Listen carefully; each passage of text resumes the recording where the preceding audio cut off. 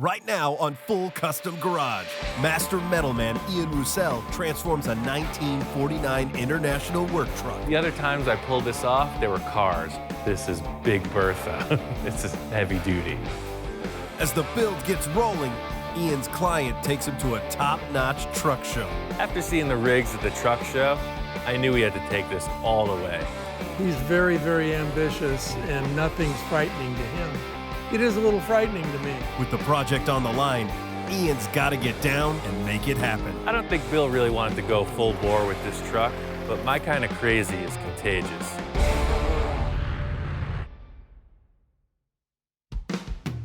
My friend Bill's got a new project he wants to start.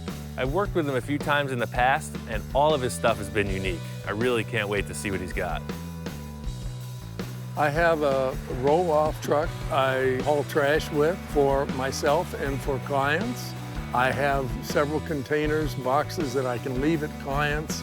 They can fill them. I can then go do something else. The roll-off truck is super versatile. I can haul a tractor, whatever, on the flatbed. I can haul material if I'm building something for my property. So it's very, very versatile. I don't want to work full-time at it, but it's fun for me the time that I get to do it. I like it a lot. Bill's into custom cars. He wants a custom rig. He wants to do something cool. What I want with the roll-off truck is something that's modern, with all the modern conveniences that they have, the automatics, the air brakes, the power steering, all that, but looks old, the old cab. That's what I'm shooting for. I've done a lot of body swaps. This is nothing new to me. The only thing is that it's bigger. I've been thinking about this project since Ian did the panel truck that I have. It's a '63 Ford panel truck. I pulled a couple ballsy moves, and I think he respected me for that. I cut the car in half lengthwise because the donor vehicle was wider than the Falcon. He cut it right down the center, took that whole chassis down to nothing, and put the Falcon right on top of it. Basically widened the car 6 inches. In the end, that's the trick. Nobody's got it, and that's why I did it that way. I've been wanting to do this truck project for a bit, and I've been getting pieces here, pieces there, parts. Some are real rough, and some will be usable. Bill wants to put together a modern roll-off truck with a 1940s cab. He said he's been collecting parts for a while, so I want to check out what he's got. He told me he had a chassis identical to this one with a good running motor in it, and he had a bunch of old trucks laying around also. He wants me to just come take a look at what he's got and make a decision to build him a cool truck. It's pretty clear that Bill's an optimist. I think that he thinks that I can do anything, and he's pretty close. But he had a few things that were too far gone. This thing's pretty rough. Everything's fixable to a point, but I don't think this is the one. He had one cab that was up here that it looked like a freaking asteroid hit it. I don't know what to say. It was completely wasted. You can see where all the panels come together. Water's been sitting in there and it's just rotted from the inside out. I nixed that. He showed me a few other things he had laying around. And I really think this 48 International, it's a KB8. I think this is a perfect candidate. This is the one we're using. The KB8 International that I ended up with came from Montana, and a pretty straight cab for a 1948. It reminds me very much of my childhood on the chicken farm. The first one we had was a similar body style, and I remember it well. So I'm excited about it, and I think it's gonna be cool. Got a couple dents in the roof, but there's no cancer. Only a little surface rust. Looking around, he's got this KB8. I liked it because there was no rot. Take a little hammering to get the roof back into shape, but it looks good. I think this is the one. Doors operate smoothly. Dash is there. They've usually been picked clean, but this is really sweet. It's got all the knobs, gauges. It's like super old school. It's cool. It's Pretty crazy how a truck this big would have such a tiny little cab. I mean, to have two big guys in here, you know, going to work on the farm or whatever they're doing, not much room. It's all business in here. It's got the VIN number tags. It's legit. This is a good start. Seems like it's all here. There's pieces all over the place, but they all look good. Yeah, this is a really cool fender. I'm not familiar with the bigger international stuff in these early years. It's got some big, giant headlights, and it's in good shape. Yeah, that's what I'm talking about. No real rust, just a little weathering. I guess this is the donor chassis. He says it's in good working condition. The plus on this is it's got a low mileage, really powerful, modern turbo diesel engine with an automatic transmission. It's just too big for my shop. We'll have to do it here. The fact that we have all the parts for this makes it a lot easier. Typically I have to try to find some stuff, but it's all here, so I'm ready to get down. Everything I have done so far has been show car stuff, street car stuff. Building a cool custom truck is pretty much the same process, but the fact of this is it's got to be strong. It's got to be functional, and that's the challenge.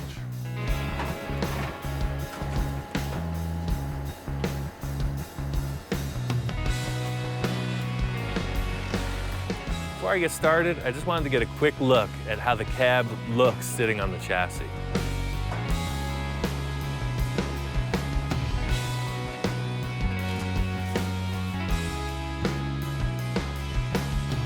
It's great to see the cab fit on the chassis.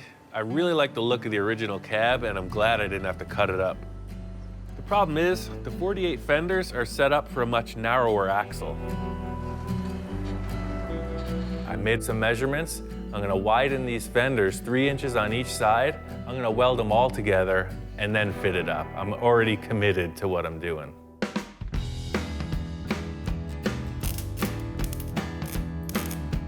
We had the body off and laid it here, and in a very, very short order, he was widening the fenders, and I'm going, wow, how involved are we really gonna get? The whole deal with how this thing is being widened is really just like creating your own puzzle pieces. So I put the fenders where I wanted them and just put in this high-cut piece of sheet metal to just make it happen. It seems like a huge deal just to get these things set up, but that's only the beginning. This is all preliminary steps.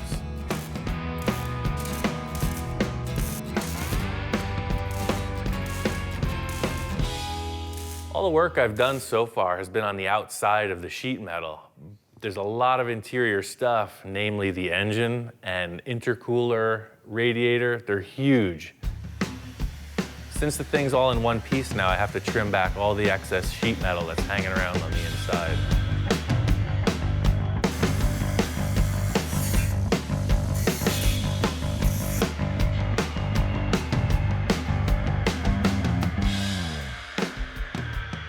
My biggest concern with this build is the sheer size of it. It's a big truck. It's like 8 feet wide. So I'm basically just gonna put it on there and we'll see how it looks.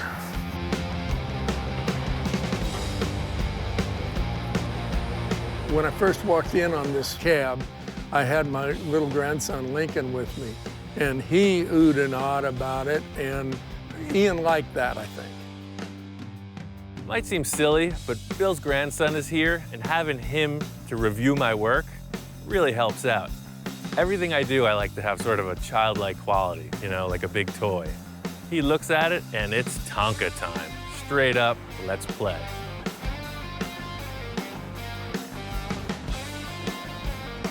I was stoked to get the cab and the nose up on the chassis. Everything looks like it's gonna work out. It fits good, it's gonna steer. I'm charged, I'm ready to go. When I saw the cab on the chassis for the first time, I went, oh yeah, this guy nailed it. This is an old GMC, looks like it's from the 40s. Whoa, look at this engine. That is what I'm talking about. We're at a truck show for the American Truck Historical Society. It's a pretty cool setup. We're working hard on Bill's truck. He's got some wild ideas for this project, so I came up here to one of their shows to check it out. It's pretty hard to know what to expect, so showing up here, you see that there's all different kinds of trucks, different years, makes, models, etc. For me, it's the variety that's really interesting. I love the older stuff, anything pre-1950, but you can't argue with the huge horsepower in the 1970s rigs. I just like the variety of things that's here. There's everything from an old camper truck over there that the guy it's like a 50 Ford pickup that he's just cut up and done all kinds of stuff to.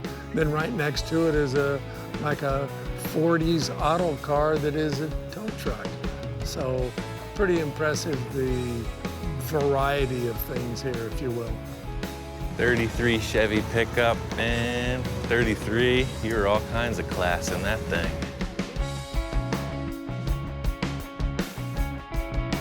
This is my pick. This is the one I'm taking home. I'm gonna get out my checkbook. This is my new shop truck.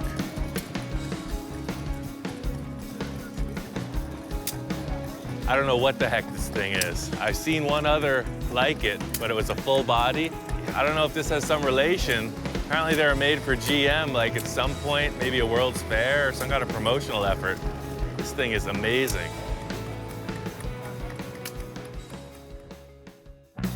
One of the things I've been wanting to see for a long time are these displays of the weird engines you see, steam engines, some kind of weird misfiring engines. They're more for utility. One guy's got them hooked up to washing machines. Some guy's charging batteries over there. There's a drill press. I would love to do a project with one of those. That would be fun.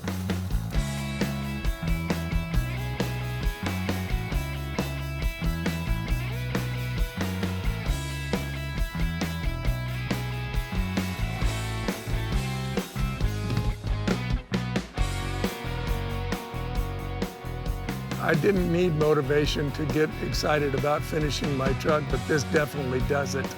If I could have it on the road next week, it would be great. Checking out all this stuff, it's been really cool. Bill's ideas have merit. I'm stoked. I was a little concerned when he told me his first plan, but his truck's got a brand new chassis under it. It's got the look of these older rigs, and it's full custom.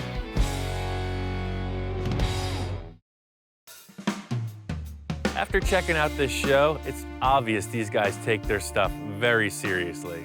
I was thinking it might be some kind of hillbilly farm truck we were gonna make, but after seeing the level of detail on these rigs, we gotta push it all the way.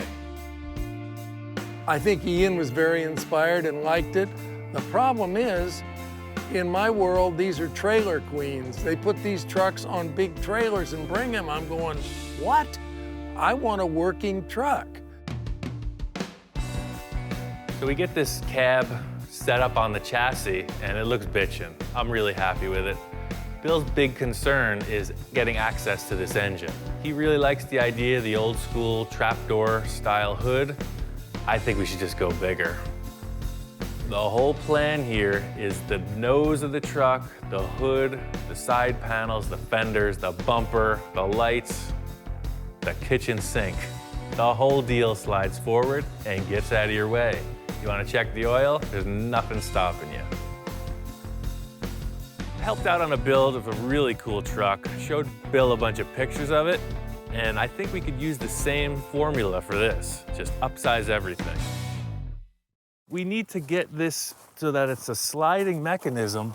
I'm thinking like trailer hitch stock. It's like, see how you got these two square telescopic tubes? Oh. If we just had some generic material. You know, I have some tube down there on the pipe rack that I want you to take a look at that might work for that. I think trailer hitch stock will be perfect. I thought I had all the parts for this build, but we didn't expect to make a tilt sliding nose. Bill's got a lot of stuff laying around here, so we're just gonna see if he's got what it takes.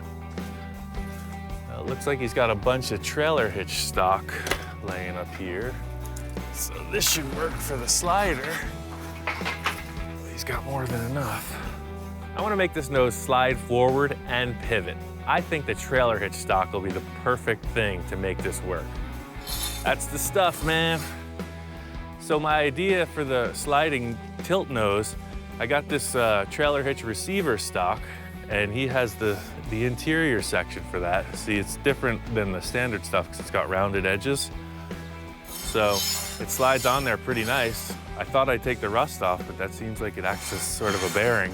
So this will be incorporated to the truck frame, 2 of them parallel, and then I'll cut 2 sections of this off, and the whole nose will slide forward, and then there'll be pivots here. So it slides off of the front of the truck and then pivots up. It's a telescopic square steel tube. It's super strong. I have a feeling it's gonna work out perfect.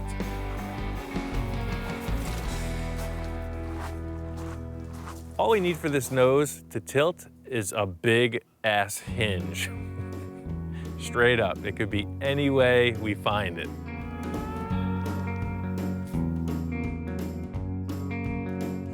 I have a box of hinges here of different applications of different things we've done. The fact that these things need to be strong is critical. There's gonna be so much leverage. I can't even calculate how much leverage this nose is gonna put on the hinge pin. This style would work, because these have a very strong center pin. See, all these are just little stamped things, but something like this would be perfect. Like a weldable hinge. I have the idea that gate hinges are pretty cool because they have little Zerk fittings, you can grease them, there's a ball bearing in there, but if it comes down to it, a couple pieces of pipe will work too. Something like that. These are these small ones again. These will totally work. They got little Zerk fittings. Yeah, those yeah, these are totally perfect. They got a little ball bearing in there to help support it. I've done a bunch of tilt hoods on cars. I haven't used any hinges this strong, so all I could say is let's give it a try. What could possibly go wrong? After Ian got all the parts together to do the tilt, I get it now. It came through and I understand what he's trying to do. He showed me another truck that he had tilted, but again, this is just a work truck, not a show truck. My whole deal is proving it by the work. I'm just gonna bust this out, and I know he'll like it. I got the 2 trailer hitch receivers set up. I was able to use the original bumper brackets, which is a huge time saver. The good thing about mounting off the original bumper brackets is this whole unit will be adjustable if you needed to reposition it. Say it got hit or loosened up or something. So this is the part that will actually hold the bumper and the entire skin of the nose of the truck. The whole idea is kind of like a trailer hitch in your car or truck. There's like a receiver, and then there's a piece that inserts into it. You can see here how they'll pivot. What I have to do now is create a cross brace that doesn't attach anything except the hinges so that the whole nose and bumper will rotate around this assembly.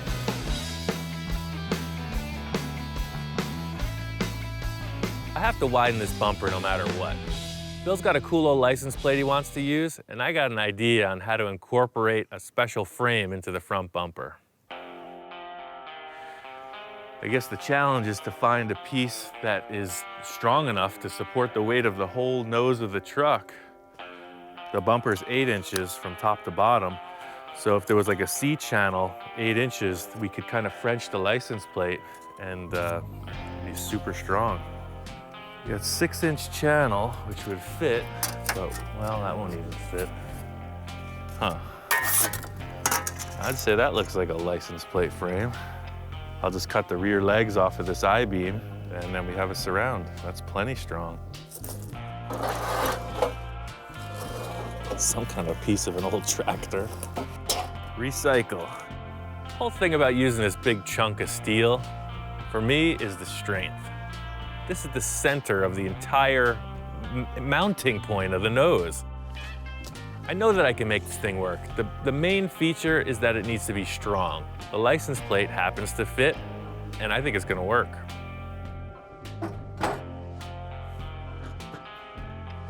One of the main things I do in building cars is reuse stuff. It's a challenge for me. I am frugal. If I don't have to buy material, I'm all about it. It's definitely the strongest license plate frame I'll probably ever make. The whole concept with reusing material is that it gives you something you couldn't have thought of in advance. That's my trip, man. That's what I like to do. Find something and make it work. This is gonna be a recessed shape for the license plate to hang out in. The bumper is convex, it's curved on the front. The lip is about the same as this, about 2 inches, but then it curls forward. So I just left a lot of extra material out here so I can just put each side of the bumper welded in here and it'll be real strong.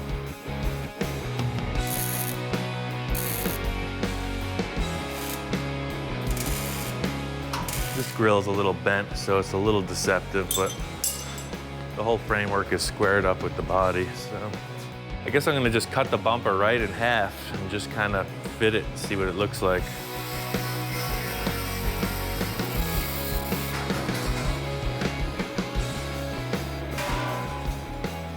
I want these guys to be an even left and a right, so I'm actually gonna just bolt them together through the holes, and I'll make a scribe across so that the left and the right sides are equal.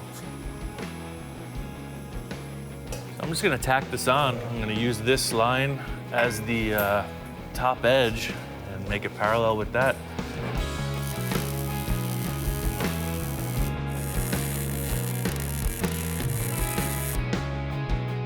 Just like backwards, sort of.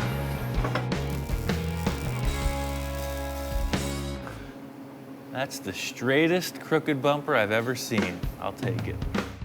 Doesn't have to be perfect, just better be real good. It's a pretty cool idea because there was never a bumper this wide. None of those trucks had a French license plate. Nobody's got it like this. The whole thing is it's super subtle. It's like I'm all grown up.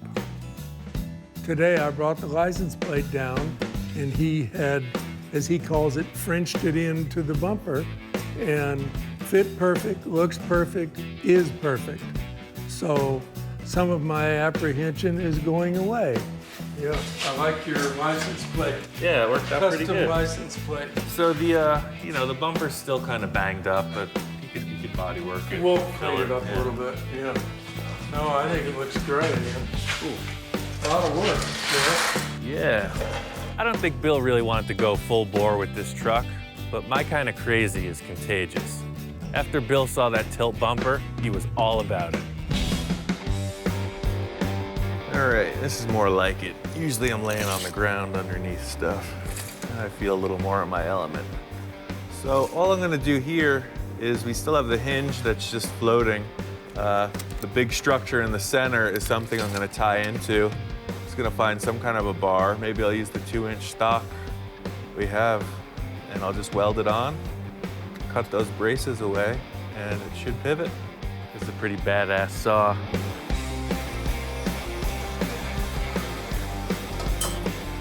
This 2-inch tube is attaching on the far end to that big center section that I made, which is super strong. And it's gonna come across, hit the tab on this hinge, and also hit the bumper itself. So it'll be like a 3-point bracket hidden inside. Puts a little more strength in the whole assembly because even though you can't see it because everything's squared, there's a lot of triangulation in here. Helps with moving forward and backwards and up and down.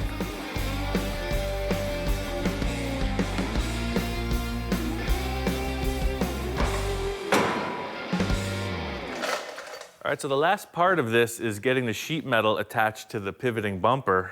The truck was a little bit off level. I'm not sure what's going on there. So that could be in the suspension. All I did was put a floor jack under the axle, and I got the whole bumper and the chassis leveled perfectly. Fortunately, there was this car lift here, so I just attached a piece of that to the cross bracing and kind of strapped it off to the motorhome over there and just got everything squared up. A little pushing and pulling, but now that it's in shape, centered, and level, I'm gonna just build a frame at a 2-inch square, same stuff we've been using. I'm gonna make an arch that goes up underneath each side of the fender, and then just build some kind of gusseting around that just to grab all the sheet metal so it doesn't get out of shape when it lifts. So you got this old bracing in here. My idea is to come back right near the slider there and then arch up around, grabbing that original brace and also having something up here in the top of the center of the fender. This truck was not set up for anything like this. The engineers never imagined this for this vehicle. So I'm just building like a whole new front of the frame, basically. It's a bunch of jigging up and making sure everything's square, and then attaching it to the chassis so that it's strong and in line.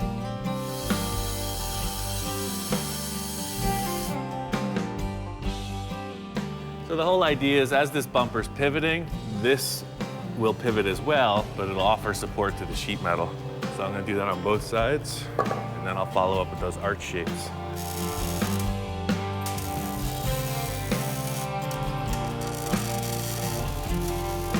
I've seen Bill come peeking around. You know, I've been hard at work. I think he's a little skeptical, but that only fuels the fire. That's making me want to make this happen.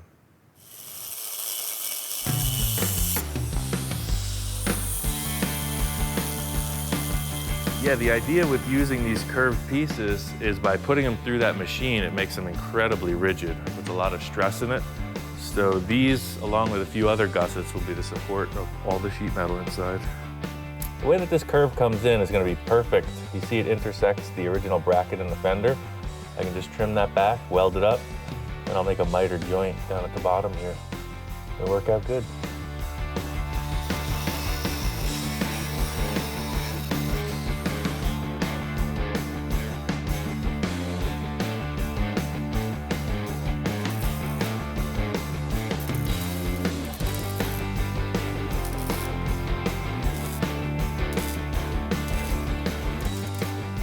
Once I built this subframe with the sliders and all the armature to hold it, it was freaking heavy. It's gotta be incredibly strong. It's gonna have a huge amount of weight. The other times I pulled this off, there were cars. You could just grab it by hand and slide it. This is Big Bertha. It's heavy duty. Once I got the under structure in place, I had to move on to the gravel pan. It was the last thing I needed to do to see if my idea was gonna work. The original truck has like this splash pan, gravel pan, whatever you want to call it. It's like a trim sheet metal that goes between the bumper and the fenders. All right, so I'm gonna try to splice these pans in. The dimensions from the fender to the bumper are a little bit different. And there's no real reason to use these except that I like the little design. It makes it look a little more old-fashioned. The frame spot doesn't really match up as it did in the other one. I'm probably just gonna cut them in half and piece together what I can. It would have been 10 times easier to just take a piece of steel and fill in the area where the gravel pan is. It's little things like this gravel pan modification that are my signature. See, this got split in half before it was all taken apart, so this guy will just weld right up to the grill like that. I'll lap it onto the bumper, seam it in, cut it right through there, move it over. This little bump doesn't line up with the frame, so I'll probably just make a new shape to cover the frame that'll sort of represent what was there. Right, so we're gonna cut her up, weld her in, get her done.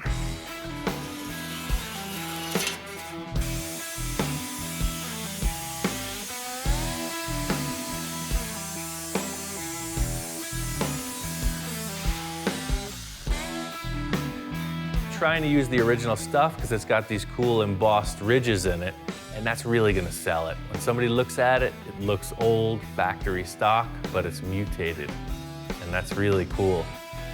There's a lot of work in getting this to fit, but it's worth it in the end, I know it.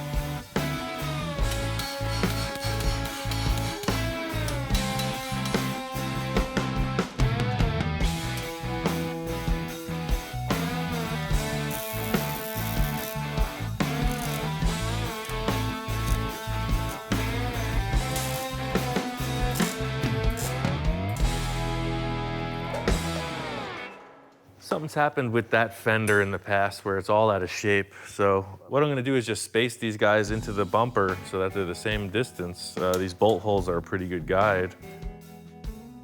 I was able to pretty much just grab the fender and yank it, and it's about 1/4 inch off. So I'm just gonna put a little pull on it.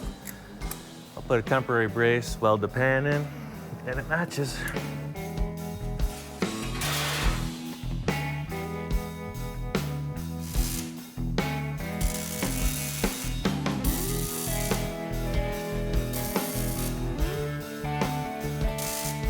Got the majority of the pans put in. You can see I still got to fab up these center pieces from where they split and got wider. But before I go any further, I just want to verify that this is all going to work. As soon as I got the majority of the gravel pan fabbed in, I just needed to see this thing tilt. This is the end of the mock-up. This is the moment of truth.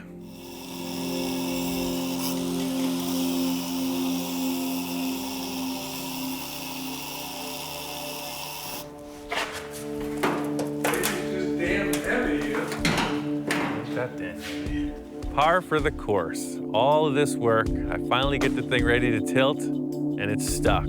Bill's standing right there. It's just perfect. It wouldn't move. It wouldn't move. And I went back to the, damn, it's so heavy, we can't do it. And I'm thinking, oh my gosh, now what? When you got 5 million welds, your percentage of some attaching themselves to the cab is increased, so in the end, that's what happened. The thing would not hinge open because it was welded shut. Like that. And it'll pivot up. Like that.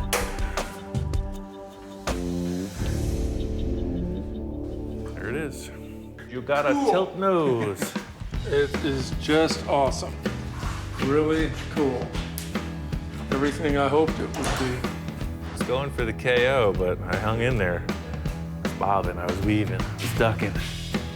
Pulled it off. A lot of blood, sweat, and tears by that young man right there.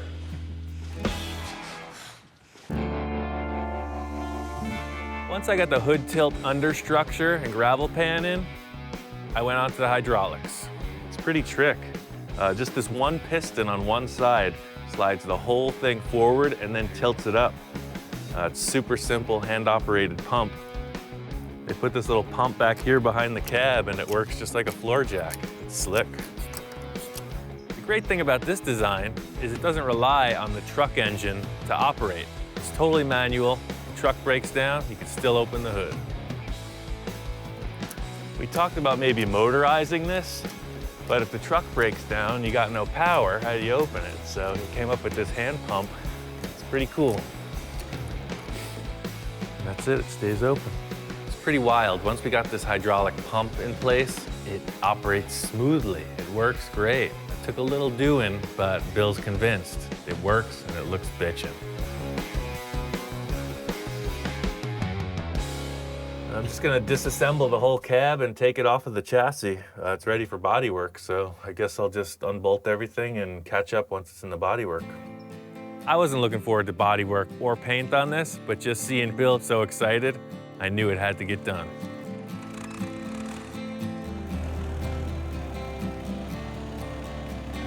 This went further than I expected, and I had to sell the white truck that is my one and only roll-off truck to fund this. So now we're kind of at an urgency to finish it. Trying to get this thing as clean as possible. We really bondoed out almost the whole body. The roof was in horrible condition. And then we went in and sanded everything inside and out, wire wheeled it. So I'm just gonna wipe off the last bit of the dust and primer it. I'll just primer this, then we'll set it back on the chassis and just make sure everything fits before we paint it. That way nothing chips when we assemble it.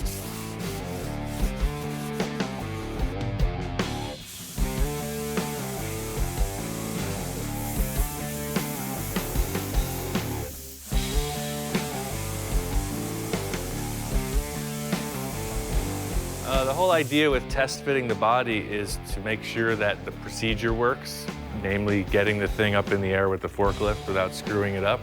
And we wanted to check that the intercooler wasn't in the way of the nose when it's shut on the body, and all the gaps were good. Once it's painted, you really can't modify anything, so it's important to test fit everything.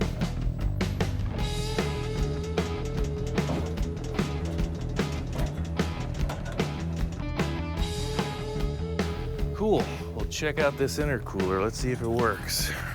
Because the nose of that truck cab is so much narrower than the later model donor we're using, I had to cut the tanks because the grill is very narrow. So I cut them, plated them, and then we ran into another problem where this corner was too wide still. So I cut a little diamond shape out of each side. Hopefully it fits. That's the really cool thing, is it sits in the little saddle like somebody from the factory made it. All right, Captain, lower the drawbridge. Say, that's a nice truck you've got there. If there's any little adjustments we have to do once it's painted, it's no sweat. You know, we'll be away from the paint. That's all I was worried about. With such an intense project like this, it really helps when the original mechanical parts remain intact. With the intercooler, the steering, everything else mechanical, it really helps out in the end when it's all stock. We're just gonna do a few more coats of primer, sand, then paint it. After that, it's assemble and drive. I find it easier to just put like a whole bunch of stuff all over the table, and it's kind of like a cooking show, you know? I don't really know what I'm doing, just as long as it's green. I'm gonna spray it. Put a little of that, shake of that, stir in some of that over medium heat, and bake for 30 minutes.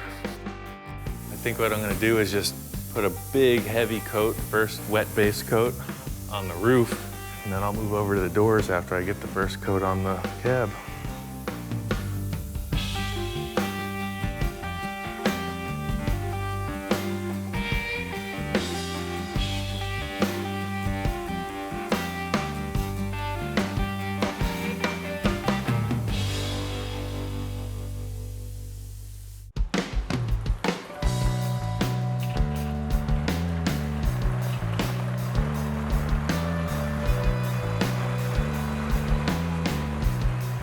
Got this thing painted, assembled. This truck is clean. I mean, it's really badass. I wish I could drive it. The cool factor is that it's super subtle. The few people who've seen it are just blown away. Just because it looks like a stock truck. I mean, it's hard to tell. And you do the special hood and you show them what's going on. And it's cool. I can't wait to take this thing to a show. The thing I like most about it is the front view.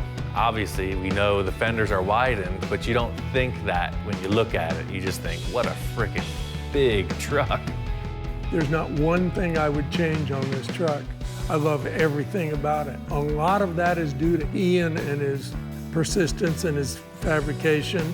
My job was all the heavy fabrication and assembly, and then Bill got down on all the accessories and finishing parts. He polished out all the stainless steel, got some bitchin' aluminum rims, got the special mirrors, the chrome horns, the air cleaner. I mean, he knows what a truck needs to be legal on the road, so he fitted out with everything DOT approved and all the trick, cool looking stuff too. Oh, the best thing is, of course, the tilt front end that I was very apprehensive about. You know, it's just awesome. I mean, I've showed it to people and they go, really? How does that work? Well, works like this, and you just pump this hydraulic jack and it tilts and goes out. But people that are not even car or truck people are very like, wow, it's just something way different. And that, of course, is the best part. And that it still has the old look. When it's rolling down the road, you can't tell the front tilts like that. But when you stop and you tilt it, cool. The cool factor, it's like, it's a real question mark. That's the whole thing. It's people look at it and guys who know trucks are like, there was no roll-off trucks in 1948. I think Ian, as time has gone along, and I've done the little things that I've done to it, he now gets that it's going to be a working truck. I don't think he really got that before because he's never built anything like this. It's mostly show cars and toys. It's a show truck and it's a toy, but it's a working all of that. It's a multi-functioning truck. It'll function as a flatbed truck, a dump truck, a van, does everything. And that is the beauty of that truck. Yeah, I just use it mainly as a toy. If my wife were here, she'd say it's an expensive toy. which that's okay. It pays for itself, and I have fun, and that's what life is. But the truck itself worked perfectly. I'm very happy. I'm very happy with it. Turned out great. In the end, I mean, Bill is stoked. He's super happy about it, and I'm jealous. That means it's a good project.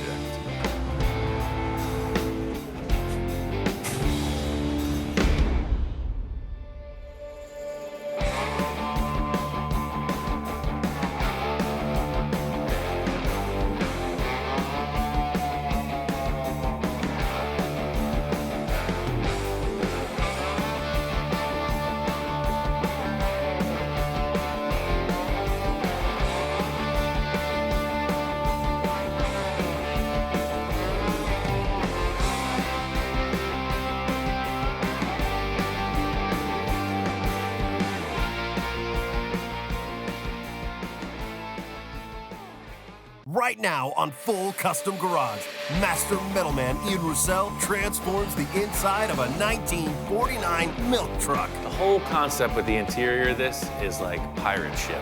I've been thinking about that for a while. I want it to be my dream shop truck. But a simple shop truck isn't enough. Ian's got to take it all the way. It's going to be modular. I want it to be able to convert from work truck to camper pretty easily. So Ian rounds up a crew of mercenaries to help get the job done. I hate being the brains of the outfit. The goal here is finished interior. And it's like, who knows what could happen. Oops. There's always a problem. You know, the best laid plans, there's a statement about that.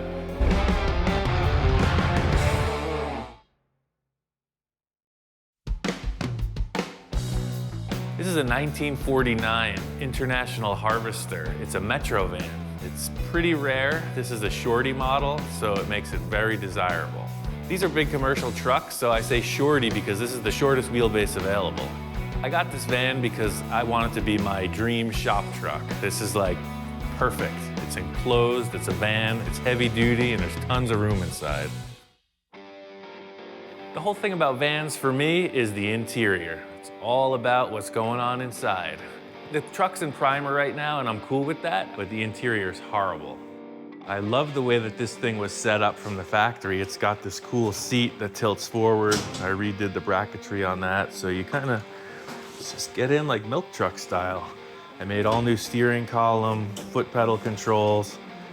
The whole interior has been revamped. It's nothing like it was because it's so low now. I've done a whole ton of work on this van, but for any cool custom van, it's all about the interior. And if you want to have a party in here, this stuff ain't gonna fly. I gotta fix it. The thing I like most about this, it's just funky. You don't see them. I've had VW buses since I was 15. I've always loved them, and this is like a big brother to a VW bus. It's like the next bigger size. It's able to tow. It has a good V6 engine with a manual transmission. It's the same idea as the VW bus, but rarer and cooler. My whole concept with this is like a dual-purpose vehicle. During the week, it's a work truck, and on the weekends, it's a play vehicle. I want it to be able to convert from work truck to camper pretty easily. I got a couple ideas for this van. Getting started on the interior. I'm gonna go to this van show and just see what's happening. The van scene is kind of like a 1970s time capsule, right? It's like everybody's playing dress up. You got your bitchin' vans in a row. I mean, this is what's happening. My friend Don came along to this show. He's been into vans since it was happening in the 70s. I like vans because they're really focused on the interior.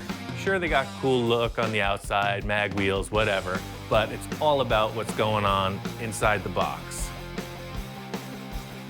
The wild thing about vans is it's just like ultimate self-expression. You can go in any direction. You see theme vans, fantasy vans, just anything goes.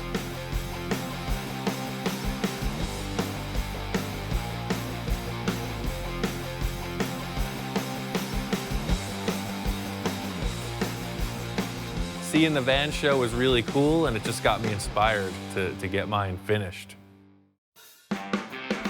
Just to kick off the project, I really want to see the finished color somewhere on the vehicle. I've been looking at rust for way too long. I'm going to bring in my friend Bob. He's a painter. I want him to just do the dashboard. Just give me some inspiration, Bob. Hey, man. How you doing, man? I'm having a hard time with the sander. Good thing you showed up. That's what I'm here for. Bob Gore's a fan of mine. He saw the first DVD we produced. It's going on 10 years, I think. It's been a while since we did that, and Bob has been on board ever since. He's come out a bunch of times to help me with my different projects, and here he comes one more time. Ian's working on a project and he could use my help. He said he could use my help, and so I thought he'd come out and work with him again. Every time I get the opportunity, I'd love to come out. The main reason I call on Bob to paint stuff is because he's stoked.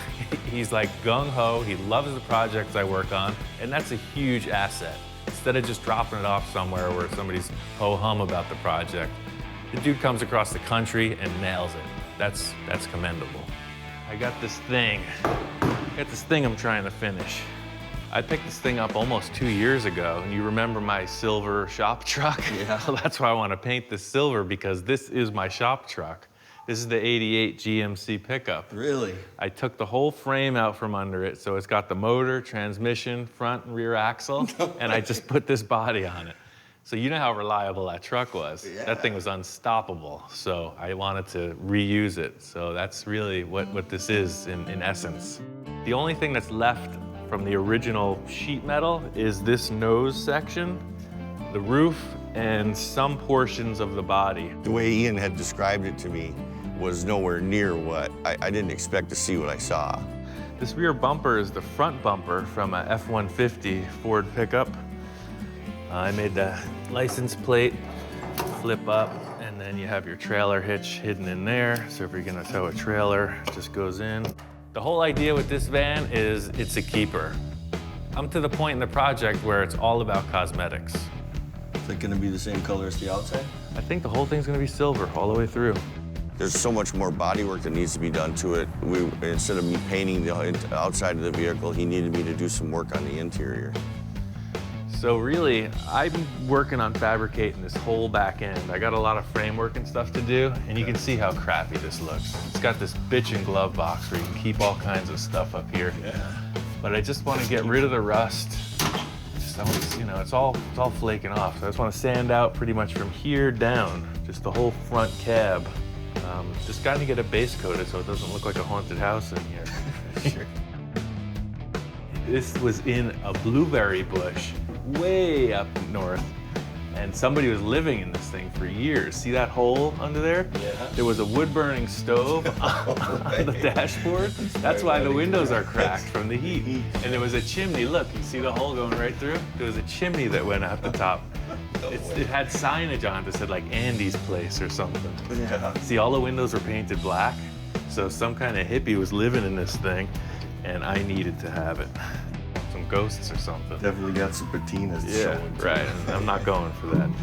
So I think I'll get in here and pull the gauges and the switches out. That way I'll get the steering wheel off and you'll be good to go. So I'll just get all this crap out of your way. This is even the front seat from the pickup truck. I reused the whole thing. I gave Bob a little wish list, told him what I was looking for, and just go to work. He knows what he's doing. I guess he's gonna sand out everything, primer it, and paint it. Normally, it would have been media blasted. It had so much patina on it from back in the day that he actually felt that it was a little too far gone to go to that extreme. So what we did was we just sanded it down and got it as ready for paint as best we could. And it still came out really good. Spray it up. It'll be the same color as the exterior, that cool metallic silver. I really flip-flopped on color choices for this thing for a while, but I was looking through an Eastwood catalog and they had this silver metallic, and it just looked right. Ultimately, the whole van is gonna be this cool silver metallic color. Right now, Bob's just gonna primer it and then wait about an hour, I guess, and go right into the color and clear coat. This truck looks like a giant toaster, so I wanna paint it silver. The metal flake goes with the whole 70s van vibe, custom stuff. I just mellowed it out a little bit. I didn't go for the heavy flake, I just went for a metallic, but this color's cool. As I laid it out, yeah, I could tell it was spraying really good. It covered nicely. I thought it was really good, but the most important thing was Ian was really happy with it. This looks totally clean, man. I'm stoked. It's way better than it was. All right, well, thanks, man. It means a lot. Bob's paint looks great. I just needed a no-brainer, somebody come in and nail it, and that's what he did. There's a lot of fabrication to be done on the interior, a lot of wood and upholstery, so I needed to just get the dashboard painted and move on to this more challenging stuff. This van being dual purpose, I want to build a deck across the whole rear of it, so it's like a platform bed. It's going to be made out of angle iron, I think 2-inch. The whole thing is it's got to be strong and it's got to fold up. This is the start of the rear deck. The whole idea is these panels are going to fold up and become the walls of the van when you're in work mode. And then if you go camping or whatever, this is actually a big mat. It's a big bed you could sleep on. I'm going to work on fabbing up the structure out of angle iron. I came up with some material that could act as hinges, so Bob's going to build the hinges and I'm going to build a frame. This is a really simple barrel hinge design. It's just a solid shaft that fits inside of a collar. Bob's just cutting a bunch of blank pieces and making sure they pivot right. Since we're fabricators and body men, we don't like to go to the store and buy hinges when we can make them.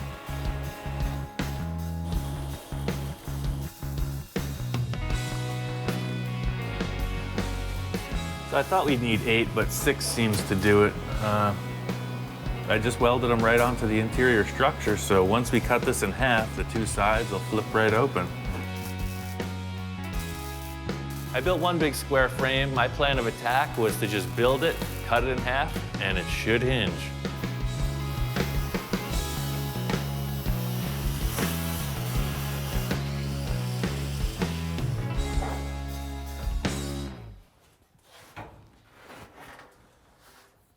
Turns out the van isn't square.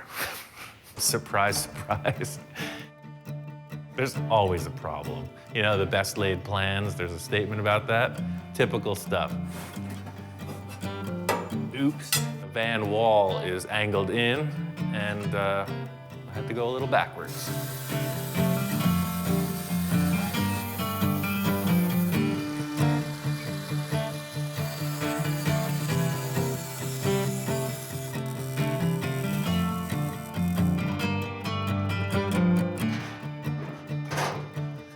What do you think, dude? It's gonna be your nest. By angling the rear of this bed frame, it actually gives you way more room to sit in the back door, and it looks cool.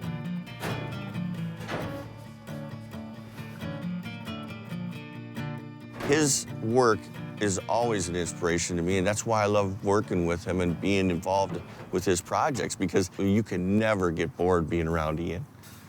Let's just fit out the panels. We'll cut some wood pieces and we'll fit up the walls, and that's pretty much it for today. The next step is to sheathe this thing in plywood.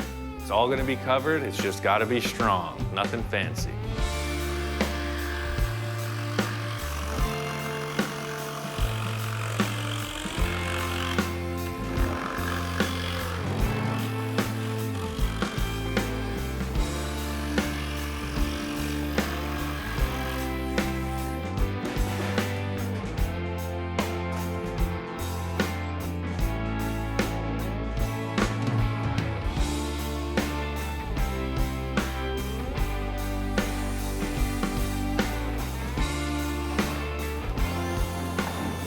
It was really cool to see this platform there, actually constructed. I've been thinking about this for weeks, and it turns out it works great. It hinges perfect, and it's super strong.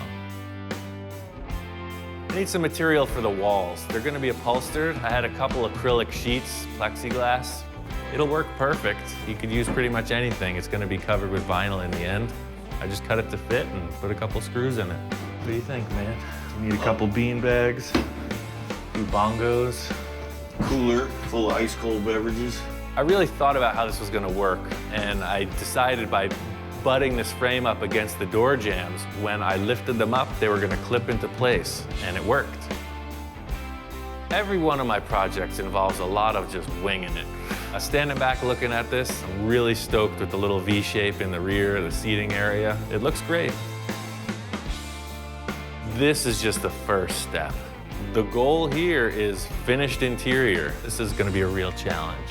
I'm really enthused about getting to work on it, and I'm really glad he did this project, you know, for himself. You know, it's something really, really nice. I got a few different concepts for the interior of this van, and I'm thinking fancy pirate ship. Something really deluxe, kind of boat feeling. My buddy Jack's an upholsterer. I've worked with him on a bunch of projects, and I'm gonna go to him for some advice. This will be one color though, huh? I think Are you so. gonna make this? Unless you do the piping with a nice... Yeah, we'll do it. We can do that in a lighter color, or like you said, silver maybe. The truck is silver, so I'm gonna leave it up to you. Surprise me. How about that? I'm open for whatever. This you can run the seat belts. No seat belts, no Okay. safety. It's 1949. Oh, you don't need them. It is what it is. Yeah, you don't want that there. That's ugly. Yeah, I'll have it done. Perfect. Thank you, I'll sir. have it done by dinner. Perfect. I'm a resourceful guy, so my plan with Jack was to just have him give me a shopping list. I was gonna go out and get all the stuff he needed. I need to buy like 20 yards of vinyl, 10 yards of carpet, a bucket of spray glue, interior panels, the whole 9 yards. So if you got the spot, let's take a ride. Well, we'll go up there and I'll show you what they have. He's got the skinny on the cheapest fabric in town. So we went to this place here in the valley. It's awesome. They've got all kinds of foam, every type of fabric. It's like full industrial supply house. They got everything. I walked into that place and I didn't know where to start. I mean, I was charged up. It's like, this is men's shopping at its finest. Oh yeah, that's like headliner. Material, all different colors. Maybe I should just do it in this. Jack showed me around all the different samples of vinyl they have. They got a million different foams. So he just kind of directed me to the least possible expense and the best quality for the money. This is pretty much how I roll. Show me to the dismembered packages. I want the interior of this van to be dim, kind of like a cozy bar you might want to spend some time at. I'm thinking like oxblood, dark, red, burgundy, something like that. But I love contrast, so I want like a light tone to offset it. I found exactly what I needed. I just got to get back to the shop, finish up the walls, and get on to the final upholstery. So all I did on this was just went through just as efficiently as possible. I put in gussets on every join. I put in a couple extra braces, and I added these few tabs. If you could see, it the way it's sitting. I only wanted to have one post in the middle, right over the airbag arch, but that lets the whole thing flop around pretty bad. I made a removable brace that supports the floor. It just pops out, and when you close it, it adds extra support. I gotta clean all this stuff up, get the rust off. It's recycled material, but I just made this little brace that actually clips into the back of that bed. I did a front one and a back one. You can see how it's gonna go. All you do is set it in little clips. Just pop it in the shape. So that's really tight fit, but I think once I sand it and stretch it out and bounce it a few times, it'll get better. Dirty surfboard. It shows you I need to go surfing. Look at how dirty that is. I don't remember the last time I went. But now that I got my van, I'll be able to go. So the whole idea is you got your bed there, and then all that free space under the bed to scratch your surfboard on. How's that sound? That sounds great. Wow. These damn novice surfers, they don't even know how to put their board in the truck without scratching it. It's all right, now that I got my van, I'm gonna be a local. Before I get started on finishing this thing, I'm gonna put all the wiring in, that way it's hidden, clean, out of the way. Got this bitchin' wiring assembly from Painless. Apparently it's everything I need. Pretty Simple. They tell you right on the wires what they do.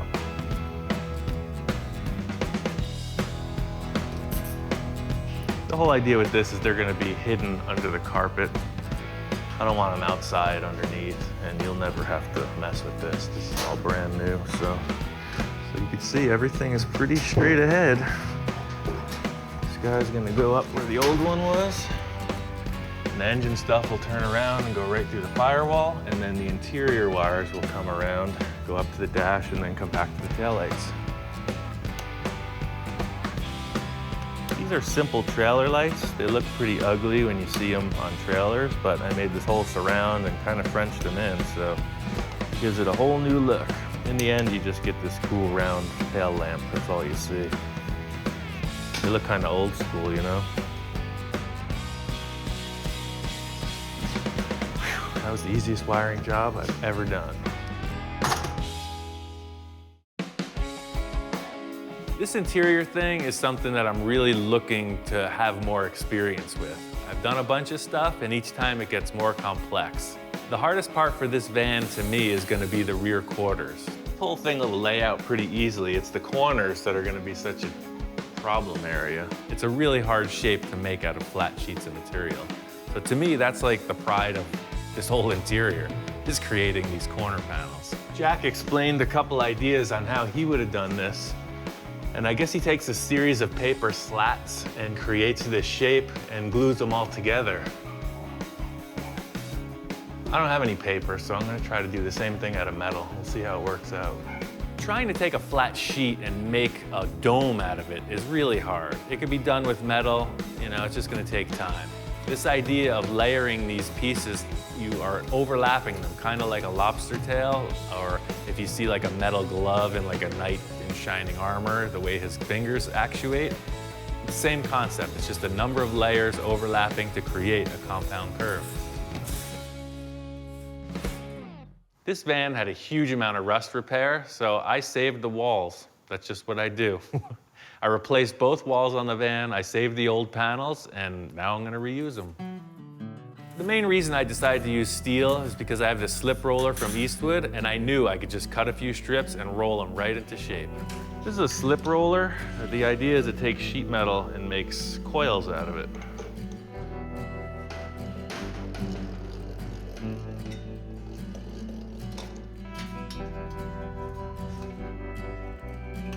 The idea is there'll be a series of these that overlap each other and change their angle, and then I'll trim it all back.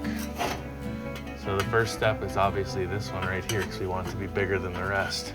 My whole process in everything is just figuring it out. You know, point A to point Z is in a zigzaggy direction. These rear corners are pretty challenging, but I feel like it's gonna work out. The hardest part for me was figuring out how all these pieces were going to come together in this compound curve. Once I had the top and the bottom panels in, I knew filling in the rest was going to happen. I used a whole bunch of screws to hold this thing in place. I tack welded it and really just finished it off with the hammer until it looked as smooth as I could get it.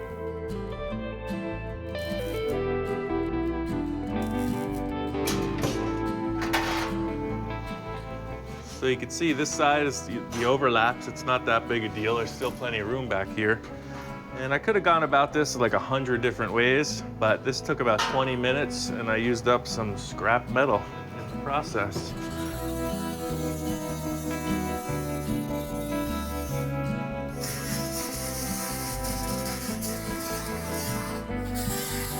Just trying to figure some stuff out. I don't know what more to say about it.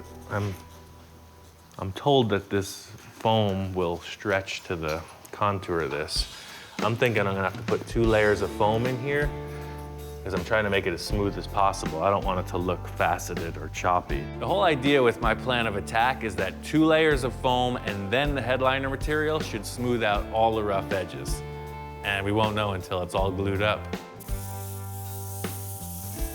I got this spray adhesive that works like paint. You put it in a spray gun and it works like magic. It's super strong, it stinks amazingly, and it's a lot of fun. I cut out the headliner material, glued it up, and it's time to put it on. We'll see what happens. something about the way I work. It's just I go increasingly faster. As soon as I'm comfortable with something, I just move on it. And I think that's how I'm so productive. The way that this glue setup and everything has come together, this is happening. So if you look close, you can see these lines through here. In an effort to minimize that, I'm gonna put one more layer of foam on.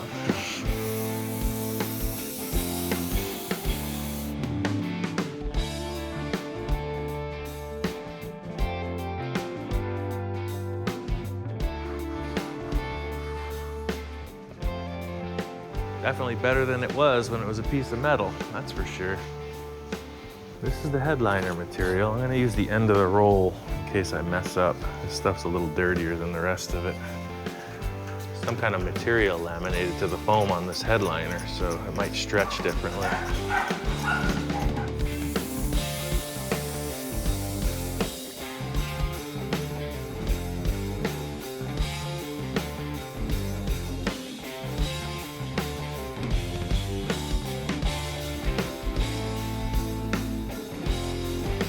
Everything worked out with the foam and the upholstery. It's time to put it in and see if it actually looks right. See, it's a perfect corner. That is deluxe. After I got this quarter nailed, I was excited to see how some vinyl looks next to this headliner material. I took the piece that surrounds the rear door and started with that. I put it in the sheet metal brake. It seemed like it fit perfect, so I went ahead and glued it, foamed it, and then went to the vinyl. The whole issue with this process is once you've glued up the vinyl, it's like a giant sticker. So if you fold it wrong, it's ruined. I don't know if you ever used a sticker that big, but this is pretty daunting. I just kind of felt it. I don't know, I used the force. I went out of my body for a moment, looked at it from 6 different angles, and committed. All the fabric I'm putting in the interior is pretty much a background tone. I really want the wood that I'm using to be the highlight. My friend Nate, he's a cabinet maker. He's an expert in his field, and I'm gonna have him help me design the dashboard. Hey Ian, what's up? Working on getting this dashboard situated. Right. See all this stuff I'm building out in wood, it's pretty simple, but I need something really cool. I know you're a cabinet maker, and I wanna do something that's really special. Like you walk in the door, and this is the main entryway. Right. The whole concept with the dashboard is gonna be like a wood structure. I wanted to have cup holders, lights, bells, whistles. This is the focal point of the whole interior. Okay, cool. So we want to go like the old school van used to have the cup holder in the middle, except larger version type Exactly. of thing? See, the engine's under here, so Right. the whole thing is just gonna sit in somehow, not fasten down. That way I can still get to the motor. I could just take this thing off. Okay. But I'm thinking like these dimensions, you know, this kind of angled shape, about this tall, and really the sky's the limit.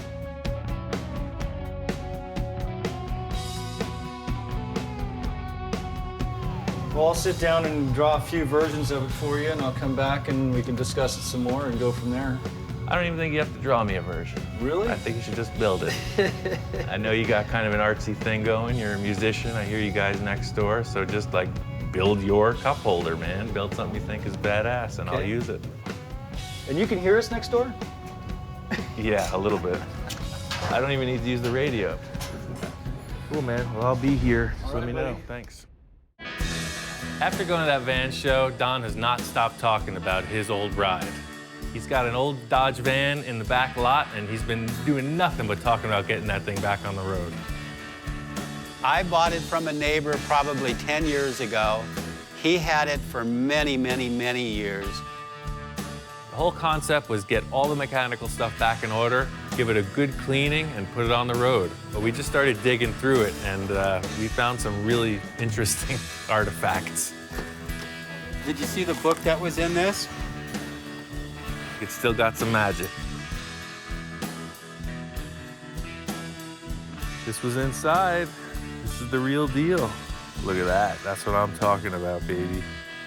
Whoever owned this was definitely a van head. He's got custom van books, all kinds of owner's manuals. I mean, this dude was on it. He was all about the van. Don's van is really a time capsule. It's the way it was built in the 70s. You know, you're pulling stuff out of this van, and it doesn't happen anywhere else other than the 1970s, Van Nuys Boulevard. It's cool, man. Let's get to it. cool thing about Don's van is I wouldn't change a thing. You know, looks like it was done in the 70s, and that's why we didn't want to change it. You know, I would drive this thing every day. This van was pretty crusty. The one redeeming factor is there's no rust. You know, this thing was sun-dried, but I think that was the saving grace. It's got the shaggiest of carpet. This thing's a disco inferno. I think one of the reasons this van was parked was because the exhaust manifold was broken. You don't know that until you start it. Cast iron exhaust manifold's a pretty challenging weld. We're choosing to arc weld this manifold because Don has these nickel electrodes, and that's the proper thing for welding cast iron. You got an arc welder and the right stuff. The whole thing about arc welding is there's no gas like in MIG welding. There's no wire that feeds, so you're literally just burning the electrode, and then this coating on it is the flux, for lack of a better term. But it works on cast iron. It was a good thing that the manifold needed some attention, because it ended up putting new gaskets through the intake, the exhaust, you know, right out the back. Everything's freshened up, runs great. No smoke? No nothing. Well, let's drive it. The big charge in helping Don out with his projects is, you know, these are things that he totally loves. That's why he has all this stuff. And seeing each one come back to life is really rewarding. You know, you see his eyes light up because he remembers when it was actually working, you know, and here he is right back in it. Don's stoked. He's like Mr. Van in 1969 all over again. I think it's bringing him back a few decades, and he's feeling good. So this whole vinyl interior thing is coming together pretty cool. All the panels are pretty much mocked up. I just have to do this last one and then skin the doors. I've made panels that fit inside every area that's going to be exposed. Got that board with foam and vinyl on it. So it's got the dashboard. I think the silver paint works great with this dark burgundy color. I'm really stoked. It just makes it look luxurious. The whole concept with the interior of this is like pirate ship. I've been thinking about that for a while. Something kind of classy, boat inspired, definitely outlaw. That's the whole van thing. I just thought I might put some kind of a nicer finish rolled edge on this thing, so it doesn't just look like a hard square. But when I was buying this material, I bought a wrong piece. And this one must be like for a door stop or something. But I think it'll work perfect for that rolled edge I was looking for.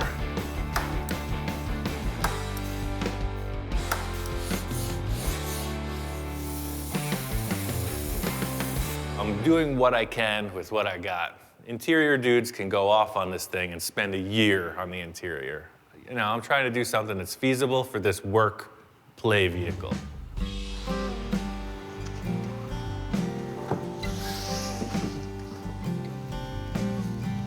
So the whole idea is that this fabric just makes a little bit more of a presence on the front edge. See that? This looks a little more rich. Definitely looks cool. Got an idea. These doors are pretty rough, and to body work and finish them, to paint them would really be a huge time-consuming process. So I think I'm just gonna glue vinyl over them. You know, so far, anything that needs to be bitten, licked, or chewed on, he's like all over it. I couldn't ask for a better assistant in the licking and chewing department. Come on. It's time for glue, and you know what that does to you. You lose all your composure.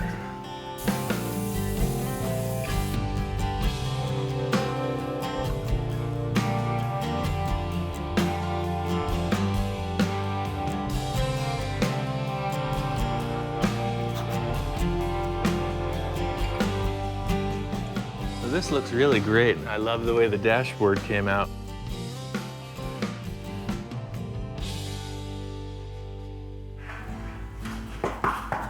Yo. Hey, Ian, what's up? Hey, man, what's going on? What do you got?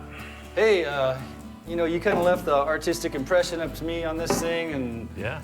I'm a firm believer in recycling anything and everything I can get wood-wise, especially when it comes upon, you know, some good hardwood. So Exactly the channel we're on here too. and this is Ipe wood. It's from South America. They use it on decking a lot. And what this is a piece of handrail that came off a deck that was redone. So I got 3 or 4 pieces of this, and I was thinking that we would use this as the cap for the handrail on that thing. Nate stopped by, showed me this recycled piece of wood that he has, and it's gonna work out perfect. Yes, I'm totally down with that. That Okay. sounds great. Cool. So what you're saying is that this will actually be the cup holder in here? Yeah, we'll drill right into the top of that and create your cup holders. Okay. You got a plan. I got a plan. The roof skin is the largest panel. It's the biggest challenge in the whole deal, especially because it's hanging upside down. It's got to be screwed together right, and I don't want it to buckle or look lousy. Because the roof is hanging upside down, there's a pretty good chance for it to warp because all the pressure point is hanging on the screw heads. I put some metal strips along each side of the panel that should help give it strength. All this is a hemmed edge. You can see is a sheet metal panel, comes around the edge. That way it's just a lot stronger. This is a pretty simple scenario. You have your backing board, you glue some foam on, glue vinyl, and staple the backside. It leaves a pretty generic looking panel. I got this idea that's gonna spice it up a bit. Got all these wooden slats. I think it offsets the color pretty cool. They're gonna be roughly a foot, 16 inches apart. The whole idea is the strips go lengthwise down the sides and the roof. It just makes it look cool, I don't know. There's gonna be wood strips every 16 inches. I mean, there's gonna be wood on the roof, there's gonna be wood on the walls. I might even put some outside, maybe even wooden rims. That would be ridiculous. The devil's in the details, just getting the rest of these interior parts installed. Got to give respect to all the guys who do interior stuff. This is a very simple design, and it's really a workout. You may ask yourself, how does one guy hold a 4-foot by 8-foot sheet on the ceiling? Don had a pile of firewood, so I screwed a piece of firewood to a 2x4. Got to adapt and overcome. It's the only way. This is what I'm thinking. I sit here, and then I stick this right here. Hold it up. That's using your hand.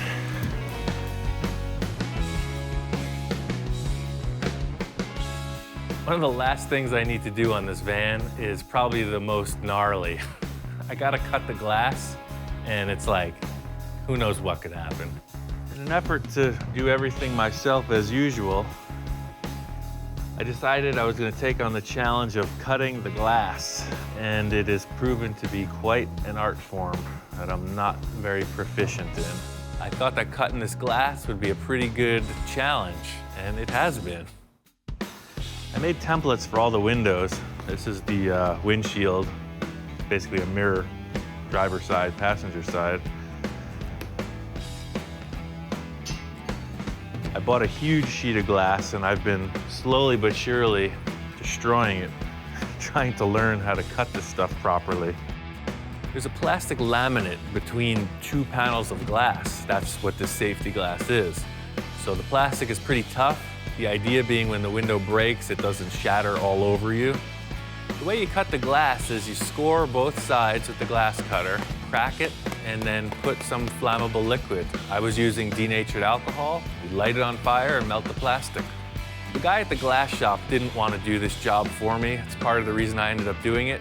He had an issue with an employee who spilled the denatured alcohol all over himself and didn't realize how flammable it was. You don't want to light yourself on fire. There it goes, all by itself. Ta-da! So the last step in this whole process is finishing off the edges. You want to pretty much polish them because any imperfections in the edge could cause a stress point, which will crack the glass in the end. Found the easiest way to rough out the shape is with this diamond wheel. It's for cutting tile. Has like little pieces of diamond fused onto this metal disc. but if you just write about it, it works pretty efficiently. Getting the glass in was the last thing. Now this thing's weather tight. Interior's in, the van is ready to roll. The van's together. I got the airbags in, it's a driver. The big secret it's hiding is it's my old work truck. It's a 1988 GMC pickup truck. From the radiator to the gas tank, I modified the whole thing and put this international body over it, so it drives like a modern vehicle. It's got a Vortec V6 with a manual 5-speed. Airbags all around, it's a bitch and ride. I got the seats back from Jack. They look sweet.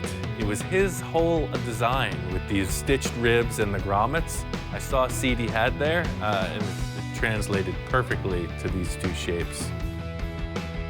I chose this kind of oxblood color vinyl for the interior because I just thought it would look rich.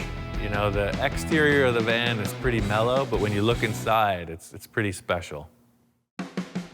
My friend Nate made this cool console-like bar thing. It's just one of the things when you walk in, it's the focal point. You know, it's a really nice piece of furniture. This thing is immaculate. It's better than anything I could have made. I spent a lot of time on the structure of the fold-down walls. I wanted them to be very usable, so this whole hinge and steel mechanism I came up with has proven to work well. The whole concept with this van is its usability. You know, it's not a show car. So the back is set up to load and carry whatever, or you can hang out in it. That's the whole idea with this. It's a utility vehicle. It's one thing to work by yourself, but a project like this, it couldn't come around this quickly without some help from some good friends. He works outside the box so much. I don't think Ian's ever seen the inside of the box. He has no limitations. You're never going to see an end to his creativity. His creativity is what he feeds off of, and that's the best fuel for any fire anybody could ever have. I saw a quote, it was attributed to Jerry Garcia. It said, you don't want to simply be the best at what you do. You want to be the only one that does what you do.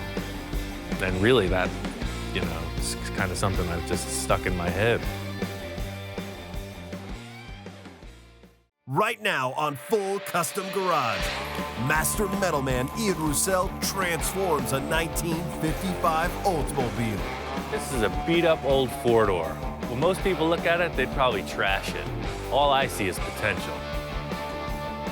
As the project moves forward, Ian's wild vision doesn't sit well with his conservative clients. All of a sudden, the windshield's cut off and the top's cut off. What are we going to end up with here? With some tricks up his sleeve, Ian's got to get down and make it happen. Bill's initial idea was to just primer and move this thing, but I'm going all the way.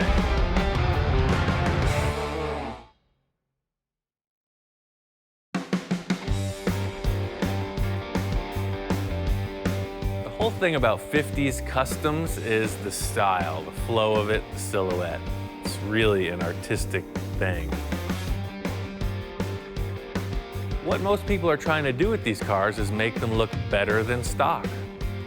Everybody has their opinion, and that's why no two cars are alike. I think the whole lead sled custom car scene pushed the fabricator in crazy directions. You know, I take a lot of inspiration from all the stuff that was going on in the 40s and 50s. I've done quite a few 50s customs. I love the amount of modifications that go into these lead sleds. Studying them has really been the impetus behind my metal forming. It's like seeing a car that's been fully chopped up and reassembled. That's pretty cool. We're over here at my friend Bill's. He says he's got a project car, 55 Olds. He said it ran down a hill and got damaged somehow. Bill said that he wants to put the car together, make it sellable. I guess he's having trouble moving it and he doesn't want to scrap it. My son actually bought this car and was going to do something with it, and of course never did. And it sat around here and sat around, and then tried to sell it and couldn't get anything for it. And then I said, let's get Ian involved. He's got good ideas, see what he says.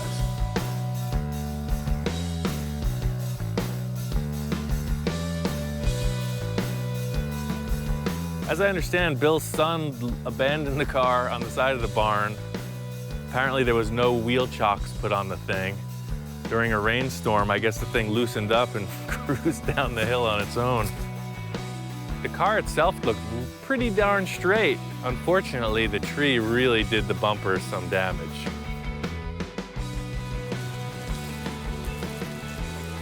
Hey Ian, how are you? I was doing good until I saw this pile. You don't think you can salvage my mistake? I wish you would have called me a couple months ago before it hit this tree. It doesn't look all that bad. It does have some cool parts intact. Yeah. And you have the front glass, you said? It's just out? We do. Yeah, That's a big plus. As long as it has the factory curved glass, that's a good thing. It's just too bad that front bumper got hit. We're gonna have to find another one, and that's gonna prove to be a challenge. Well, I've seen your magic before. Yeah, you know I can cut them up. So it's the typical story of somebody's project dream car that just got in over their head. Yes, it is. And you're gonna save it. That's what I do, sir. I'm here to save the day. I had Ian do work on previous projects, and I thought, well, with this guy's vision, let me get him up here and see what he has in mind. I'd say to really get somebody interested in this, we gotta chop the top. If you want a custom, that's the start. It's a lot of hard work. I've already done a 55 Oldsmobile chop top. Oh, you have? It gets tons of attention. I guarantee you, we chop this, primer it, get the glass in, somebody's gonna take it home. Good, good. Well, let's do it. Yes, sir. Go grab that tractor. I got some investigating. Somebody started working on this. I bet this car runs. Mechanics are pretty straight ahead. A lot of people get started on that. It's the rust and the metalwork that everybody gets scared of. But I got this.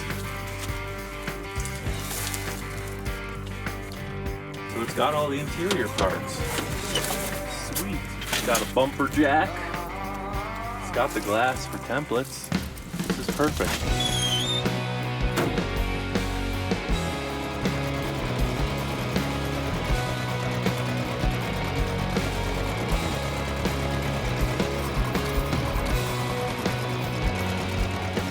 I always want to go big on all my builds. I want to build something crazy. For me, the challenge is to make Bill happy.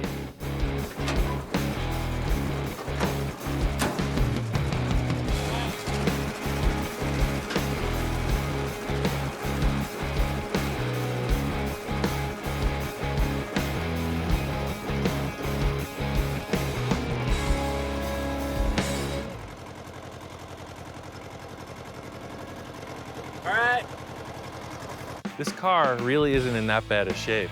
There's a little bit of rust, no real cancer. The main problem is this front bumper, and we'll just change it out. I know I can fix the fender. I did another four-door 55 Olds where I chopped the top, I sunk the glass in it. It's a four-door, and it looks great. People love it. It's been to a bunch of car shows. I don't think Bill wants to go as far as I do with this car. I chopped another one just like it. I'm gonna bring it over here and show it to him and maybe convince him a little. People love that car. They're gonna like this one even more. Very good.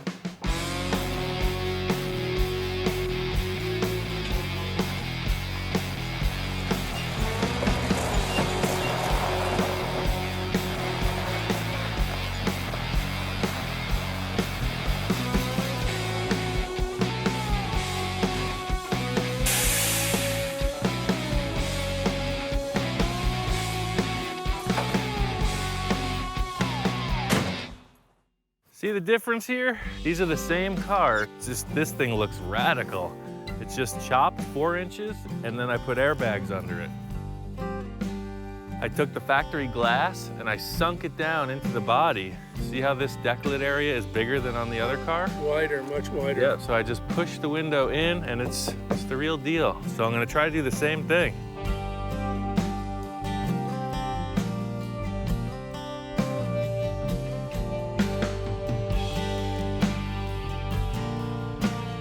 Pulling the two cars up next to each other really shows how drastically low the blue car is. The blue car is chopped too much, in my opinion. It's difficult to get in and out of. That's why I want a little more conservative than the blue one. Am I going to be able to rein him in? Time will tell. After I checked these two out side by side, I knew what I was going to do, so it's time to just clean this up and get it in the shop.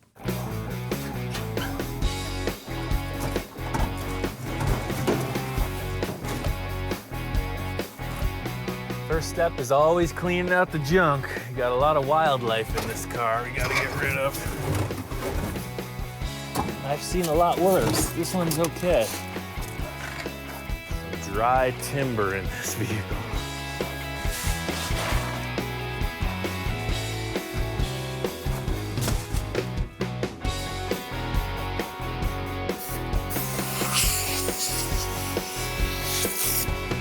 I don't think this is adequate. Do we have any bigger guns?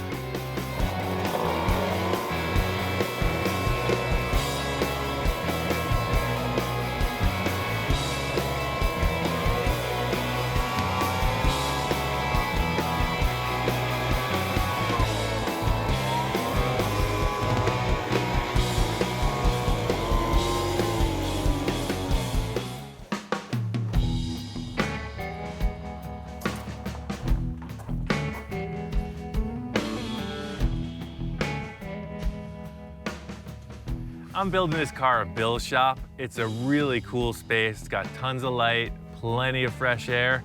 The big drawback is the flies. It's freaking miserable. I feel like Pigpen. Plan for today is start the chop.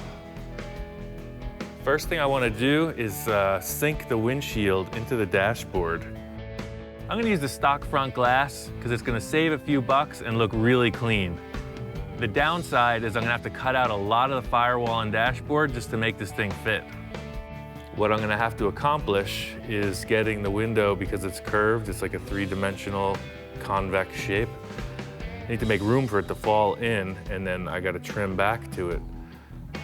So I think I'm gonna have to cut out this whole area right through the dashboard and all the structure where the windshield wipers and the cowl vents. The whole chop will be based off of this front windshield. If I don't get it right, then the whole thing's a mess. It's only a car. It will succumb to my will. Let's just cut this car up.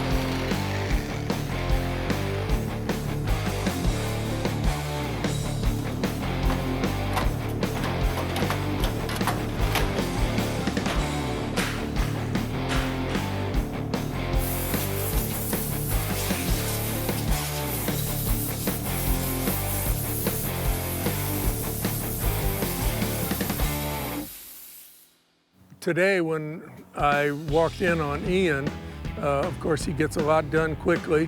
He was already starting to cut the window out, and then that was going to be his template of where the roof sat. What he gets accomplished so rapidly is what's incredible. Cut that window out in, I would guess, 20 minutes, 30 minutes. And then he's moving right on to the next thing. Look like 3 inches? I call that a 3-inch chop top. See how it followed this line straight down and it sunk in? I'm not even gonna have to cut into the doors. It's awesome. What I'm gonna do now is brace up the car because I love the way this works. We're gonna commit to a 3-inch chop in these pillars, and then I'm gonna figure out the rear window next. It's gonna be awesome. I really like it after I see the glass in there, and I think the 3-inch chop is the right thing. I'm gonna go with it.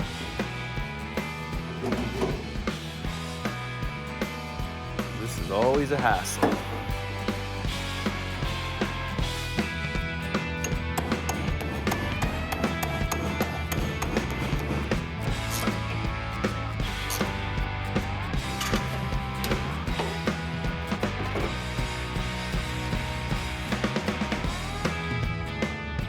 Big part in chopping the top is supporting the body. It's got to be real strong when you remove the roof. Bill had some rebar laying around, and I'm just using that.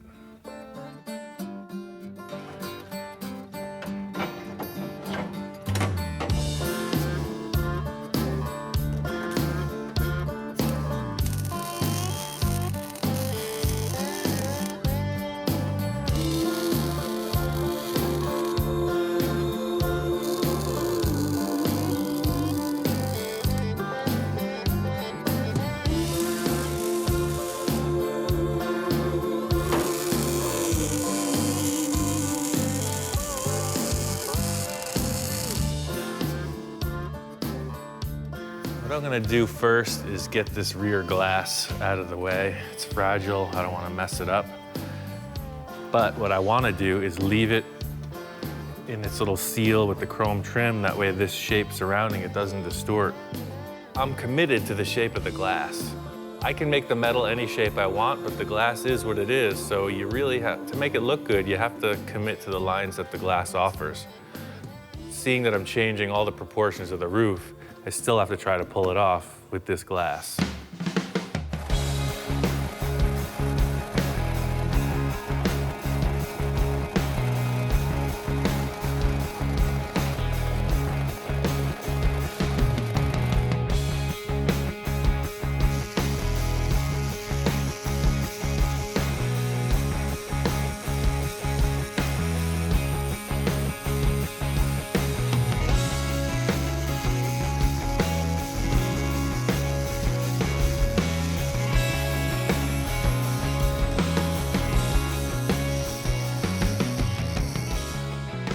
I know I'm definitely chopping the A-pillar 3 inches. I cut the B-pillar all the way off. If I do use it, it's gonna get repositioned. Either way, it's gotta be out of the way so I can get the A and C pillars fit up right. I got everything cut out. It looks like it's ready to come off. It might still be attached, we just gotta check. It might have 1 or 2 little places. Oh, maybe not. I left for a period of time, and I came back, and the roof is off the car, and it's like, oh my gosh, we're in trouble now. You have to understand, when you walk in and you see a car that was whole, and all of a sudden the windshield's cut off and the top's cut off, you go, wow, what are we gonna end up with here? Is this, you know, I've junked cars before. That was not what I wanted to do with this. I'm anxious to see how he leans this window. I'm anxious also. There's two anxious people. I'm not sure what's gonna happen there. Get that special thing, you can't plan it. You just gotta keep trucking through and hope that it comes around. You know, this wouldn't make a half-bad windshield. Maybe I'll just turn this thing around. That's my process. I don't know where I'm going. I'm committed to the front window at this point. I know I want the back glass. I'm just winging it. This is a really critical part. I solved the windshield issue. The back window is kind of tough also. The issue is that the trunk hinge structure, it's all welded together with the back window frame. And I really wanted to keep the springs and everything in the stock location that hold up the trunk lid. But that seems to be becoming increasingly difficult. We'll see. I got a plan. All we have to do is take the entire car apart to chop the top. It's gonna be great.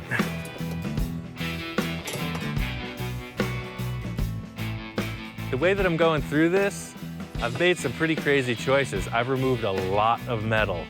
It's only because I want to come up with a really nice line. I don't want point A to meet point B. I want point A to meet point Z. I'll fill in the rest.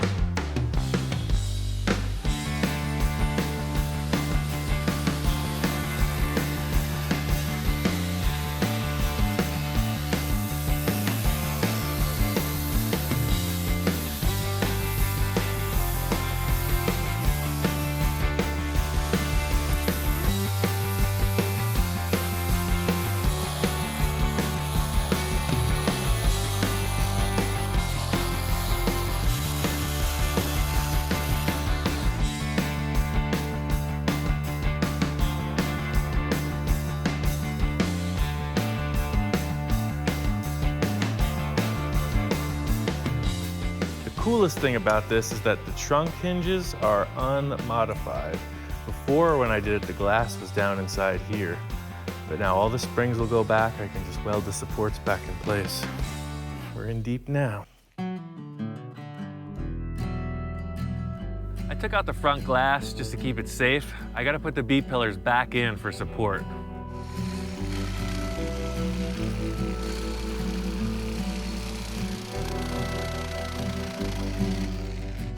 Putting these on, I cut them 3 inches lower. It's just to hold the roof up so it doesn't crush the glass. There's no structure in the car now.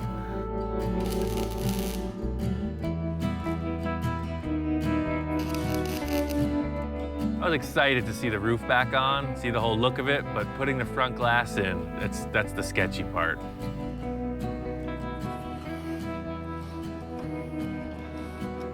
Ian is a fast worker and busy.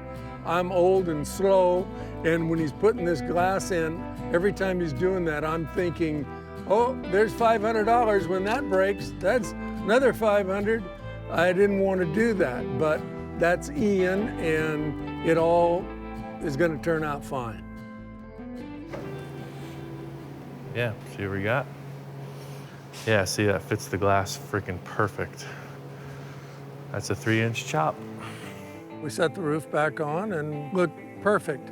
That front glass fit like it was factory, and that's what he had in mind. And I was very relieved when the glass fit that way. Seeing the roof 3 inches lower, I know I nailed it.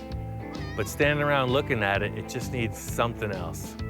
I'm still a bit apprehensive about the back glass, but he did the front, he'll do the back, and life will be good. The front glass, it fit great. Looking at this, I think it's gonna persuade Bill that this car is gonna be pretty sweet. My next effort is to square everything up, make sure it's all cool, you know, square up the back, and just tack in a bunch of braces. I'm probably gonna weld it right to the rebar so it doesn't move, just build it. Our body worker guy just got here, just pulling Bill out of another hole. Got himself into another trouble project here. Worked with John on a few other projects. He's been a body man his whole life. The dude knows his stuff. I feel confident to just let him go. So we were hoping you could come in from like midnight to 6 a.m. for the next few days and just body work and primer this. And we're gonna have to leave the lights off because we're on a really strict budget. So I'm gonna yank the deck lid off, the hood off. I'll probably pull this fender and the other fender too. All the work I'm doing on the roof doesn't have anything to do with this front sheet metal, so I'm gonna pull it all off and just start sanding and priming. Big relief, John showed up. I handed him off the hood, the deck lid. I'm just gonna keep feeding him parts. He's a body professional.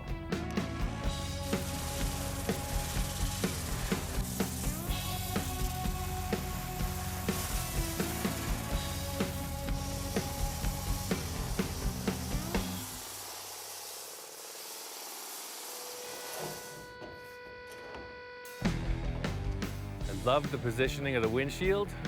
I knew there's a lot of sheet metal work to get that thing in.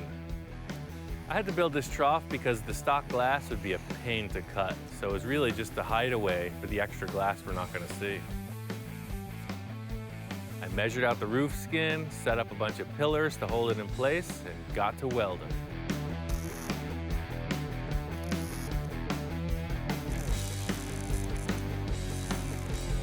Clearly see how the glass is gonna land in this trough shape.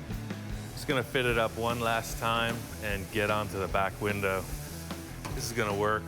That is trouble. Now that I've cut it out, the whole thing is falling apart. There's been water under the trim, under the rubber. It's a complete mess. It's falling off of the glass. There was a lot of gunk and crud between the rubber and the metal, so I just tediously cleaned it all out, got it to kind of fit, put some metal straps on it just to hold it in place, and it seems like it's gonna be okay. Desperate times call for desperate measures. Actually, it's kind of cool. I might just chrome those and leave them in place.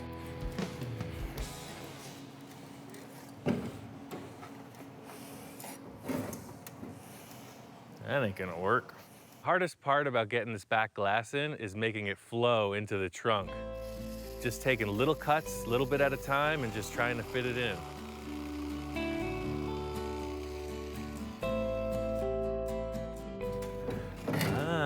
Now we're getting somewhere. My plan is to not sink the back of the glass at all. I'm just gonna sink this corner, see how it's starting to set under? What that's gonna do is as it comes in, it's gonna have this line follow through like the hardtop.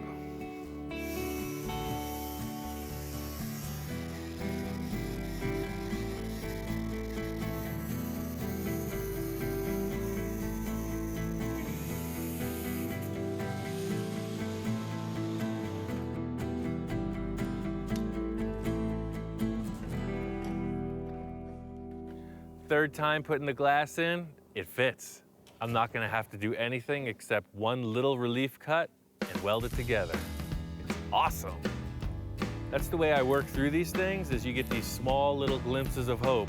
The back glass fits. Yes, the front glass fits. Yes, that's what I'm looking forward to. All those little steps along the way. As soon as Bill told me he had a 55 Olds, I'm thinking two-door. They're worth way more money. I came up, saw the four-door, and my mind's been on the two-door conversion ever since I started. The thing that makes this car undesirable is that it's a four-door. All the two-doors are used up. They're all customized. They're great-looking cars. I'm really not happy with the B-pillar in its stock location. The chop on this car makes that issue look even worse. I've already gone this far with the chop. It's a great looking car. I think its value has increased. If I go for two-door conversion with the chop top, this thing is solid gold. Ian now wants to turn this into a two-door. I really don't want this to turn into a big, huge project. I said to him, if you can do it in one day, great. The car will be better as a two-door, a lot more audience for a two-door versus a four-door.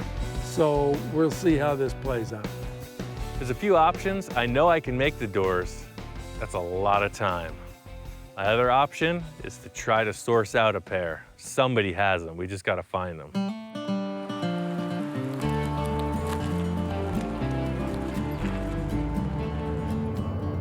On our way out to Riverside, California, found a guy who's got a 55 Olds. It'll be perfect for this four-door to two-door conversion I'm working on. Hopefully he's got the parts we need.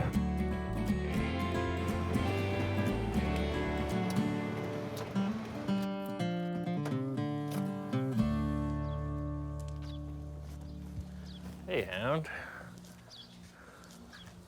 Hey, man. How are you? Good. I'm Pat. I'm Ian. Ian, nice to meet you. Good to meet you, man. All right. So you got a 55 Olds, I 55 guess? Olds out there, yeah. All right. My name is Pat McMahon. Well, I restore classic cars here out of my house, just mainly for friends and stuff.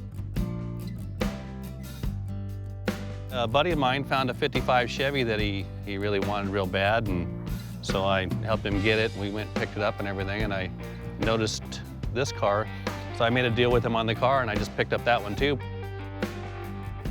Right on. I think that'll work. Cool. It was just a little too far gone, a little too much rust, so we decided to sell some of the parts, recoup my money back, and This looks usable. Shoot, I almost wonder if we're starting on the wrong car. This one's in good shape. Oh wait, the floors are done. Yeah, this car would be good, but look, It's got secrets. Junk. We searched around. It was pretty hard to find a two-door donor car because they're so valuable. We were able to locate it. We got out here and found exactly what we needed. He had all the parts we need. We were able to cut off the backside of the door pillar and get the two doors, and also scored a new bumper.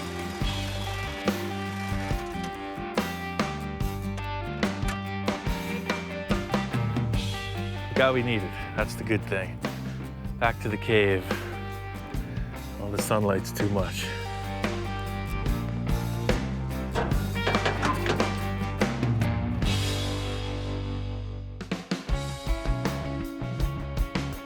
Got the doors back to the shop. Today's the day I gotta make it happen. 4-door to 2-door conversion, it ain't easy, but I gotta do it like right now. I just gotta prove to Bill that this is gonna work. Fortunately, I got the door jamb from the parts car that matches these doors. I know some of the dimensions are a little bit different, but I think I can pull it off. A couple bolts and the door fit. If this door didn't fit, I think we're going back to a 4-door. I just assumed it would fit, and we lucked out. Because there is no B-pillar here to support this to the roof, I have to build a very strong structure off of the floor pan so that this panel doesn't wobble around. I was checking out the quarter panels on this parts car, the 2-door. I thought I might take them, but really for me it's gonna be easier to put the door skins from the 4-door back in place. They already fit, it's gonna be easier to piece it back together and just splice in the door jamb.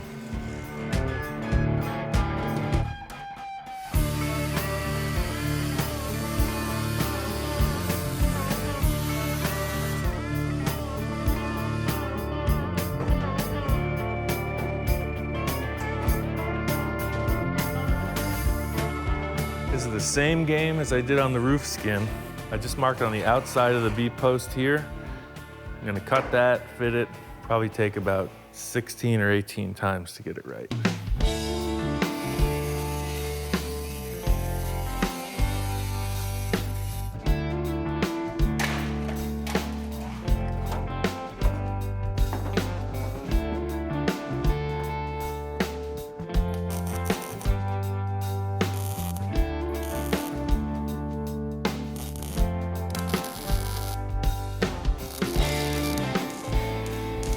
These 2-door doors are the right move. I got the passenger side done, it looks bitchin'. I gotta get the other side done before the end of the day, show it to Bill.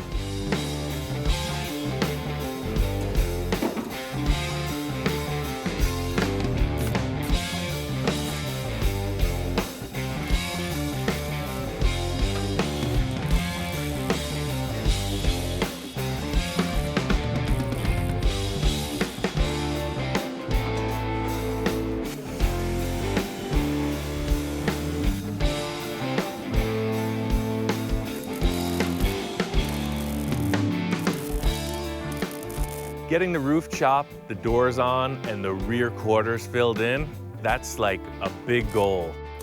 He did a great job. He did it in one day. I'm thrilled. That's the most satisfying part of it, is seeing that it's gonna work, but now the real tough part comes, just finishing everything. It's still a ton of work. The whole car is basically laid out. Yesterday I got the doors on. This morning and all day today are stuff you don't see. This is the non-glamorous part. It's all underneath, it's all bracing, inside, just a lot of grinding and welding all day. The main thing today is the inner structure and the sheet metal around the windows. That's pretty much gonna complete the outside of the body. Got this door off. I'm gonna fix this dent real quick and get it to John so he can sand it down and get it into primer.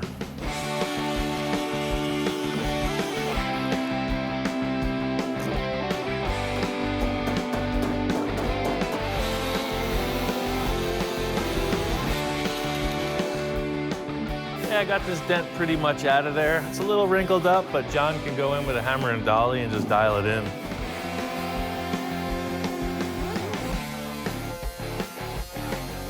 I'm gonna lay in this centerpiece. Now that I got these two side braces in, I'll lay this in, and then I'm gonna pop all the chrome off and the glass, take it out.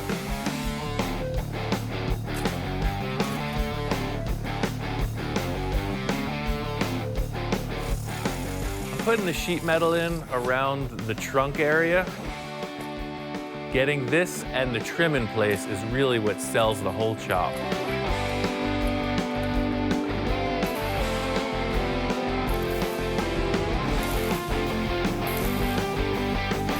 I was working on the back window. Bill brings in this kid to help. All of a sudden I turn around and Bill's under the car with a torch. A friend of mine's son heard Ian was working here, working on a project. He wanted him to get involved. I said, yeah, okay. Spencer's his name. I have this much experience with cars. We needed to remove the front bumper, and the bolts were rusty, been on there since 1955. Needed to be cut with a cutting torch. I asked him about a torch, if he had ever used one, and his comment was, I mean, I have used a torch before, but I didn't do very well, and I shot sparks into my shoes. and I said, okay, that's enough for me. We got the torch out, coveralls, cut the bolts, bumper came off, life's good. Well, Ian would be much better at it than I am, but I can get it done. The way the rear glass is sitting now, the chrome trip is dipping below the body. I gotta pull that off, figure out how to reattach it higher up so that it looks like it belongs. So ultimately the plan is, trim's gonna go just like that. That's what I did with the other car. So I'll build the body right up here, hide the glass, voila. Yeah, I'd ask him a question about the way the glass lays in the back, and he was drawing it on the glass, and he said, there's my blueprint. Well, that's a pretty darn rough blueprint. See my blueprints here? It's very technical. My time on the USS Enterprise, galaxy far away, I did some internship on that style blueprint drawing. The height of technical ingenuity. Perfect. All right, now as soon as I get this ½ pound of potting soil out from underneath the window, I could probably get back to work. There's still 2 big holes in the car, around the windshield and around the rear glass. I gotta sheet metal that in. It's pretty tricky because the glass doesn't fit there. I have to make it look like it does, so it's pretty challenging. So with the glass out of the way, I'm just gonna grind this seam down and follow this right through. I'm gonna end up clearancing it a little bit so the glass can set on and off, but the chrome trim will hide that gap.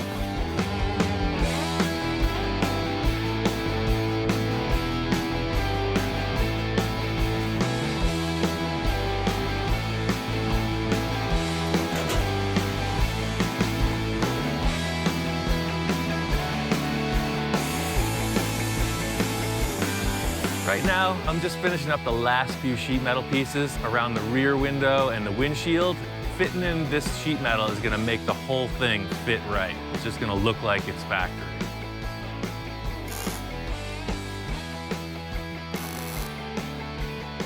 This is the least thrilling part of the whole job. It's always the loose ends, putting things back together that is just monotonous. But this is the part that really makes the car shine. Anybody can create a silhouette, but to have all the finished pieces in place, that's what makes a real custom. This car is 50 or 60 years old. Every panel's been bumped and dented and pushed at one time or another. I'm having to skim coat the whole freaking car. This car isn't gonna be show car straight, but we're putting it back, at least in a usable state. It was pretty freaking rough.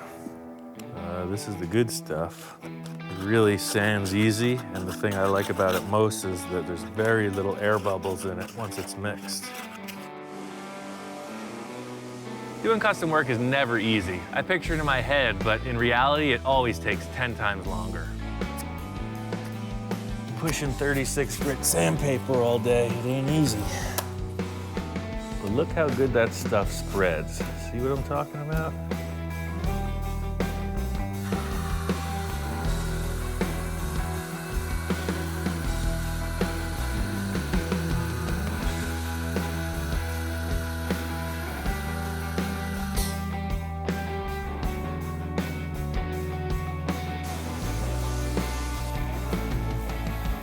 I really like the body filler because the smell, the amount of hard work, you know, the dirt in general, I just feel comfortable. It's like in my element, you know? I like it a lot. I'm anxious to see what it looks like in primer, where it's not all splotchy and you can get a better feel for what it's going to be. In the onset of this project, Bill really just wanted to clean the car up a bit and sell it. The car's turning out. I'm starting to fall in love with this stupid car. The idea was to move it. Well, I don't like to move it now.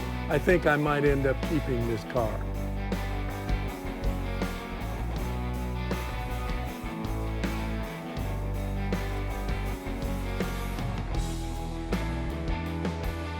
I feel very secure.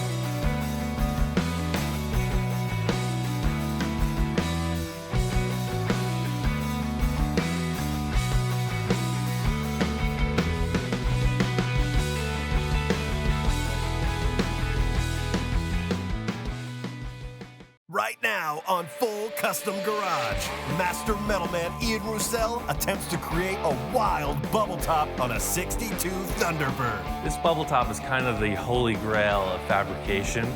It's pretty mysterious. It's definitely delicate. I mean, these cars have a history of being like top-notch attention getters. But Ian's eccentric client isn't going to make it easy. The crazy thing about working with Victor is he's always pushing me. Then I walk up and I said, Ian, crank it up. Let's take it to the limit. Yes, Captain. Taking it to the limit, as requested. And with the pressure on, The whole thing's collapsing. Ian pays a visit to legendary car customizer Gene Winfield. Every day is a school day. Even Albert Einstein, he said that you learn every day, and the day you stop learning, you start to die. And later, as Ian continues the build, the project expands in all directions. This is a perfect example of how I work. A venture into the unknown. I got a couple ideas, a couple of hints. It's time to make it happen.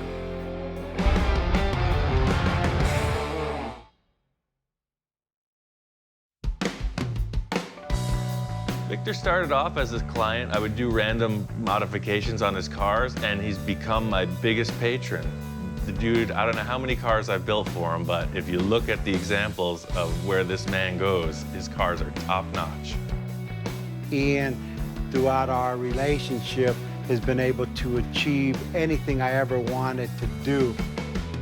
The guy's got an imagination that I've never met anybody that has like his way of thinking.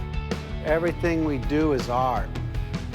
These are not cars, these are works of art, they're sculptures. Victor's cars are full custom stuff, really artsy, and he trusts me to just go off with my own designs, and if they work, he follows through with it. Otherwise, we just collaborate on a lot of stuff.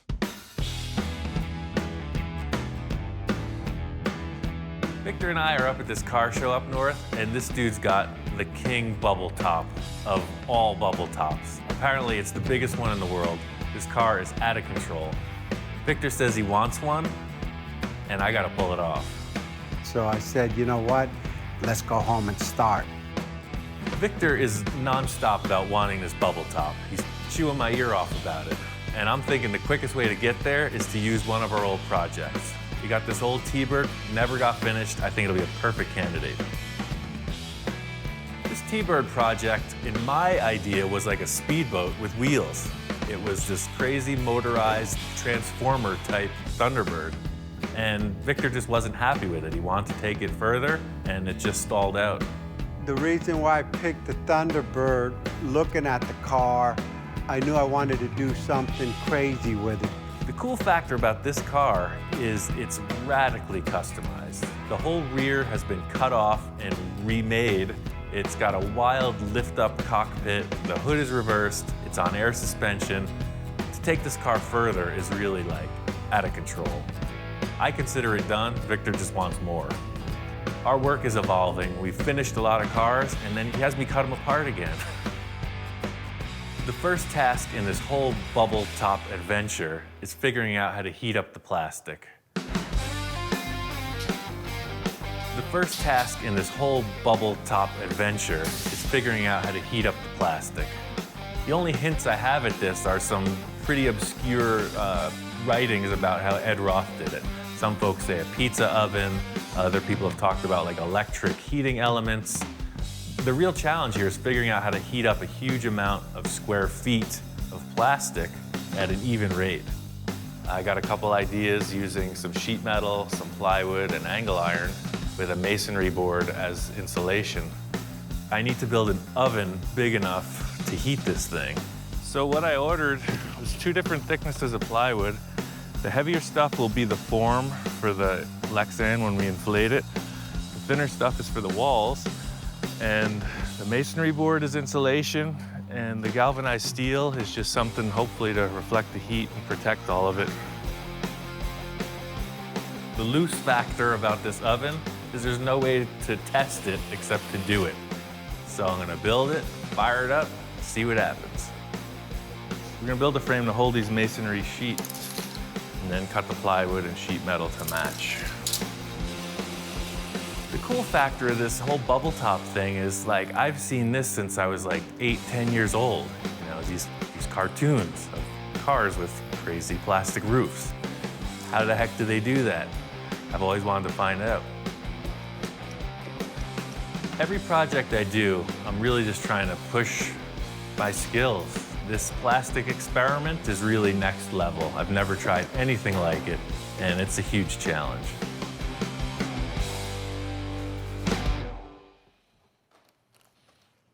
That's all the sheet metal panels. Next is the dusty part. I don't know how dirty this is gonna get, but let's see.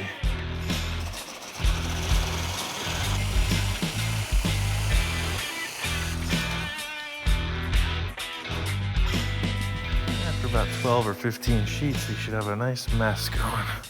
There's a lot of options on how to go about creating this thing. I really could just farm it out to a plastics company and be done with it, but that's not how I work. I want to figure this thing out and make it my own. Get my playpen, spend some time. See, so by putting the screw through this way, it grabs the plywood, sandwiches the whole thing together. All I have to do is put in 5 million screws. I mean, the real cool factor about the bubble tops is that it was completely custom. It wasn't seen on anything else. It was handmade for each particular vehicle. Well, now that these little sandwich panels are made, they need to be retained in the angle iron structure. So I think I'm just gonna put 3 uprights on each side. That way it'll all kind of flex, but it definitely won't fall apart.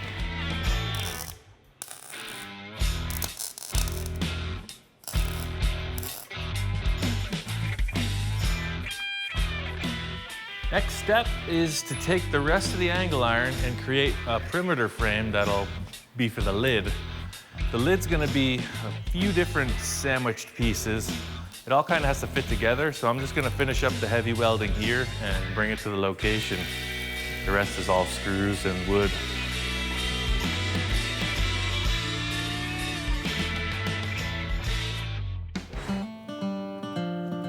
We're out at Victor's place. We got the big oven here. I'm gonna try to make like a teardrop shape. I've read about different plastics and each one has its own characteristics. I've settled on this acrylic sheet plexiglass. It's 3/8 inch thick and it's a 5 foot by 8 foot sheet. The plastic needs something to hold it in shape while it's heating up. This whole idea with the backboard and the retaining ring is really just to keep a solid base. so the edges remain perfectly flat and the interior part of it will heat up and expand. My idea with this base plate is that we could blow 4 or 5 different roofs and they would all be successful. They'd be interchangeable and Victor could just pick the one he liked. I'm creating a balloon with wood and plastic components. I'm trying to make it airtight. The silicone is going to help seal it. Silicone looks like it's sealed. All the air fittings are in place. Got everything screwed together. Big challenge trying to figure out how to heat this thing up. I'm just hitting walls with it. I'm talking with Victor about it. And he said, well, we need some igniters or elements. I said, I got some perfect elements. Let me just finish cooking my steaks. I guess his family barbecues a lot. You know, they have big family events, go on vacation. They do a lot of motorhome camping. And they got these 2 huge commercial barbecue grills. And he thinks that it's gonna make it happen. Victor and I share a lot of the same characteristics. I think this barbecue thing might just be too much. He's convinced it's gonna work. All I have to do is prove it.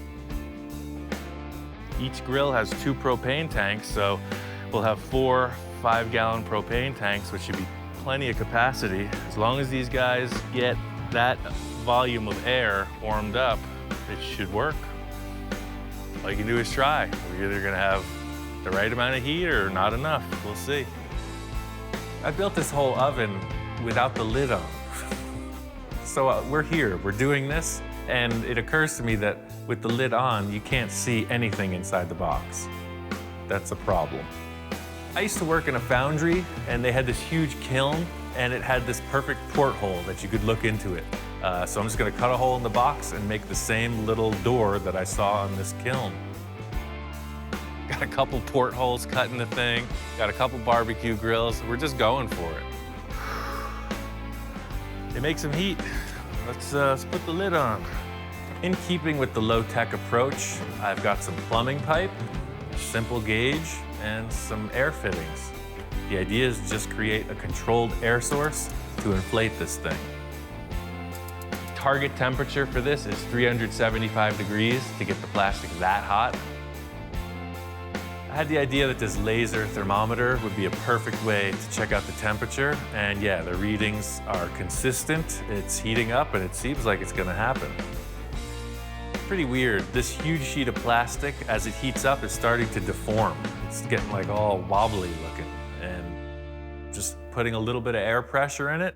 Ian just strategically putting the air in and heating it up, and I walk up out of coming from a project that I was on, and I said, Ian, crank it up, let's take it to the limit. Yes, Captain, taking it to the limit, as requested.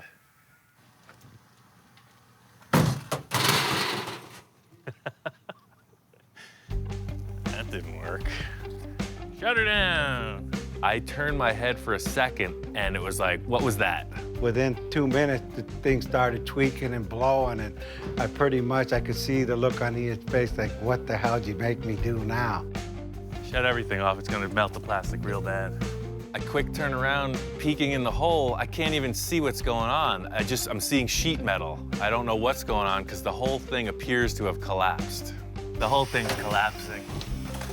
I don't know what to do. I stuck my arm back in the oven to hold the thing up and kind of get a look, and it's just destroyed. We gotta lift the lid up and see what went wrong. It looks like the metal and everything tore right out of the roof of the box. It tore off the lid. So we actually damaged and warped the first mold.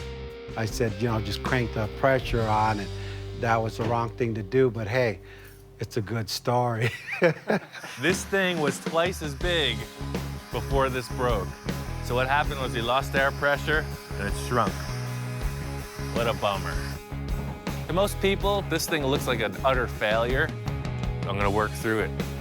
This directly relates to my process because I don't know what I'm working with. Most of the time, I don't know where I'm going.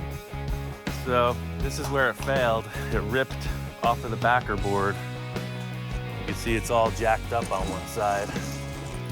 But what this does is it proves that the theory works. This whole process is pretty mysterious. The only guy I can think of to talk to about it is Gene Winfield. Gene Winfield is one of the old school custom car guys. He's been doing this since the 50s. He's been there, he's seen it all, and if I need some advice, he's the go-to guy. Well, I was glad to see Ian come up here today and ask me some questions about blowing a bubble. I've done it, of course, over and over for the years and years that I've been building cars. I do metal shaping seminars all over the world, actually. I want to teach people and keep this thing going. Every day is a school day. Even Albert Einstein, he said that you learn every day, and the day you stop learning, you start to die. When I saw your oven, that's what I dug about it, because it's like, wait a second, so I simple. could do this. That's right. And literally, you just have a pipe with holes drilled in it, and you light it on fire. You light the gas. Well, we made that when I was doing Blade Runner. I built 25 cars for the movie Blade Runner, and they had windshields, but they weren't really complex shapes, they just had a little curve to them and stuff like that. So we built plugs and draped them over there, and it worked really And that slick. was all just acrylic, regular plexiglass? Yeah. Then when I did Back to the Future 2, I did the Ferrari, what we call the Ferrari. We had to buy special, it was gray, smoke gray, but we had to buy 5-foot wide material. Just seeing Gene's shop and all of his projects, it really gets me charged up. I mean, I want to build some cool stuff, and just seeing people who really push your brain to the next level, this is a great experience. That's really the whole inspiration for my project, was seeing you and your team pull this off down at Rich's shop. Yeah. I built the Pacifica originally for Ford Motor Company, 1962 and 3, and it went in the Ford Custom Car Caravan all over the U.S. So then I wanted the engine under glass, so I built a mold, and I changed the mold 2 or 3 times until I had it just right, and then it worked out pretty good. One tip that Gene gave me, which I have seen, is keep the temperature even, Be really careful about how this thing heats up, because if you get a hot spot, it's gonna deform. So I guess it's keep the air pressure low, keep the temperature up, Yep. and just put cool with it, put your right? manila folder in there so it doesn't hit directly on the hot plexi. I use a manila folder, and I cut it into kind of a diamond or star shape and staple it down, so when the air hits it, it distributes the air evenly in all directions. Everything I've done was really by the seat of my pants. But after talking with Gene, he gave me a few tips, and he's been successful time and again, so this makes me think I can get this. When I saw you with the bubble top, it's like, I've been thinking about this since I was 15 years old. And it's like, that's how you do it. Right, it's like, this is like, no vacuum machine, no nothing. Right. I think that Ian's a real good craftsman. He's up and coming, and he's going to do a fabulous job. And I think he's going to go back and rework that bubble and redo it again, and it'll come out fine for that T-Bird. Shouldn't be a problem. After talking to Gene for a while and really just coming to understand his process of doing things, it really parallels mine. It's like a real do-it-yourself attitude. So seeing what he's pulled off, I think I could do this. The whole wooden structure is upsized. It's thicker than it was. The idea is it won't distort. I strengthened everything. I used this heavier angle iron, put a complete perimeter frame around. I threw cross members to hold the center down. The fender washers around the perimeter, they're gonna hold the wood in place. The steel is gonna hold the whole thing together. It's like a big, heavy unit. Just gotta keep this plastic under control. It's heavier than it's ever been. We got wheels on the gantry, so we can just lift the lid into place, no struggling, no error. I set up areas to put a little temperature gauge. I put an air pressure gauge on the inlet, just to try to keep the air a little stiller. I don't know if it'll have any effect, but I just put a couple masonry boards to close up the air gap on the front and on 2 sides of it.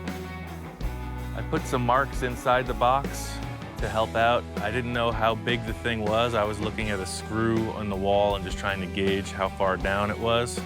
As I understand, the whole deal is even temperature and inflating it so the thing doesn't tear. You want it to be consistent all the way across the surface. The ovens are pretty much where they were, but we never had them even. They were just kind of laid in there, so I put them equal distance from the walls. Propane tanks are full. All the burners I took and made sure that they're all working properly. Game plan from the start for me is to slowly heat it. Preheat it to about 200 degrees, and in 10-minute increments, raise the temperature. Get it up to 300 over the course of a half an hour, and let it soak. This whole thing is an experiment, so obviously we want to get this thing completed, but it's really a learning experience, and we're going to keep going. Victor's a funny guy about the way he builds stuff. He'll paint a car 5 times until he's satisfied. Unbeknownst to me, the car is painted. This T-Bird is really like an evolving piece for him, and he's finished it to a certain degree. I think he's just trying to get the final exterior look. I think if I just put a bubble top on it, this sucker's finished. From the start, Victor wanted to see what's going on inside. I'm crawling around the ground, peeking in. I got my little system, so he brings out his great-grandfather's family heirloom mirror. We couldn't really see. We were looking underneath, and it's pretty warm. I said, let's get some mirror. You want to use this? This is passed down for 10 generations. That's how committed I am to the cause.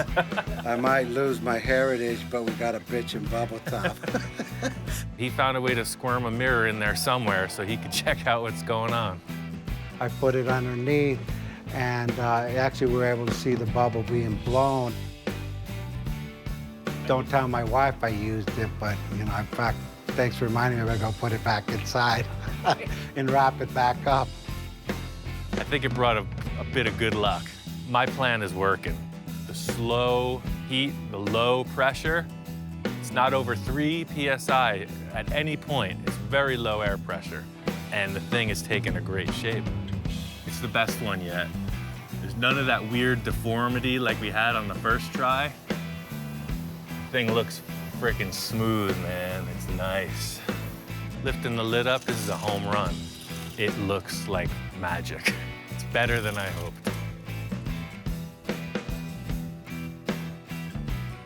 Look at the radius on the front of this, man. It stood up really good.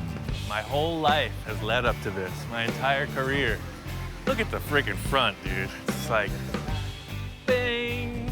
We set it on the car, and the contour, front to back, it's a part of the car already. I think that's the top. I think that's the right bubble for this car. That's perfect.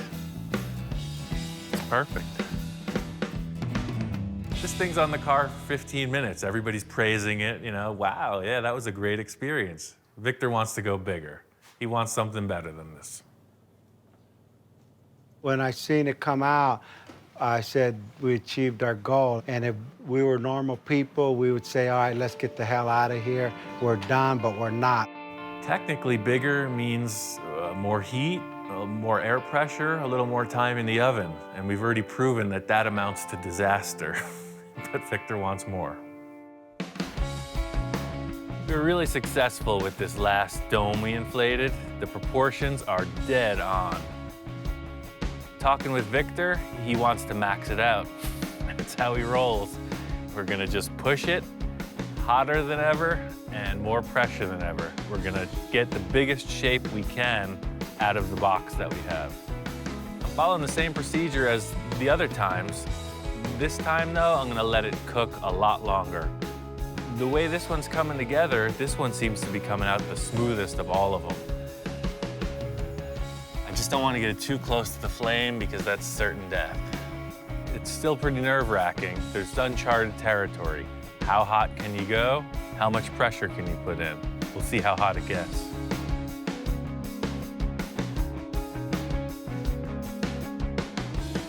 This bubble is enormous. It's getting so close to the barbecue grills. My plan is to turn off the heat and then hit the air. That way there's no flame. It's just hot air. Houston, we have a problem. All right, let's try to cool it. I think we could save it, but it's definitely giving out. See the edge is all warped out? Yeah, we got trouble. Fudge. I didn't realize how much force such a low pressure of air could exert. It's really crazy. how steel and wood are deforming under the air pressure. I don't know how this is gonna work out. It's on the flange, which is kind of a bummer, so the flange will have a little warp in it. Similar to the first failure, just not as drastic. Well, we just gotta cool it off, so I raise the lid and let some air circulate. I'm just holding it at 3 PSI. Raising up the chain hoist, and the thing looks sweet. It's enormous. Better than I hoped. I think it's over 2 feet tall. That's real good. It's quite a dome we've got there. You can see here, there's a little wackiness, but all in all, I think it's usable. It's pretty substantial. 22 inches. The other one was just under 16, so that's a pretty significant increase.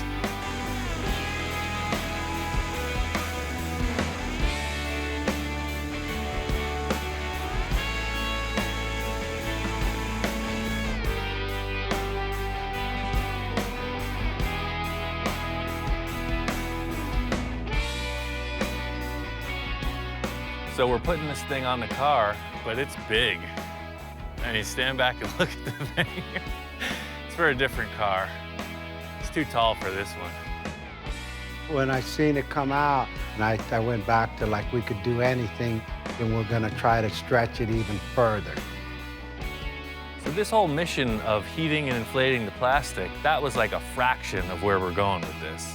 We got the bubble top, now we're gonna build a car that's suitable for it. Victor's he's pushing it. He wants more. We're sitting there checking the car out, thinking about ideas, and he comes up with this spinning bubble top. I said, okay, Ian, this one's gonna spin, go up and down and spin. Yeah. Victor's talking about all these ridiculous concepts. He came to the right guy. This is what I do. I'm totally on board. Victor just wanted me to get this concept as quickly and as inexpensively as possible. Just prove that it works so we can go forward. Since there's no bubble top rotating supply hardware surplus store that I can think of, my friend Bill, he's got a pile of old junk. I think I can make something happen.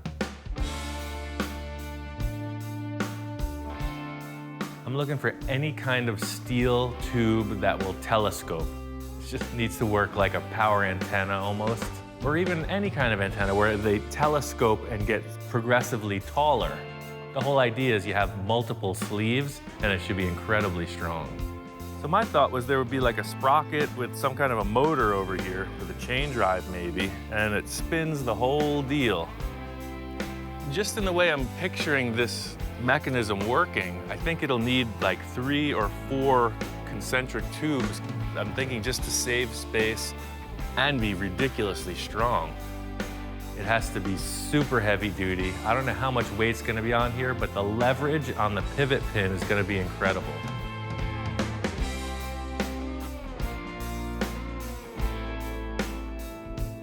If I made this into a U shape, like a saddle, and I could put a pivot through here, so it would be sitting like that, and then it would tilt up and down and swivel around. It'd be kind of like a mechanical bull almost. We could buy anything, hydraulics, motors, whatever. I just gotta see if this thing has the capacity to perform. To get this whole deal to spin, I'm thinking some kind of a chain drive would be good, because it really gives you the opportunity to move the motor further away from the whole pivot assembly. This is what I'm using. Bottom line is, this is such a crazy concept. I just gotta throw it together, low budget, quick and dirty, and prove that it works. When I'm just setting it up here in the car, I realize that the car's in the way. I gotta cut out a huge chunk of the automobile to make this design work. Victor was so proud of this paint job with the gold leaf, you know, it was a really hot looking car. So I sent him a piece of it. You know, it's just, that was his favorite paint job, so I wanted him to keep a piece of it.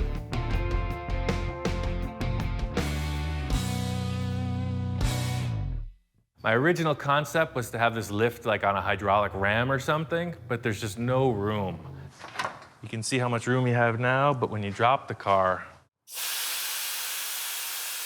the cool factor is this car's on airbags. It's a huge amount of weight that's just dropping on the floor. I think I'm gonna use that to my advantage.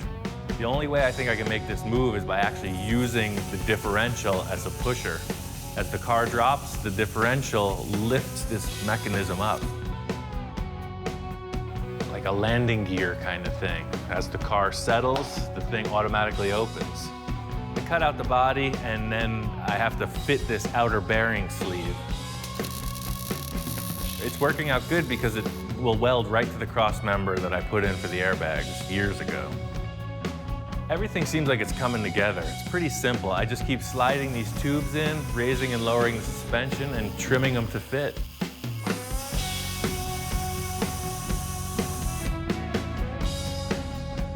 This saddle isn't really working on its own. It's designed to work with the leverage of the big dome attached to it. So I'm putting this rod on to simulate the leverage that's going to be there in the end. Prepare to lift.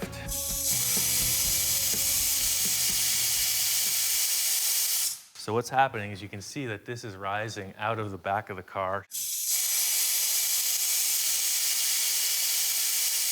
And then it hits the pivot. I said, and then it hits the pivot. No, I think it's just jammed.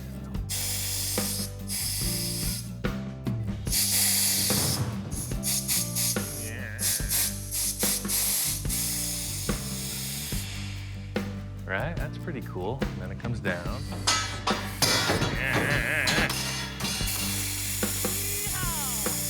The whole deal with this is just greasing up everything. It's rusty, dirty metal. As soon as I sanded it a bit, put grease on it, it smoothed right out. Oh, look, it's way smoother.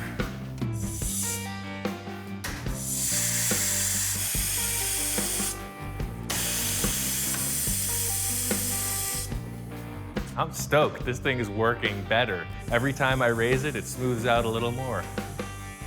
To the layman, this could seem pretty sketchy, but I call it a success. I had this in my brain and it's actually functioning. That's cool. The up and down motion is working perfect, but we're not out of the woods yet. I really want this thing to rotate. I'm gonna do whatever it takes.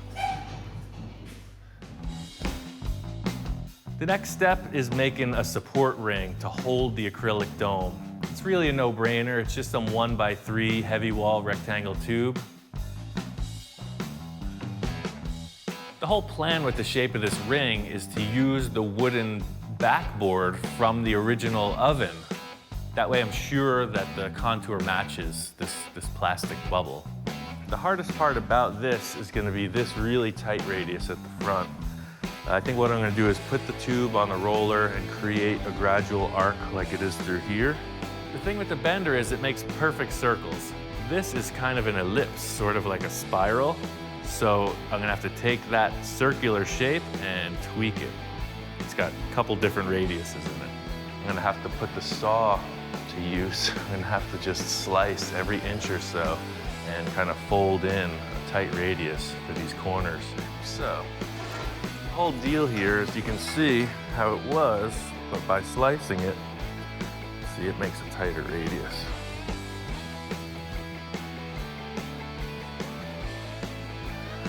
And the whole idea is to just keep trimming it to fit. I'm gonna TIG weld all of this because it's gonna be a lot less finish work. It doesn't have a big built-up bead like the MIG welder, so it takes a little longer, but the finish time will be reduced because you'll see there's gonna be a ton of welds on this.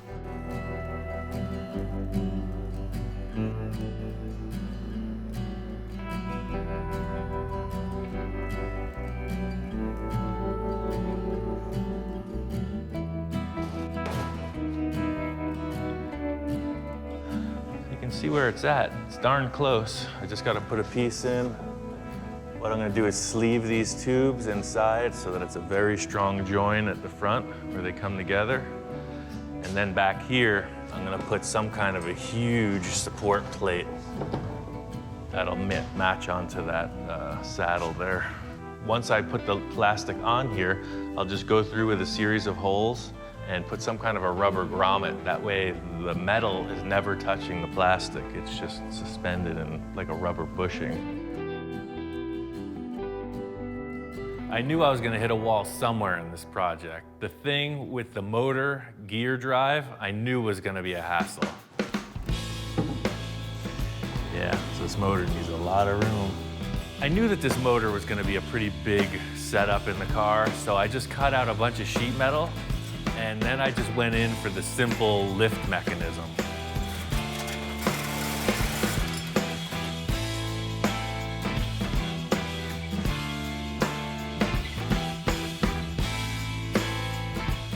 This thing is working, you know, it leaves room for development, of course, but hey, look, it's happening, right? It's a little loose, but it's working. The ring that I've created to attach to this monstrosity is a 1x2 inch steel rectangular ring. Met them up in the center with about an 8-inch piece. And then here on the back, I threw it on the car, and I mated it up to that big, heavy saddle piece. This is the part with the pivot, and then I threw some supports along the side of that, and then a couple outriggers so that it's got a little more grab on the tube. The thing weighs about 60 pounds, and it's roughly 5 foot wide by 8 foot tall, and I'm hooking it up to an angry motor.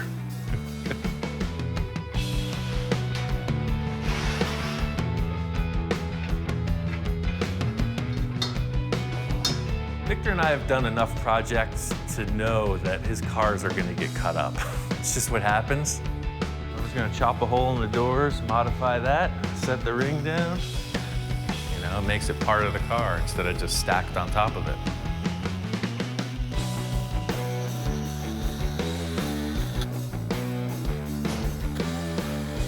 This whole thing is in its conceptual stage. These bubbles are so delicate, I don't want to ruin one of the keepers. I brought the damaged one to try out. That way, if it fails, no loss. So it's still not perfect, but it's working. As long as it lifts this plastic and spins it, I think we're going to Victor's. On to the finish.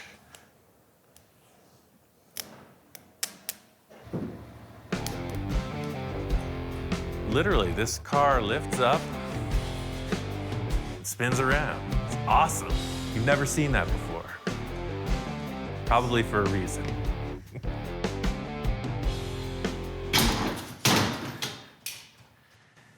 Oh, it spun itself off of that block.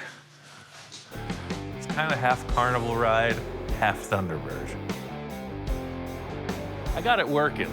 It's still kind of loose, but it definitely demonstrates Victor's concept perfectly. So it totally works. I'm gonna take it down to Victor and see what he thinks.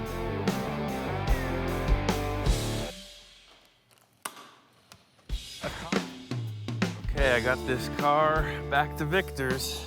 We'll see what he thinks about it. There's a couple small issues, but all in all, I think we're gonna work through it.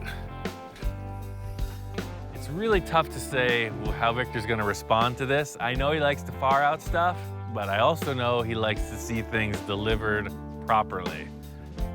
I pull in with the trailer and I see Victor. He's not really jumping for joy, let's say that. The car shows up, it's half disassembled, there's a bunch of foam stuck to it. When I first saw the car, I seen it was in the rough state. I want a system that will open up and rotate and be safe and secure. So that's what we talked about, and that's what I'm hoping to see today. It's all there, it's proven to work, so that's kind of where we're at. I just need you to make a decision on whether you'd like it to spin or not. How fast is it going up and how fast is it rotating? It rotates too fast. Like how fast is too fast? Like it wanted to kill somebody. So let me show you the rotation. I'll ask you to stand back when I turn it on. He put it on and it was rotating like very fast. He almost took off my head a couple times. but just seeing this wild concept got his brain going in a whole new direction. Accomplishing this bubble top, I think I might have like blew a fuse or something in Victor's psyche because now he's really going off the deep end. He's talking about some wild concepts, and we're only at the beginning of this next stage. On the next episode of Full Custom Garage, the bubble top goes out of this world as Ian and Victor take it to the next level. I want it to be like a spaceship. It's already been built 2 times, what's one more time? Some people would think of this abstract idea as like, what? And I'm like, yes, charge onward, we'll figure it out. I spent a couple seconds inside that dome and it's hot. So we're having vents in the front that'll vent the cabin, and then vents in the back that'll exhaust it. My whole task here is creative metalwork and mad scientist inspiration. He's got pro body guy on the job, he's got a pro interior dude. I meet the guy and it turns out he's deaf. And Victor's like moving around, flailing his hands, this and that. You know what? I move my hands and I'm a hand talker, if you could see, and we could communicate perfectly. He's talking about making it look like this is like the main power source for the entire car. It's crystal powered spaceship. I'm a subtle guy, if you could tell by my car. We're on the final run of the whole game right here. And Victor comes up with another idea. But now I said, Ian, we need a new element. He wants to take it one step further, so we're gonna try something unique once more with the roof. I don't know exactly how we're gonna get there, but this car is gonna be amazing.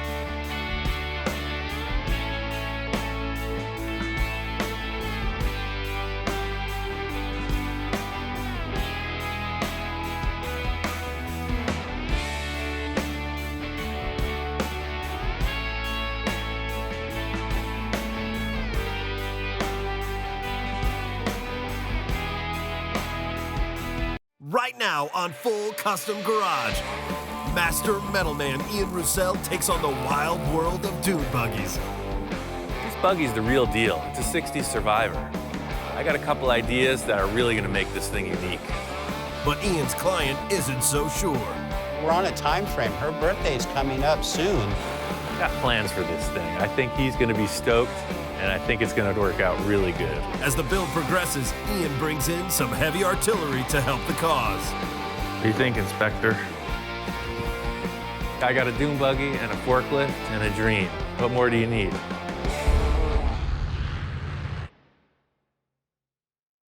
My friend Don, his wife Patty's birthday is coming up. He wants to get her something really cool. Her family has a long history with dune buggies, so he's thinking about putting together one for her. It's going to be a total surprise for her. Growing up, her dad had a Myers-Manx when they first came out, and my wife had a lot of good memories with that dune buggy out at Pismo and some of the desert areas with that. Don is a car fanatic. His wife is a little more conservative. She's always wondering what he's doing over here. He's got 6 million cars. I think that this dune buggy might seal the deal. It might win her over to our side. It's just going to be epitome of driving around in something cool, you know, especially done by Ian, because he's so creative. I recently went to this dune buggy show just to see what's going on in the scene, and it's happening. This type of car has been built for decades. It started out with simple tube frame and advanced into this fiberglass body. At the car show, you see all kinds, and people just dig them. The early dune buggies are super desirable. They're still around, but they're harder to get. What you're seeing a lot of is reproduction stuff with really high-tech performance goods. The cool factor in this type of car is that it's super unique. They're about having a good time, and everybody does it their own way. The Myers-Manx is kind of the standard. It has the reputation of being the coolest, most sought-after classic fiberglass buggy. Yeah, the fellow across the way said that this was the original, the real deal Manx. I guess this one sits on an original VW floor pan that's shortened. And just looking around it, you can see a lot of the parts are all VW Bug. Seeing all these dune buggies got me charged up. I'm ready to get this thing going. Don claims to have an old fiberglass buggy and a chassis back in one of his shops. He's got like 5 buildings, huge, all full of cars. He said just kind of look around. I guess there's a lot of stuff in here. He's not sure where it is. There's got to be a million cars here, and it's been sitting for decades. This car could be anywhere. Don's got stuff piled on top of stuff. Ian wanders around the boneyard here looking at this and scratching his head all the time. And I asked him, what are you thinking about? He goes, the next project. So we have lots of stuff here to work with. The whole game plan here is search and destroy. It's gonna be a lot of digging, fighting a lot of cobwebs, but if he says it's here, I bet it is. He's got a pretty good memory. There's stuff that can be hot rods out there. They could be gassers. They could be lead sleds. There's a variety of cars that I have here. There's just so much stuff here. Maybe I'm not gonna build the fiberglass buggy. He's got a bunch of tube frame rails. He's got some Jeeps. There's all kinds of stuff. If I don't find this buggy, it's definitely gonna be something in these buildings. Now this is slick. Oh man. This Sterling is kind of a funky car. It's probably why it's sitting back here in the shop. They have a look, but it's not the look I need. Everybody's got their taste in vehicles. You look at Don's collection, he's got Mustangs, muscle cars, bitchin' trucks. I pull out the junky old dune buggy from the back corner. This is what I'm looking for. Perfect. It's pretty freaking rough, but these bodies weigh like 150 pounds. This is perfect. He's got a chassis here. It looks like it's 68 or 70. It's all here. All the brakes are here, emergency brake, steering, suspension, transmission. This must have been somebody's buggy project that they never got to. This is perfect. This buggy's the real deal. It's a 60s Survivor. I don't know where it came from. Don's wife, all growing up, her family vacations were dune buggies at the dunes. It could be her father's, mother's, brother's, cousin's, uncles. There was a lot of dune buggies going on in this family, and this thing's still here, untouched for decades. That old dune buggy body was something that my father-in-law had dug up years ago out in the desert from a guy that his son had crashed it. So the front end has pretty much been busted off of it, the gel coat shot, and it is in really rough condition. It really needed to be cut up and thrown in the trash can. It was that bad. It's like a Halloween costume. I love it. See, this is super light. This is perfect.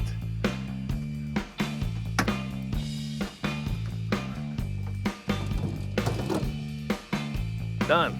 Let's drive it. The only thing I can see for me as a down point is the body is thrashed. It seems like the nose was either broken off or cut off. There's a really bad patch job across the whole front of the car. The car was segmented at some point in its life. Don was really skeptical at first. This car was literally discarded in the back of the shop. It was on its way to the trash bin. This is probably the biggest piece of junk on the property. It really is, with no exaggeration. It's a freaking dune buggy. They're harder and harder to find. This is great. It's an original, old school dune buggy. I got plans for this thing. I think he's gonna be stoked, and I think it's gonna work out really good. Probably gonna make a roll cage around the front windshield area, so it'll have like 2 hoops that come up, some kind of center bar. The big question mark in this is the rotten fiberglass body. It's kind of out of my league, but I know a guy who could do the thing. I really like to do everything myself, but I don't mind another guy getting itchy on my behalf. Fiberglass is a really terrible material to work with. It's one of the few exceptions I'll make. Smiley's work includes every material you can think of. Metal, plastic. I'm going to him because he's a fiberglass master, and that's what I need. We do a lot of fiberglass work, mold making of all sorts, all shapes and sizes. We realize designs for designers. We build exhibits for museums and for galleries and for film and theater. Yeah, here you go. Hey, just in case you break your leg. Perfect. Hey, break a leg. Wow, that's awesome. But we focus a lot on the sculptural aspects of artworks. I've seen this guy do all kinds of fiberglass work, creating from molds, just hand-laying stuff. Cars really aren't his bag, but this is a fiberglass body, and I know this guy's a whiz. Ian came in with a very specific problem that needed a very specific answer. Well, we glassed it all back together. Whoever glassed that beforehand had no idea what they were doing. His problem was his car. It was poorly refabricated, it was poorly altered, and it needed some retrofit. It's pretty straightforward fiberglass repair. However, it was pretty spectacular how big the screw-up was on the previous fabricator's part. It looked like they cut the whole nose off, right?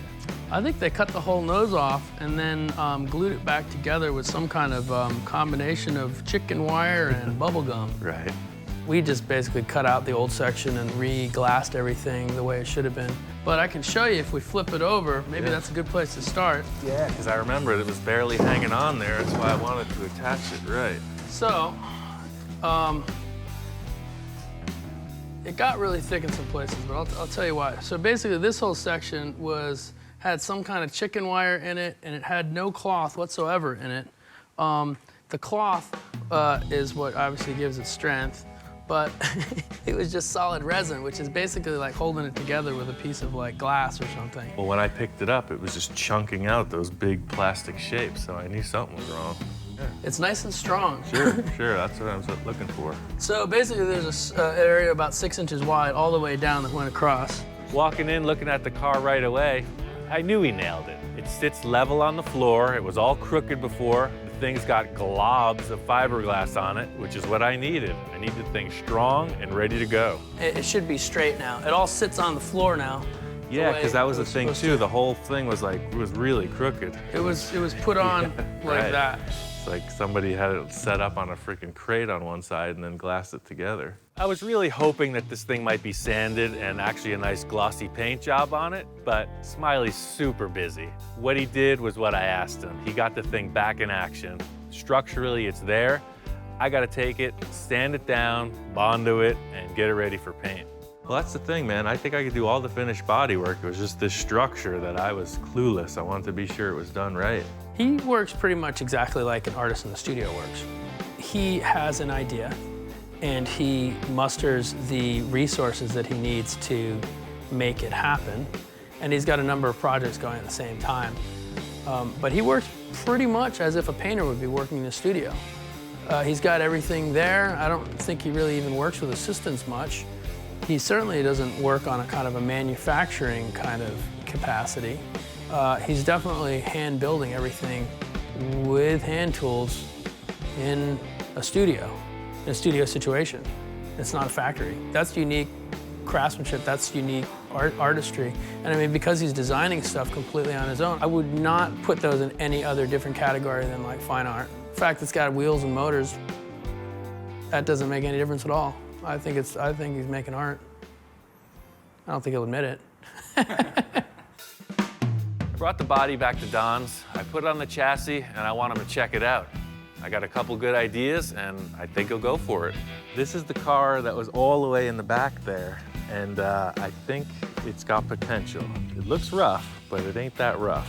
What I'm gonna have to do is shorten the chassis. This is a stock bug floor pan. It was laying in the back there too, but you can see how the tires are out of place. With the body sitting on the pan, the pan hasn't been shortened yet. It looks a little odd. It's still looking a little rough around the edges, but I have a lot of faith in Ian on this project. Well, this would be great. This would be a little go-around deal for the wife around the yard here. It's a pretty unique body. That's why I picked it. It's gonna be cool. To see this old girl come back to life is gonna be really, really something. Seeing it a rolling project now looks a lot better than seeing where it was before.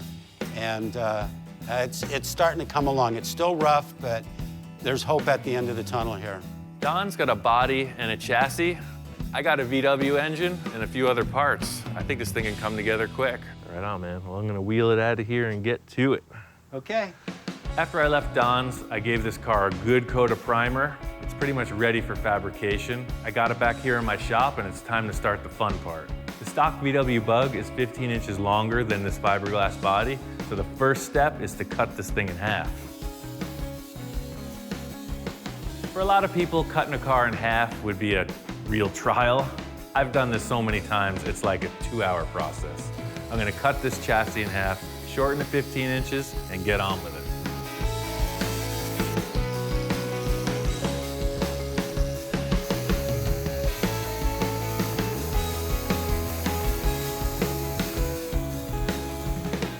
The whole mode of how I'm putting this thing together is to work through it as quickly as possible. I'm gonna get the structure in place and then put whatever linkages I need in later. Shortening this chassis isn't a big deal for me, but I'm really making it mine. It's finally, I'm doing some work on it. It's been just conceptual up to this point, so it's cool because I'm starting to make some decisions. Inside the VW pan, there's a whole bunch of stuff. You have cables that control the heater, you have a throttle cable, you have a clutch cable, you have emergency brake cables, you have a shifter rod, and a brake hose, the brake lines. When I put the engine in, I'm gonna put all these tubes back in the chassis, so I'm not even concerned with it at this point.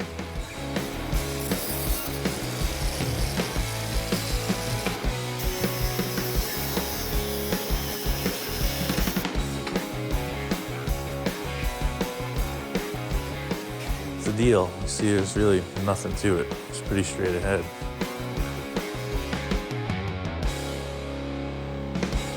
So I'm making all the cuts just a little bit short of where they should be. The idea being I'll slip this thing together and slowly make cuts until it fits within 1/16 of an inch so I can weld it nice.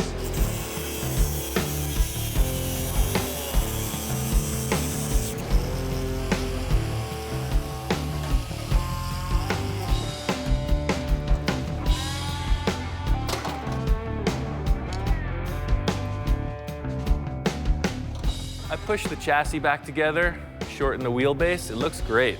I'm gonna weld it up and put the body on. It's the first time with the proper wheelbase.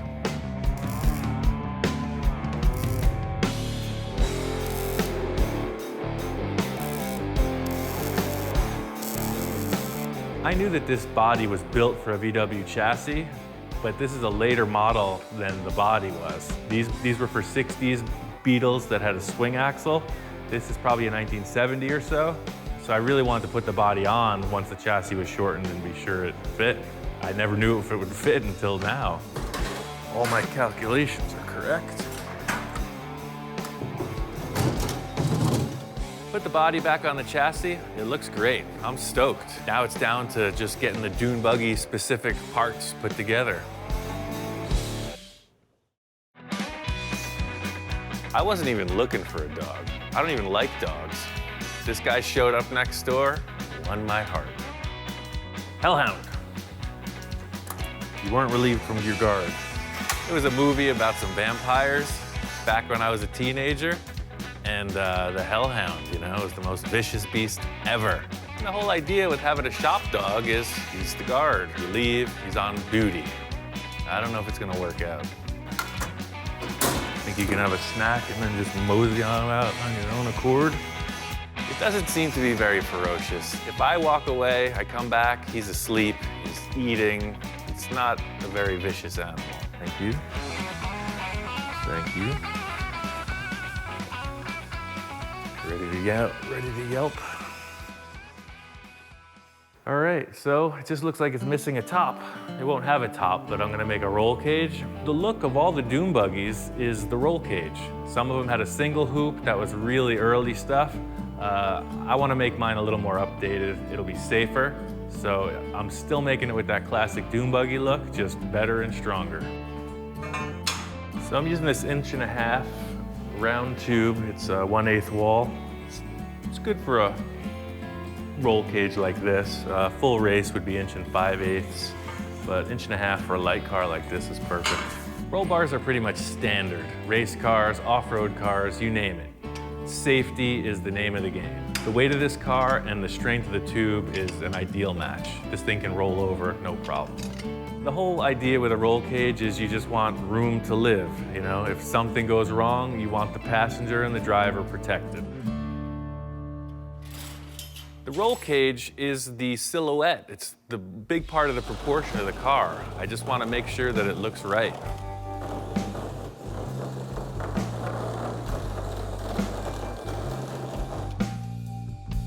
This hoop fits the car perfectly. It's definitely too tall. I designed it that way so I can adjust it. It's really just about making the second hoop and then putting the crossbars in. It's all about how I fit in the car.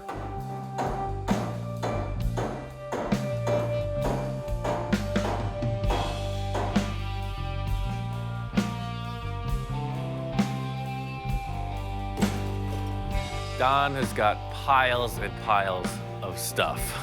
I found these two cool seats in one of his shops, and they fit the bill.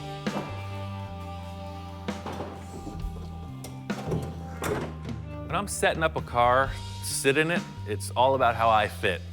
If the seat fits me, it's gonna fit almost everybody. Yeah, that windshield height's perfect. So the back hoop will be just above my head, and it'll have two tubes going forward. So, same deal as this. I'm gonna make one more hoop, cut 4 bars to cross over the center and go back and attach it to the car body.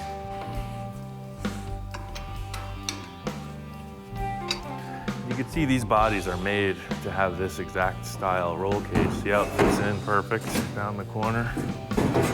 It's like when they did the glass, they designed it to have a roll cage in there. So you see it fits right in. This is good for me. I mean, there's plenty of leg room.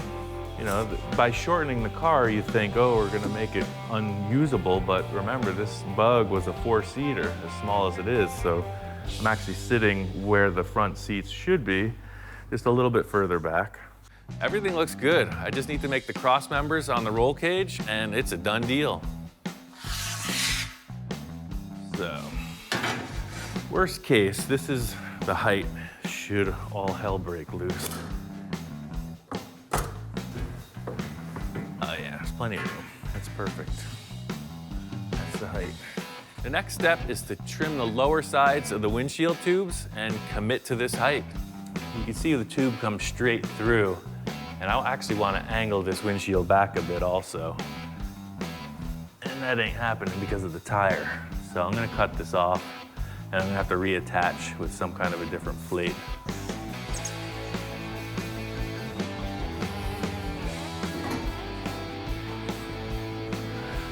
I'm gonna leave these clamps on there.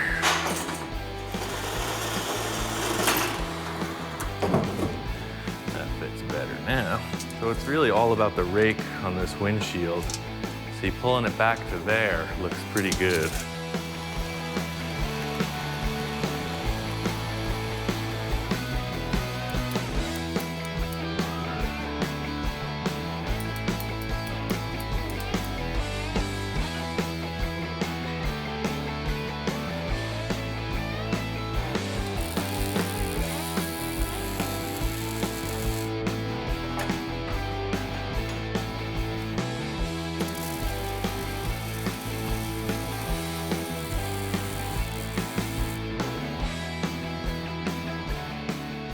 The whole thing with this is usability. It's gonna put some structure back in it because this fiberglass is pretty beat up, but this design is really so you can get in and out really easy. You know, you got some monkey bars to hold on to. So that's the deal. You know, when you're going around the dunes and you need something to hold on to, you got it. And then to get out, you got a handle. And it looks cool. Ever since I started this project, I've been thinking about the engine. Searching around at Don's, as usual, he's got so much stuff. I find an electric motor for a forklift. Just in a pile of parts, you know, there's this electric motor, there's a bunch of switches, speed controllers, just electric stuff. Just got me thinking. I mean, an electric dune buggy, nobody's got that. That thing has been around before I've been married, and I've been married 35 years, so that thing is from the 60s, so it's got to be 50 years old. And I don't even know if it works. I know nothing about it other than it's sitting out back. I've wanted a dune buggy forever. So building this, I'm kind of living vicariously through Don's project. I built an electric car before, and it's just a cool idea. I'd really like to make this happen. Yeah, I'm a little concerned, as old as this electric forklift is, if the parts will work. And then we're on a time frame. Her birthday's coming up soon, and I would love to have it ready for her birthday, for that big surprise. A typical story for me is just a bunch of stuff that doesn't belong together. I got a dune buggy and a forklift and a dream. What more do you need? I think electric car is happening. Today I got all the stuff set up to make this thing motorized. Body's on, the chassis is ready. It's time to make this thing roll. Scabbed a bunch of parts off of an electric forklift. I got a 24-volt DC motor, some kind of a speed controller, a bunch of solenoids, and a bunch of cable. This is pretty much all the stuff it takes to make this car move. It's just a matter of getting it together. When I took this whole thing apart, I didn't think to test the motor because I was so excited that it was free. I just grabbed it and ran. So it turns out the motor was seized. It wouldn't spin at all. I hooked up a battery and it was completely locked up. It's really a bummer because I got this motor for free, expecting to just go forward and immediately hit a wall. I have to put power to it and see what it's gonna do. It's a pretty sad state. This motor sounds more like a siren or something. It's really grinding, it's whining. Electric motors are typically silent, and this one sounds like something terrible. It'll be the only dune buggy with a real, authentic engine sound. The crazy thing is this motor's operating. I put 6 volts and then 12 volts to it. It spins free. It's just making a weird noise.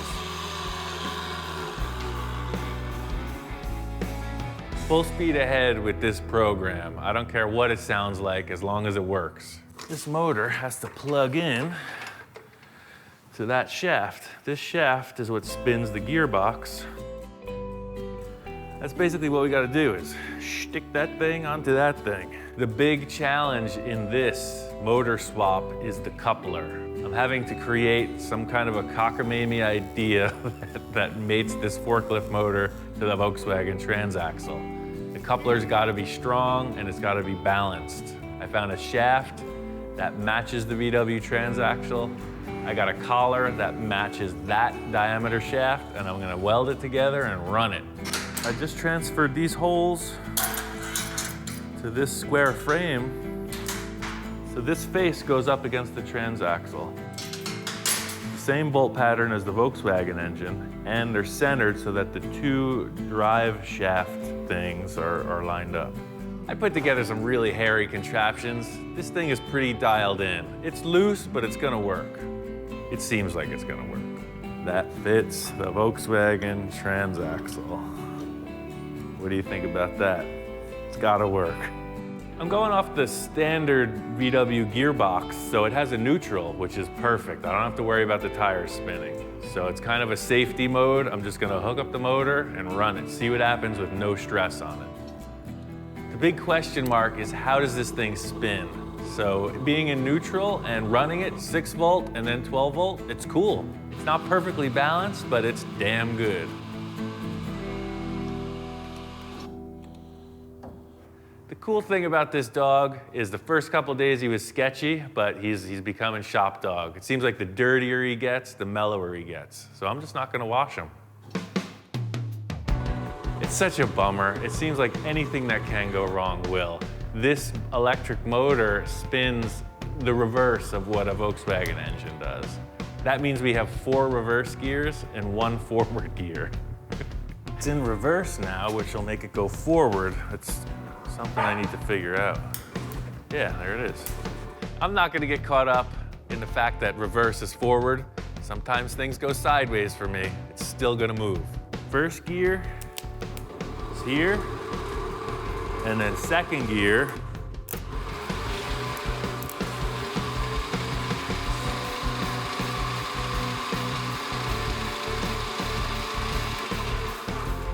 and then with 4 batteries, you'll have 4 gears. go 1,000 miles an hour. This proves that it works. There's 3 things I gotta do. Mount the motor, put a steering wheel in, and add some kind of brakes. It's pretty straight up. I cut through one of the brake lines, so if I hook that up, the brake should work.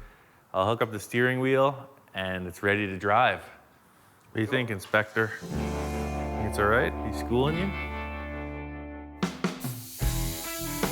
Today is all about getting the car ready for a test drive. Bolting on the body, finalizing the steering column, bleeding the brakes, and just making sure it's ready for the road. I got 2 batteries in the passenger seat, a 6-volt and a 12-volt. What it's gonna do is give me the opportunity to choose a low gear and a high gear. I'm not that familiar with electricity, you know? I've heard rumors about hitting people with a stick if there's an electric issue, so I'm gonna put my welding glove on and just try to isolate myself from the circuit. I am literally stabbing the terminal with a big old cable, manually. Right-hand drive, ting. So we got a low gear, right? 6 volts. Then quick to 12. And we're off. You know, I really wasn't that nervous. I'm ready to go out at any time, you know. This dune buggy would be a great way to pass. I'm always ready for the worst, but I stuck the cable on the battery and it just worked. The wild thing is when there was no load on the motor, it was humming. It was making a terrible noise, but once there's the load on it, it smooths out. I think it's just gonna get better and better. This is like a breakthrough. It was all a huge question mark. I've been really stressed about it because the torque that electric motors make will rip stuff apart, and I just didn't want to break. So having this thing operate smoothly is a tremendous relief. It's kind of anticlimactic because it works. I mean, it would have been a really great thing if it blew up or flipped over, but it just cruises. This thing rocks out. It works great. I'm really happy with it. The motor, perfect. I think it's gonna last a long time. It would have blown up right away if it was messed up. It just needed to wear back in. Brakes work, steering works. It's dune buggy time. This test is a complete success. What I have to do is figure out a way to switch the voltage properly. I got a bunch of solenoids, I'm gonna try that out. So what it's gonna do is it'll be a mechanical switching mechanism, choosing the voltage instead of my hand. It's just safer. It's all about the wiring at this point. I gotta talk with my friend Todd. He knows a little bit more about circuits, etc. A bunch of electrical whiz that I have no concept about. What I need to know is what you want as far as control. I want as little control as possible, with as much power as possible. Simple. Those are the parameters. Perspectives. So that's where we use the big ones. This was actually the whole control box from the electric forklift.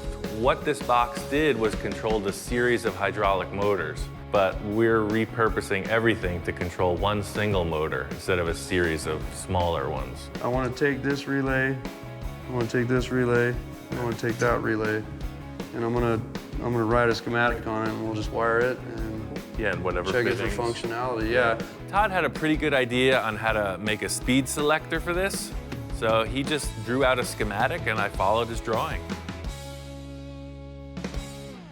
Cool little project, definitely. And I think I can make it happen. While Todd's getting all the technical stuff out of the way, I know enough to get these wires straightened out.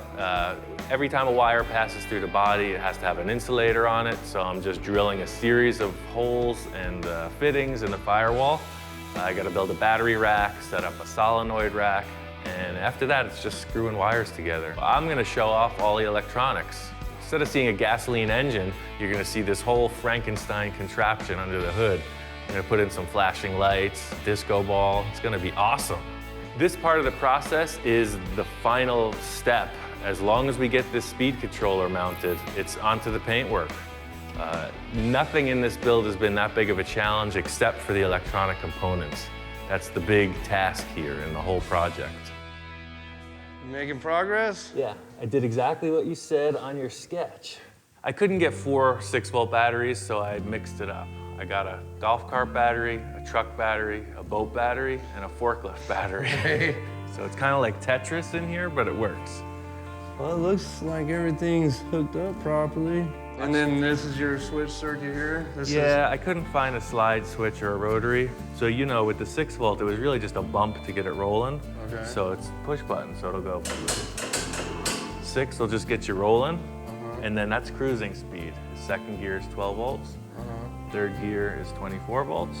And because I don't know if that 36 is gonna fly, I just put it on a momentary.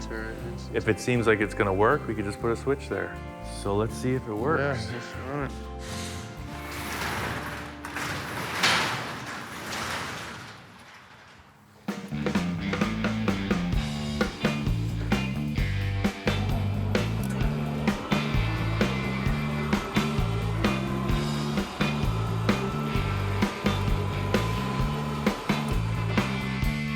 That is rad, man. I'm telling you what. I didn't think it'd go that quick. And he's still got 4 gears.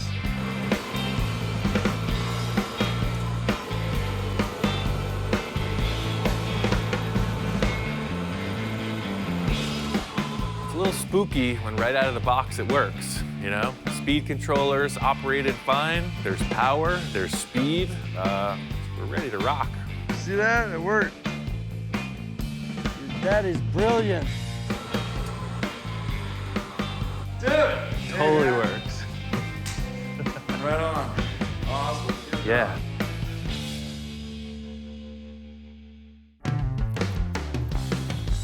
Now that this car is running, I looked at it driving around a little bit. It's kind of bland. The body's a cool shape, but it's just one big blank thing. No trim work, nothing. It's just a shape. I want to do some kind of graphic thing. It's got to be an exciting car. It's a fun car, so I got to come up with something cool. Graphics are really time-consuming. 3M gave us a whole ton of tape, so I'm going to use every bit of it. I'm going to tape off the whole body of this car and come up with a cool graphic job. I got a silver car, I want red stripes, so I'm going to tape it off everywhere so that the only part that gets the paint is where I want the red. The wild thing about this is I have so many lines going on, I'm not going to know what it looks like until it's painted. This is just an idea. The whole deal is it's got to be symmetrical, and it's a million pieces of tape on this, so they got to seam together flawlessly, because if the tape doesn't line up, the paint doesn't look right, doesn't look pro. I don't have a lot of experience with paint, so I really don't know what this is going to look like until it's finished. Really, once the clear coat is on, that's the finished result, and a painter that's done this knows where he's going. I'm just going. Eastwood gave us a whole urethane kit. It's got this red base coat. You just thin it out. It has no catalyst. It's super easy to use. You just mix it and spray it. Worked out really good.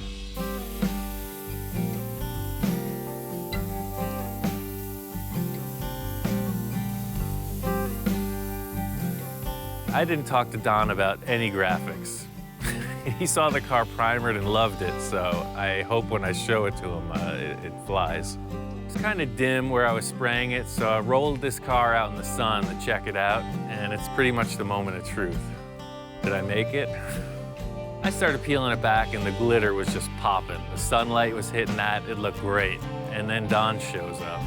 I don't know, Ian. Red's not one of her favorite colors. Oh, but that glitter sure looks nice.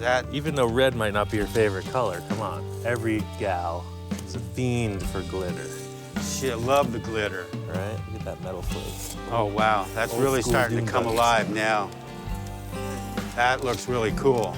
When Don saw this thing in the sunlight, he was sold right there. He thought Patty, even though red wasn't her favorite color, he thinks she's gonna dig it. Not only do you have glittering lightning bolts, but you got a double red line there. That looks really cool. I'm stoked that the paint work happened. That was a little touch and go, but it worked out perfect. So once this base coat sets up a little, I'll clear coat it, and then really it's just like put on the headlights, put in the interior, and she's ready to roll. I think 3 days is good. Yeah, when he pulled the tape off and it was done, and the clear coat was the next step, I knew it was going to come alive then. It looks absolutely great. Wonderful, wonderful. Be just in time for her birthday, man. Be perfect. Hope Be a she great likes it. surprise. Oh, she's going to love it. All right. Okay, I'm going back to work. I'll be here.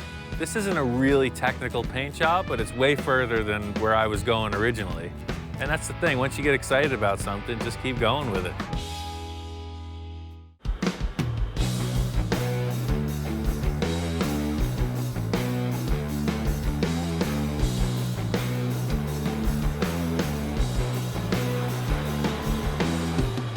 Finally got the car all dialed in. Road tested it for a while, seats are in, carpet's laid, it's time to show it to her. Don and I are gonna reveal the dune buggy, and I really hope Patty likes it. She knows we've been working on something. She doesn't know what we've been working on. So I think this is gonna be a total thrill for her. She's been around the dune buggy stuff all her life. Her dad used to take her out, cruise in the desert many, many, many times. And she's such a tomboy. This is gonna work out perfect for her. Don't walk me into something.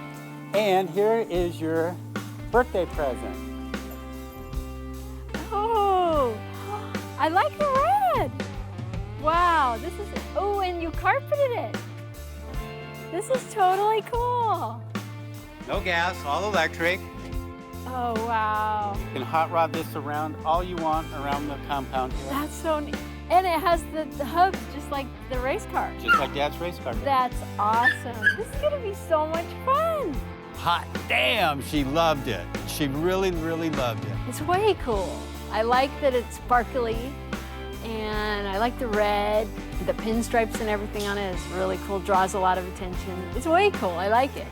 Yeah, we actually found this back in the shop way back at the end. It was buried under a bunch of stuff, and we restored the whole thing. That is so cool. The thing that Patty responded to most was all the reused parts. We're on the same wavelength in that she's not looking to spend a bunch of money. She doesn't want a super fancy car. So the fact that we used all the stuff that was around her family's compound really turned her on.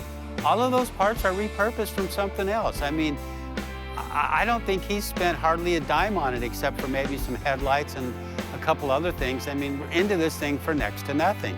So the whole deal is it drives just like a car with the brake and steering, but there's no gas pedal. You just have this switch. So if it's in neutral, the motor just turns on. Really? And that's it. That's all you do, is on and off. And there's different speeds. So you don't have to shift. That's your shifter. I think my favorite thing that Ian did with the car is going electric with it. I think that is just way cool. And it shows how talented he is. I was kind of nervous because it's electric, so it's different. It's completely different. So I wanted to drive it, but I was also nervous about damaging it or doing something. But it's really cool to drive. It's a lot of fun. I love it! The cool factor about this whole build was that Patty's family was into dune buggies. I mean, for years, like old school when the thing first happened. So to restore this original Survivor and give it back to her, it's like it came full circle. As far back as I can remember, my dad, he always raced cars, and he always had dune buggies. We always went to Pismo, and he had a Myers Manx, and it was a lot of fun. And just looking at this makes me remember how much fun I had with my dad and with my sisters. And I'm not a girly girl, I'm a total tomboy, so this is totally perfect. Don was totally stoked. His big issue was this was a gift to Patty. He didn't want to end up in the doghouse, so me pulling this off for Don was really like an ace in the hole. Yeah, Ian did such a wonderful job on that, and my wife is so happy. I don't think we could have got her a better birthday gift than this. It was absolutely fantastic.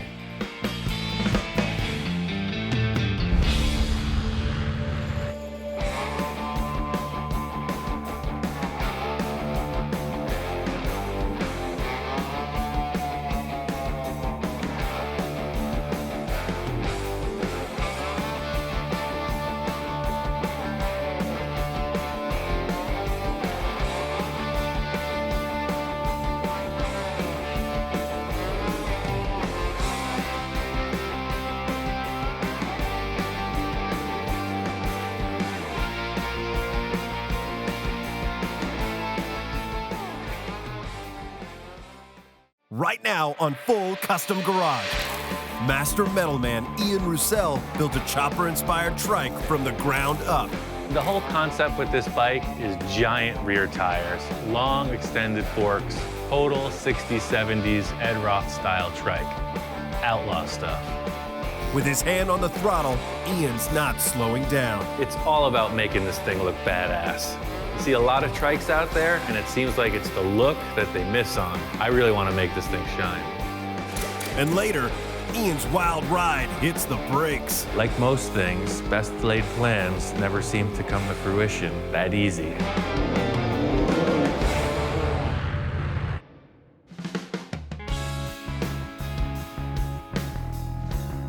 We're in Ventura, California. It's the Chopper Fest. Just looking around, see what's happening. I got a couple ideas of a bike I want to build, and I'm just seeing what's out there. Seems like the bike world's taken a couple turns in what's popular with style. For me, the 60s, 70s, the chopper thing that was going on is really the core of it. Traditional bikes have a really lean profile, and of course they got stretched out just to be crazier. That's what I'm into. I want to build a bike that reflects that.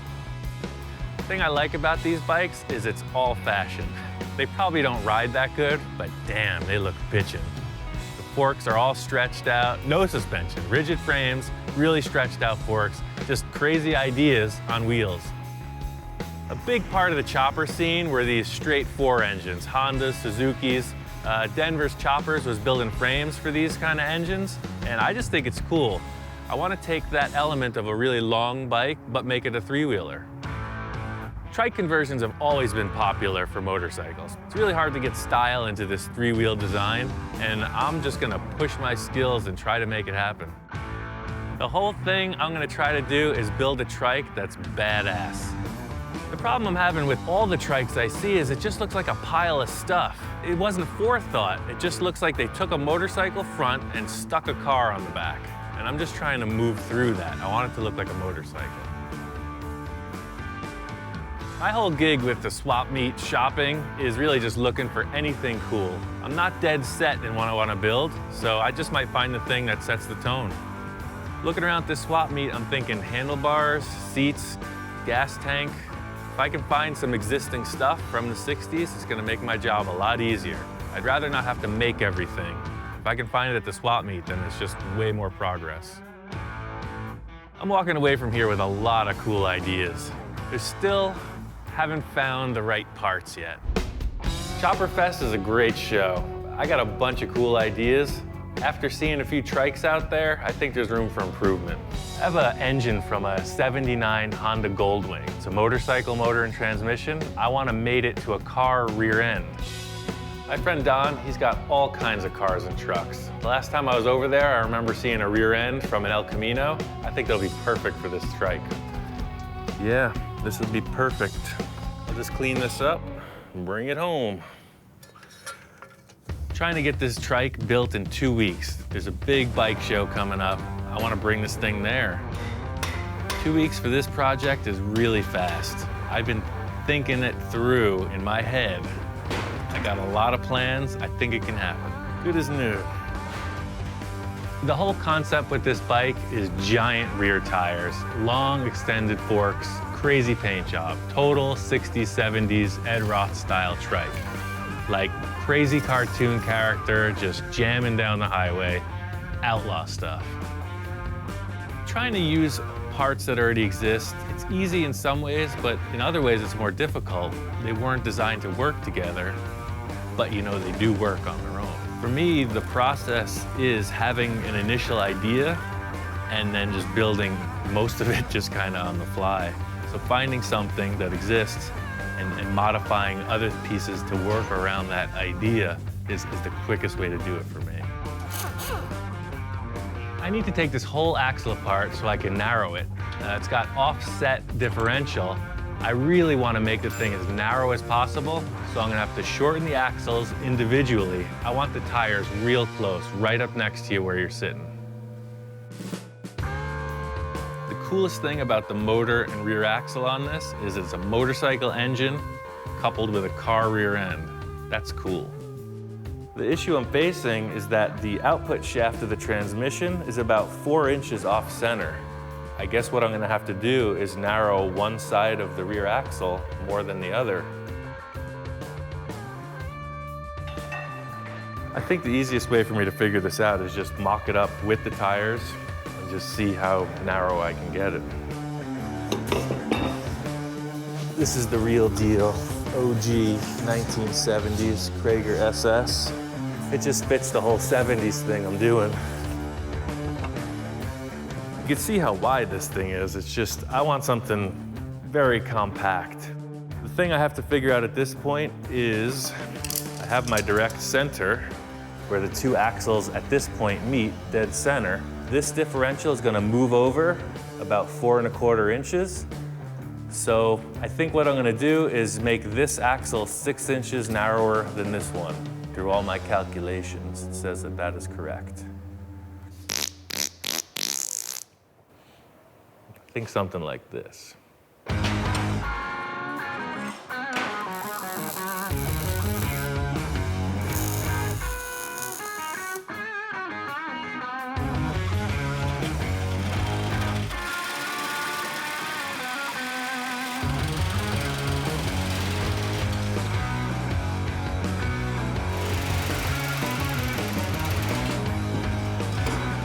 That's considerably narrower.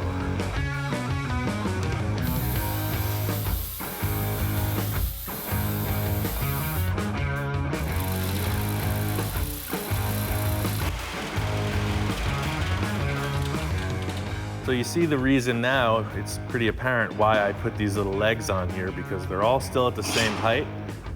I can just move it, re-weld it.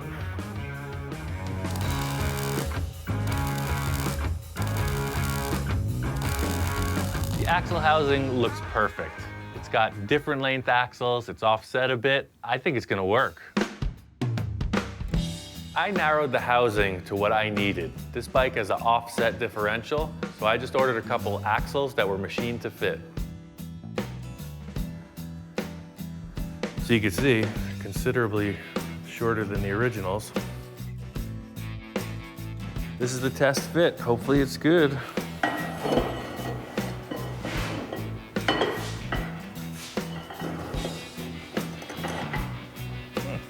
Actually fits. Number 2. Well, I'll be. It actually works. Wow, I mean, it works. It totally works. I'm always hesitant to let stuff leave the shop, but the machine shop did it perfect. It looks great. It's gonna roll.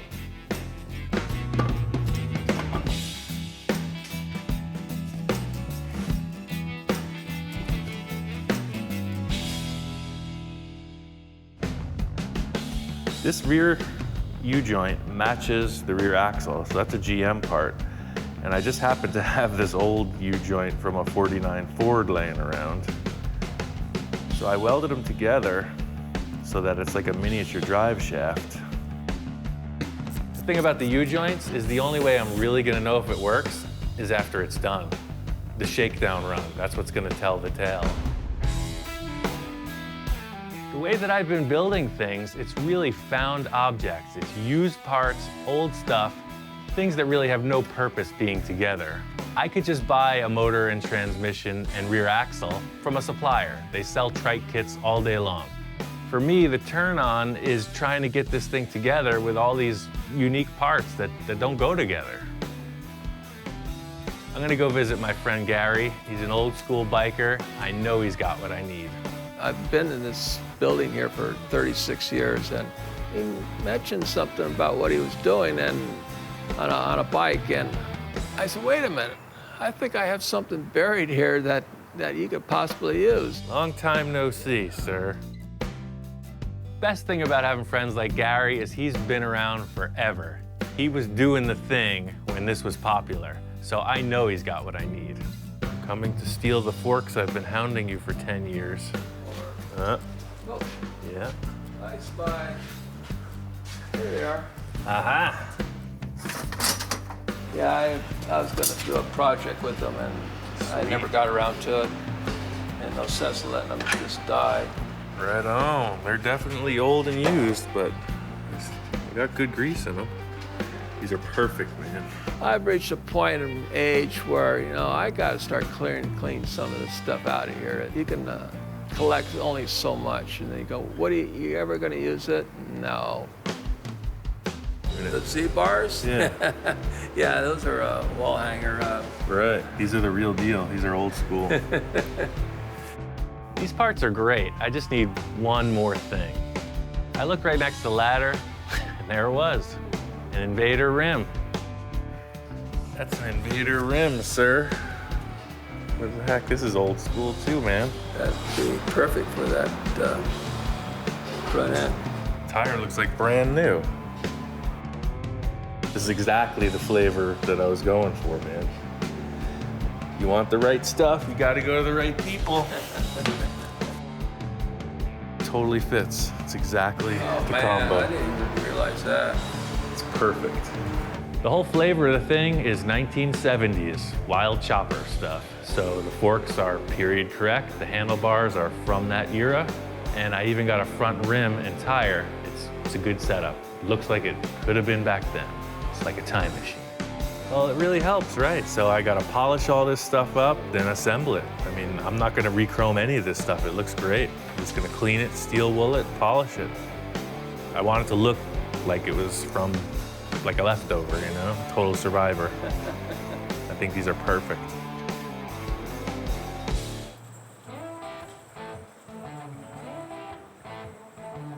I built this thing like 20 years ago. It usually sits in a corner, but sometimes I just ride it around, you know? It helps me think. It's really all the same thing. I mean, I'm just trying to get into some kind of a groove, get the feeling, and move forward. This is a creative project. There's no blueprints. The whole deal with the mock-up is that I could see it three-dimensionally. It's really hard for me to sketch something, but seeing it on the table, all laid out, I know what I'm looking at.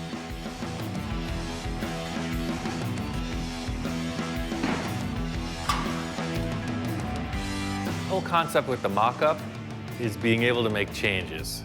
It's really hard to see what it's going to look like until all the pieces are in place. It allows me to adjust the wheelbase, move the handlebars, do my hair, you know, whatever it takes to make it right. Yeah, this is a little too low and stretched out. I'm definitely going to bring the tire in and the handlebars up. This is just the flavor I'm looking for. It's got that 70s chopper look. Thing totally came to life. I mean, it's still just sitting there on the table, but I'm already cruising on the highway. This bike has a solid rear end. It's a rigid, it has no rear suspension. I need a comfortable seat. I was looking around for seats, motorcycle seats, horse saddles, wheelbarrows, anything. That would almost work. To upholster the whole thing. No ordinary seat's gonna fly for this. It's gotta be something really cool. That's not the seat. It's hard to know what this seat's gonna be, but I want something unique. It could be anywhere. People sit on a lot of stuff. Seats are around here somewhere. Just gotta find them. You know, it just occurred to me, I've been sitting, working for 10 years, 8 hours a day on this freaking work seat. I think it's perfect.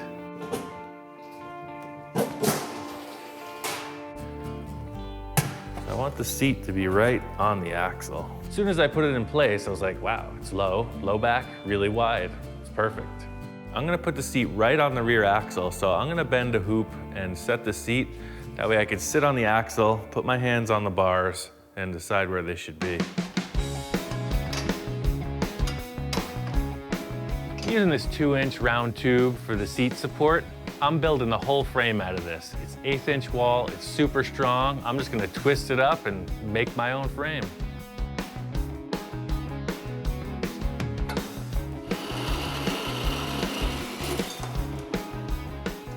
So I made these two little saddles out of 3/4-inch square tube. They're gonna sit right on there, and that should be plenty secure.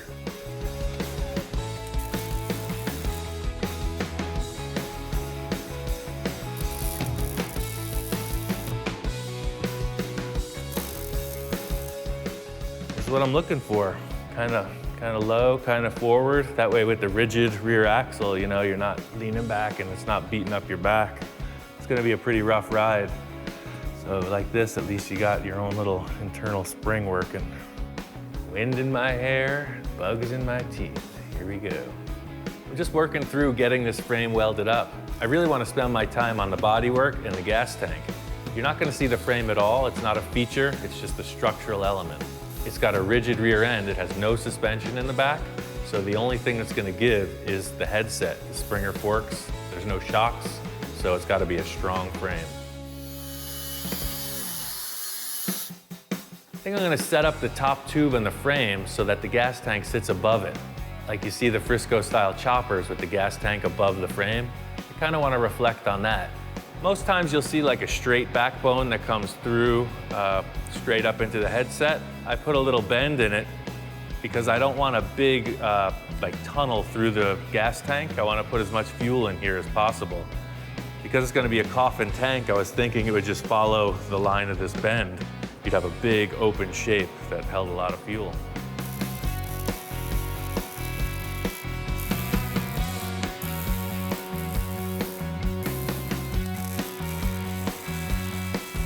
So this is the look I'm going for.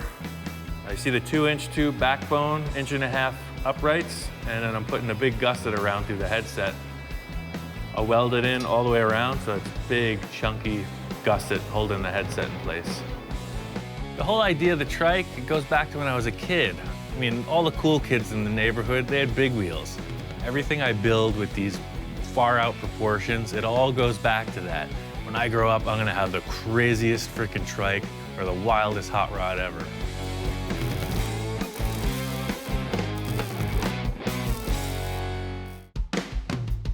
Coffin gas tank is iconic. Late 60s, 70s, chopper stuff. I want to build a coffin tank just like I saw in the magazines. So this is the start to the gas tank. Just laying out a couple quick measurements of what I want it to be. At this point, I'm just eyeballing it. You know, I'm putting out a center line, I'm setting up the top dimension of the tank, and I'm just gonna put it in the sheet metal brake and fold it, see how it looks. The main reason for using cardboard or hard paper is that you can create a 3-dimensional mock-up of what you're building. It's way cooler than some computer-generated image. That's pretty cool. That'll work. What I'm building is a take on this classic coffin tank, they call it. Has flat sides, kind of faceted, sort of like a diamond, or like a coffin. The coffin tanks are pretty basic because they're just flat panels bent on a sheet metal brake. It's pretty simple. No English wheel, no special hammers. You just bend flat panels and weld them together.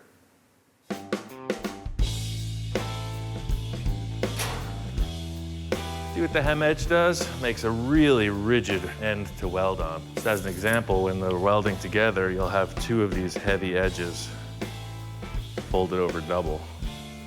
You can see how if I bend it, it's going to interfere with the next panel.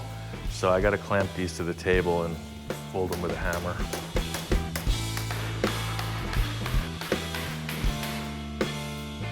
This is pretty cool because it shows that you don't really need all the fancy tools to do this type of thing. This is the last bend. This type of fabrication really reflects everything I've been doing, is just try to figure it out and make it happen. I've never had the luxury of so many fancy tools. Sometimes you just gotta go backwards, like this.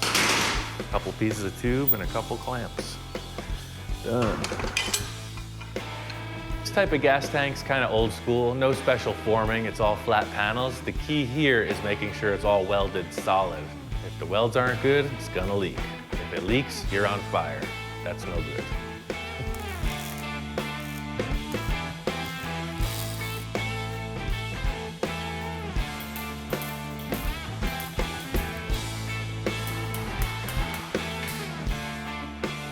I like to use the MIG welder to spot weld all the panels together. It's really quick to mock it up with the MIG. Later I can TIG weld it and then it'll be liquid tight.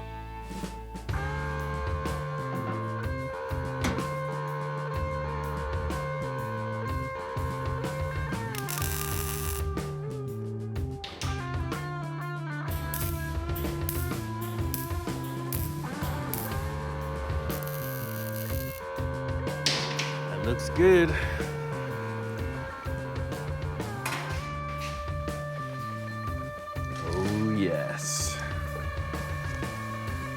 look like a motorcycle. See, the idea is if you break down, you can just roll home. It's pretty easy. The next step is to create these little inner fender wells. Obviously, I don't want to be rubbing on those things. It's tight. Keep the pants off the tires. Just a little extra guard.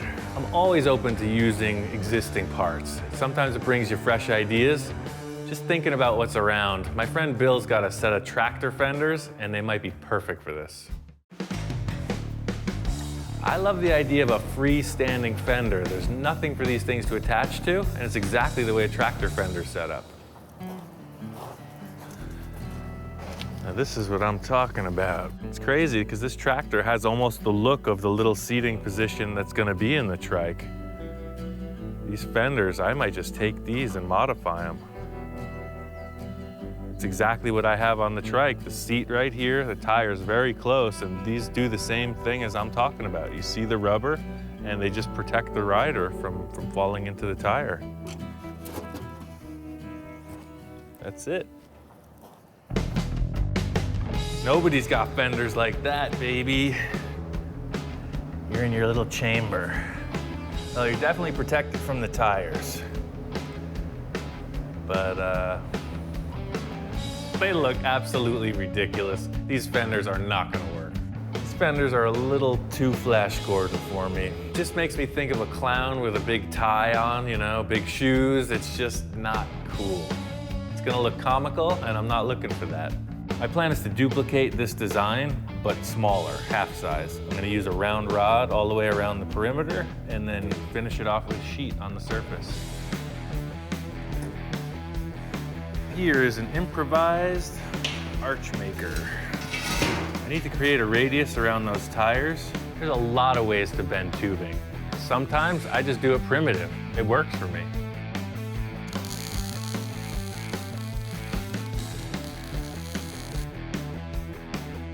Weld the end, flip her over, and roll out the barrel.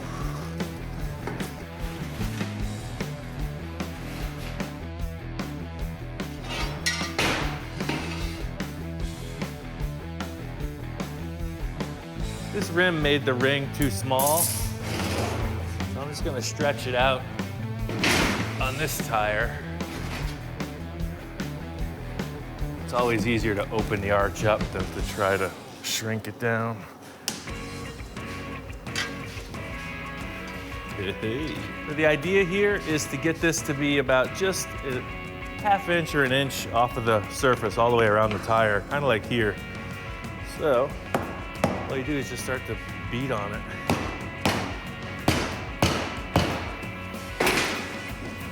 Right about there. So this puts an even half-inch perimeter all the way around. Now that I got these hoops around the tire, the rest of the skeleton of the body is going to be the same rod. So I'm just making some pieces that go around the tire and hold it up. Now I'm gonna set up a couple little braces so that these hoops don't fall off the tire.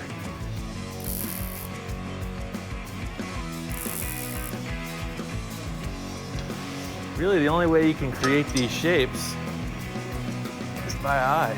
You just put it in, give it a little twist, put it back on.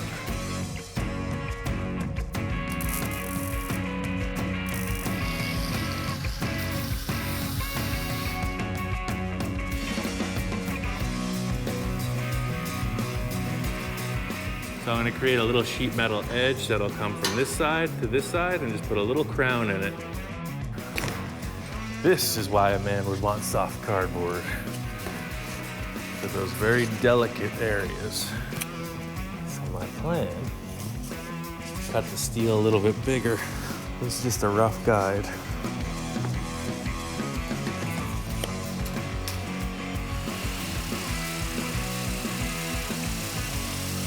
I got some pretty cool air shears. Eastwood sent them over. They work perfect.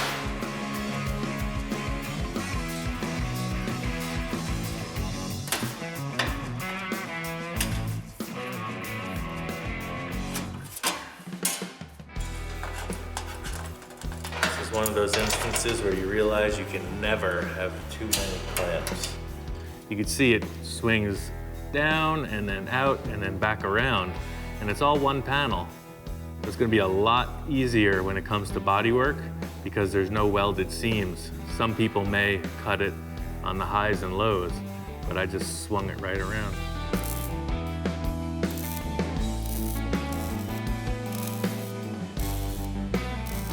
In the end, I'm gonna paint these fenders so they look like some kind of a carnival freak show.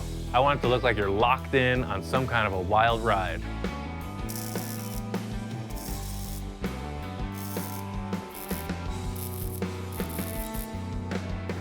All right. It's getting closer. The whole idea with the fenders, you can see now, your legs ain't gonna rub. It's perfect. You got just enough to keep you off of that. Still got your wheelchair action. It's pretty cool. Something about the bars that were on the forks, they just looked a little too small proportionally in relation to the rear tires especially. I just want the bars to be a little bit more forward and not so down in the wrists. I want them kind of straight out.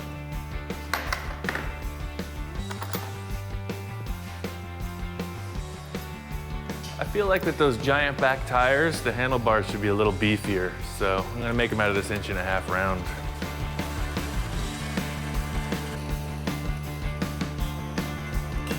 See on the top of the bars how they come backwards towards the rider. I don't want that much angle. I want them to be a little bit more forward.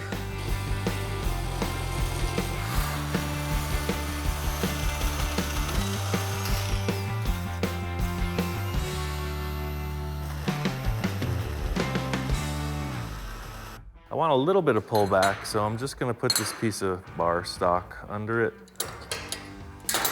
And I'll set up the angles like so. And that should be good.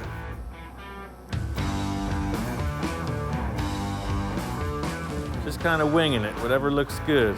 If they don't look good, I'll make another set. How's that sound?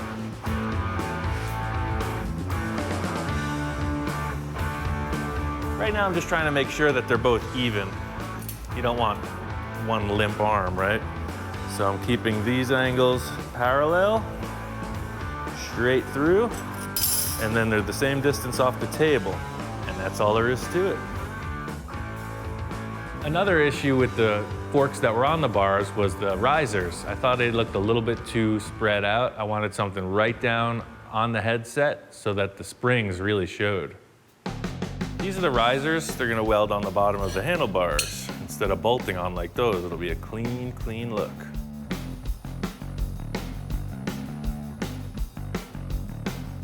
See, I welded the little nut inside. Then there's the bottom plate. Makes it very, very strong.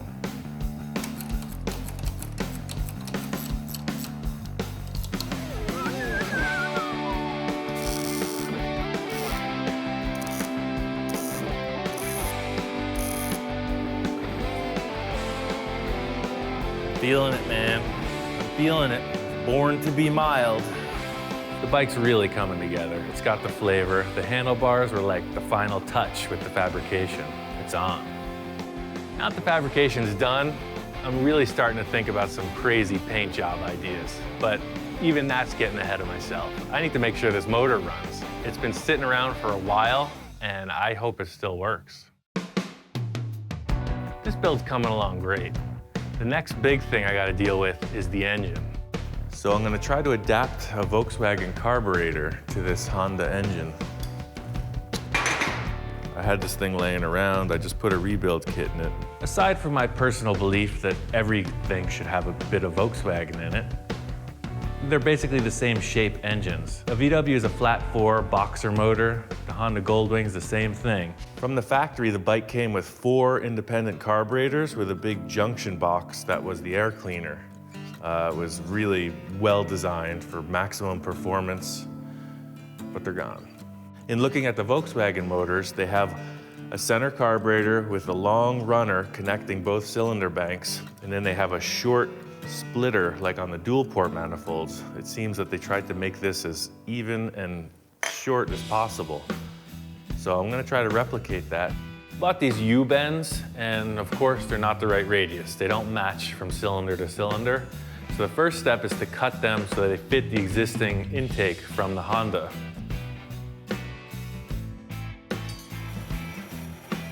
The Honda motor and a Volkswagen motor, this style, are pretty similar. I don't see why this intake wouldn't work.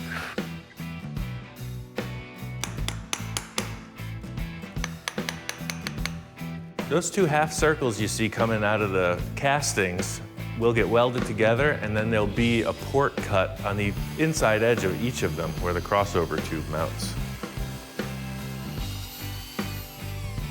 Next, I'm gonna make a tube that crosses over the engine. After that, just make a riser for the carburetor and weld a base plate on. I'm using the same size tube and making a cross member that goes left to right on the engine. It'll look kind of like a dog bone, but I'll put it upright in the center of that holds the carburetor. It's gonna go 10,000 miles per hour. It's amazing. This intake is just a shot in the dark. It's my best guess, just like everything else I build. I'm just winging it.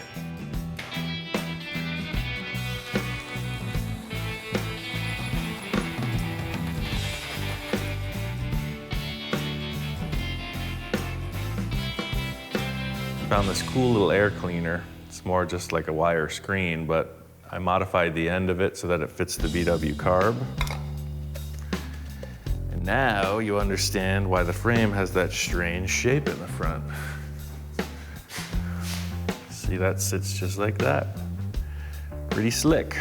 So all I need to do now is just make a tube that goes up and holds the carb. Like most things, best laid plans never seem to come to fruition that easy. This isn't gonna work at all. I didn't take into consideration the way the throttle linkage is gonna hit the manifold. Pretty much married to the idea of the intake being this shape. I gotta come up with a way to make this work. I think I'm just gonna make a curved tube that sets the carb a little bit forward. I had intended it for it to be right on top of the intake, but it's gonna be a little bit offset.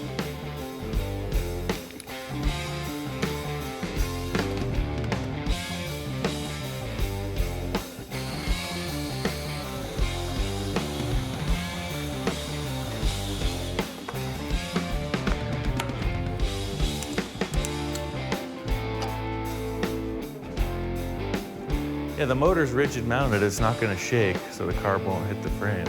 It's all good. Bitchin'. I think it looks great. It's exactly what I was thinking. You always gotta jump hurdles to get there. In the end, it's what I wanted. Now that I got the intake squared away, I'm stoked. It looks like it's gonna go. I don't know if it's gonna work. It's time to try to start this thing. It's the moment of truth. All right, let's try to give it some fire.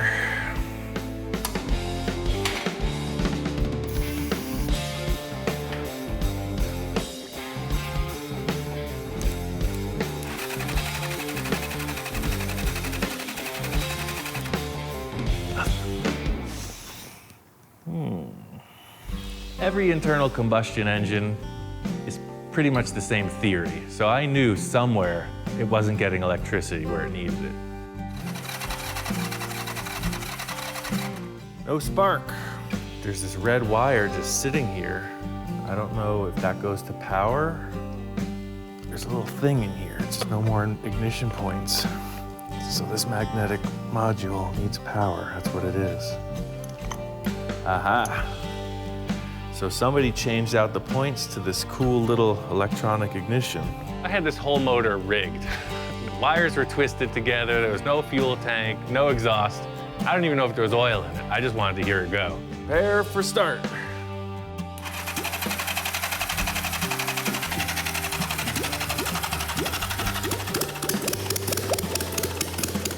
As soon as I put power to that red wire, like a light switch, it started right up. Next step is to get the tank and the fenders painted. Pull this motor back out, shine it all up, run the fuel lines, electricity, and ride it.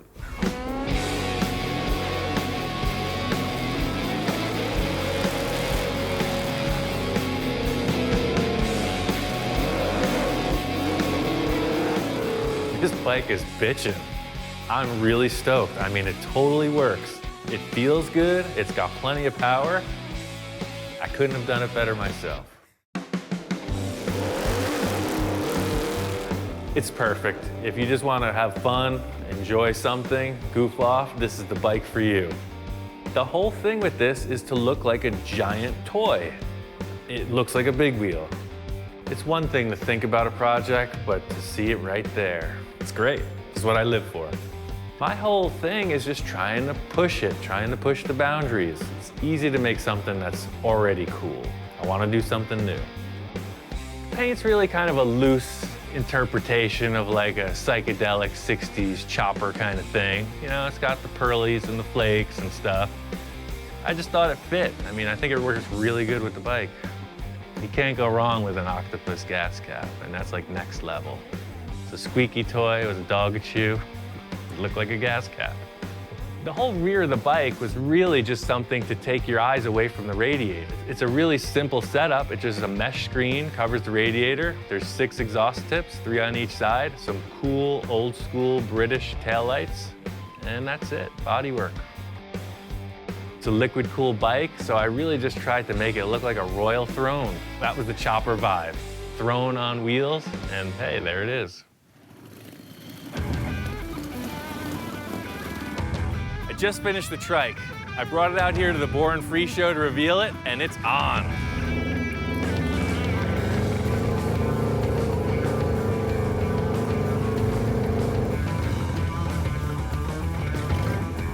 Born Free show was the perfect venue to take this to. It's just mellow, good vibes, great show.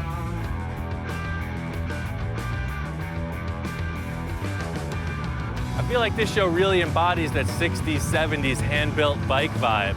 You see a lot of really long bikes, thin tires, everything that was happening before the mass production.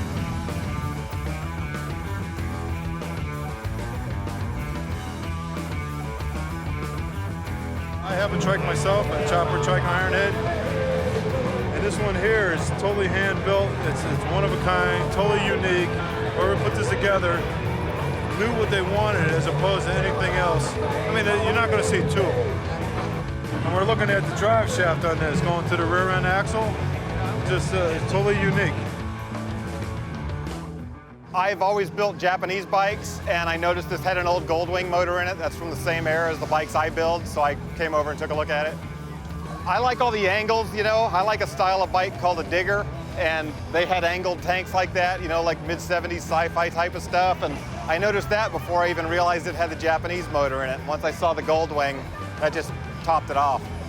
Didn't notice it until we stood here, but it's got a seat off a lawnmower on it, you know, and it's perfect. Nobody would ever guess, but I mean, he did the same thing, just home built, different ideas, and it works perfectly.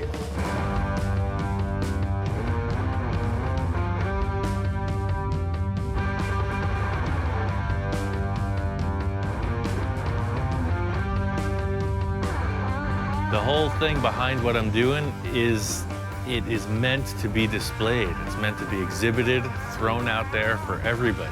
It's pretty sick. You can make a Honda Goldwing look cool.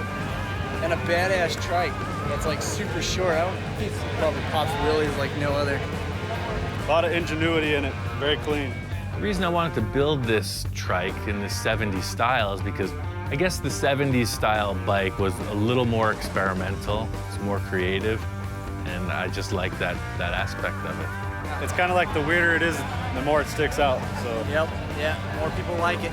It's hard to describe exactly why I need to do this, and that really is the proper word. I need to do this. As I understand it, you only live once, and for whatever reason, I need to build these things. Being at a show like this, the Born Free, it really turns you on. No other way to put it. These guys have it nailed. It really makes me want to build something else. The next thing I build is really defined by what's laying in the scrap pile. That's how this thing was built.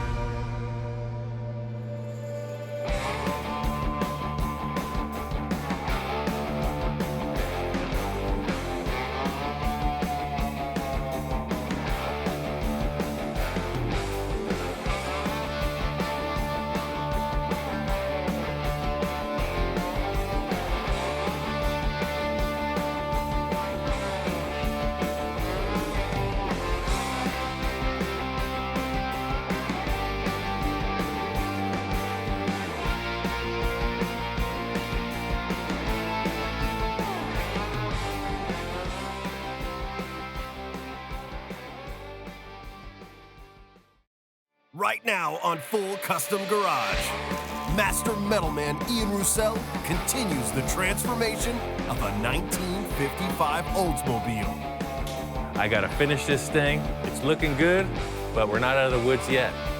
And Ian's client has his doubts. I'm really anxious. He's got some good ideas, but I know that you just keep throwing dollars at these things.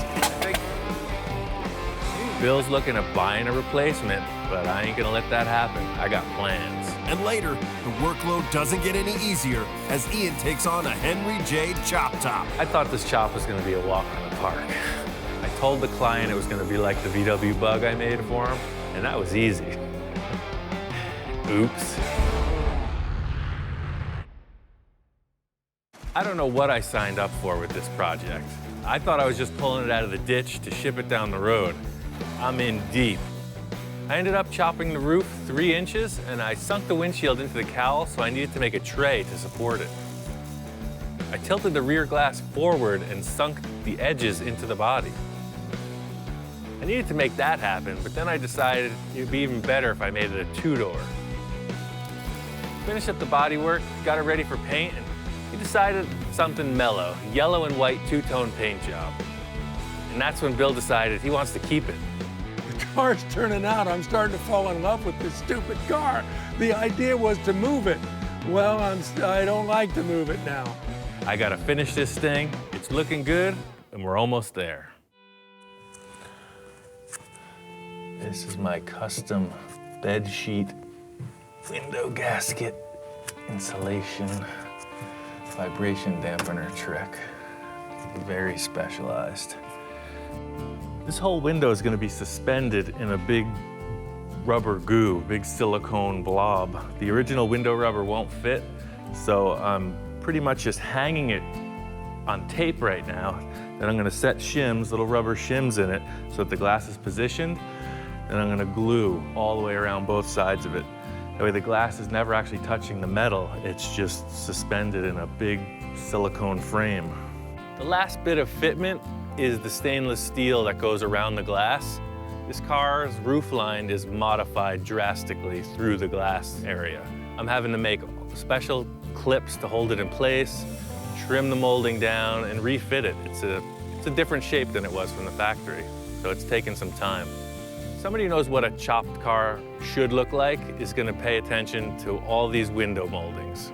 Having them fit right, it's a big deal. It's what's going to sell the car.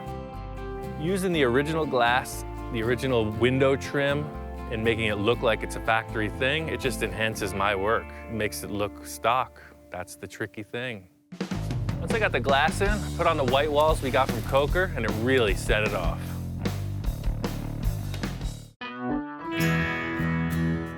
This car just needs something to put it over the top. I called my friend Scratch in. He's the best pinstriper I know. I think he's just gonna finish this car to perfection. You know what? When I first saw the Oldsmobile, I'm walking up the hill to the shop, and the Oldsmobile's sitting there in the middle of the shop space, and it just kind of brings me back. It's very nostalgic for me. I like that they hadn't changed the grill or anything just yet, and then they chopped the roof, so it already it has that look of it's kind of fast, but it's elegant.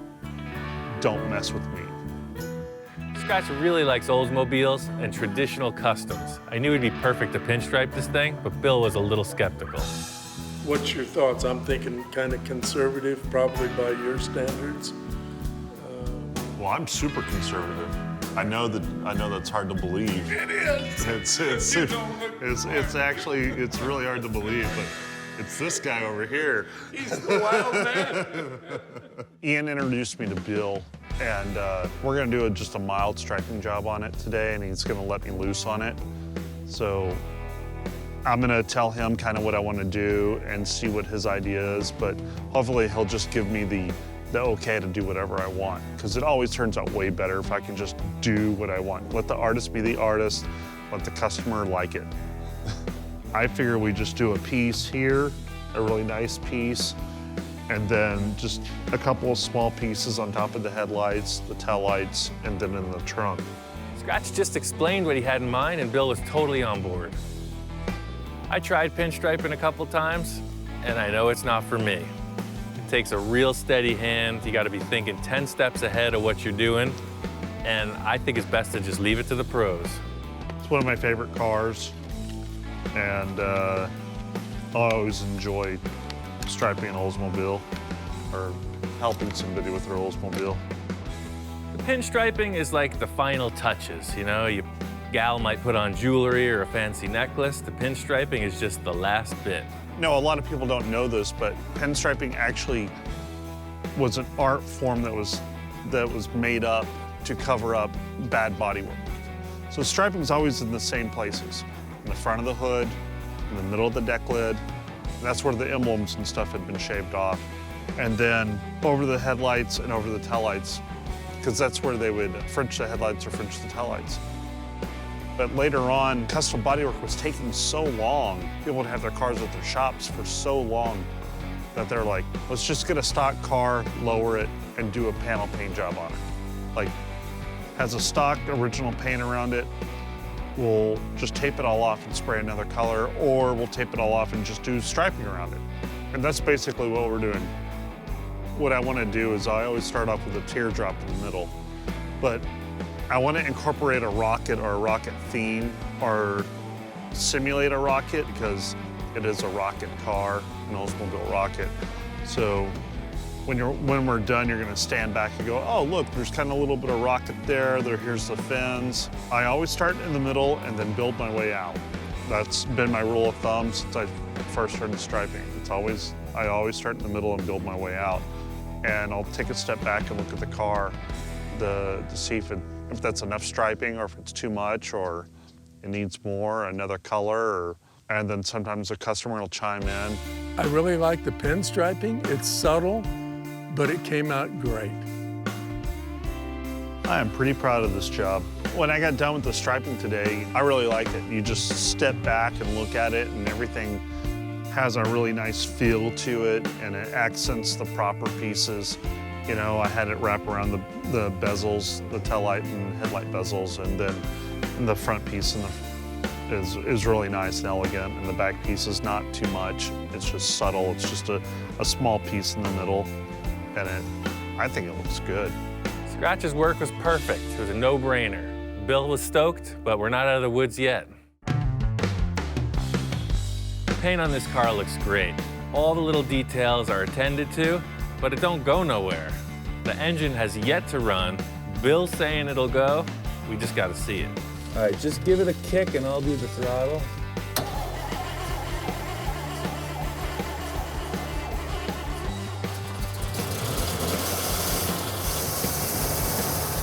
The engine runs.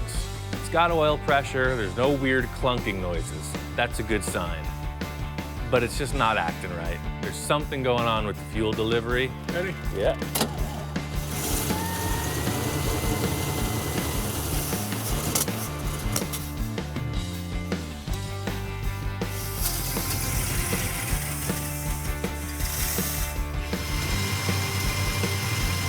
She's coming apart, sir.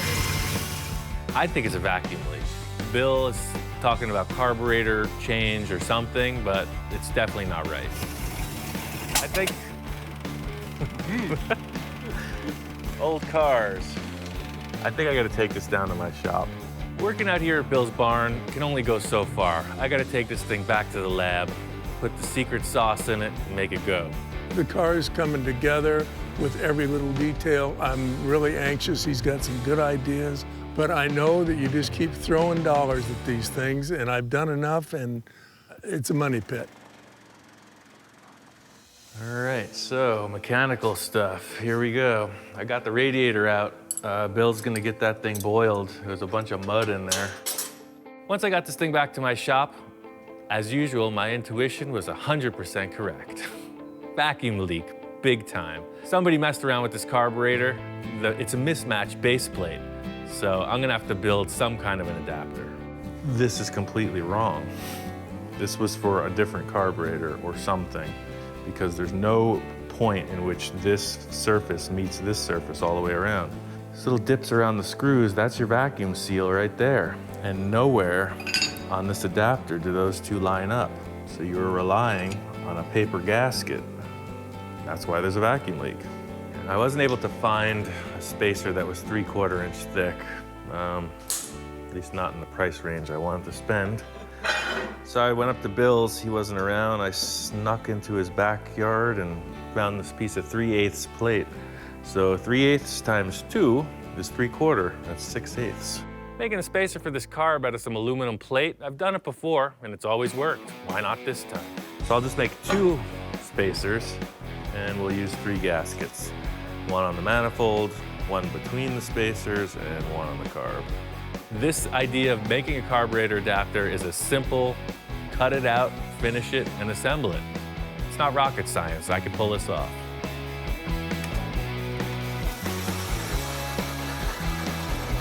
Four hole saw holes, and that's what you get. Pretty cool. The whole deal with what I do is one of a kind. Nobody else has got this. Even though it's a simple carburetor spacer, that's the cool factor. So another issue that came up, you don't really consider it when you're just dealing with cars, but this was a 4-door. So we get the whole thing together, get ready to get in the back seat. It's a fixed back seat. Every 2-door either has a split bench or a full folding bench. So this isn't going to be okay, because otherwise it's a 2-seater. You can't get in the back.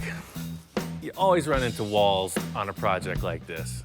2-door to 4-door conversion, it's pretty straightforward. The last thing you're thinking about is whether the seat's going to fold forward.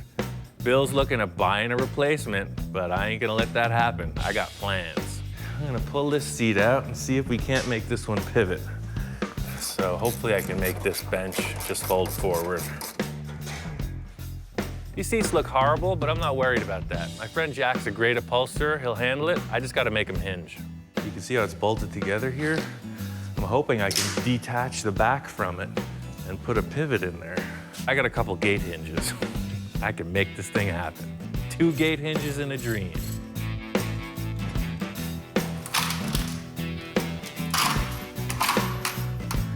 Funny.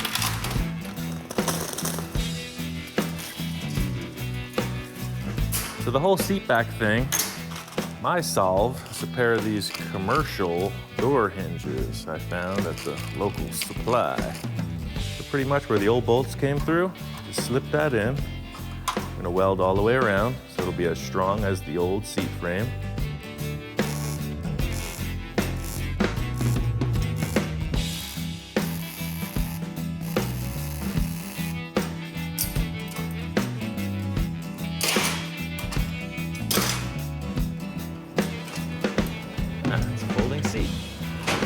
Easy. Yeah, you won't need to fold it more than that to get into the back. So you can see here how this C-shape indexes, so that'll make it very strong. See, it closes right back on its original holder. And I'm thinking if we take the old retaining nut and put it in here, it'll thread in and out and it'll adjust the pitch of the seat back. All right. A lot of parts in a car. Even though we had a big pile to start with, we're still missing door panels, fasteners, all kinds of trim stuff. I made a bunch of interior panels out of masonite. I'm gonna follow that through with the kick panels, bring them to the upholsterer. The interior panels, this used to be the inside of the door, but now nothing that used to fit the door will fit here. I'm gonna take some 1/4-inch masonite and just make up a blank shape that'll represent a door panel or an interior panel at this point.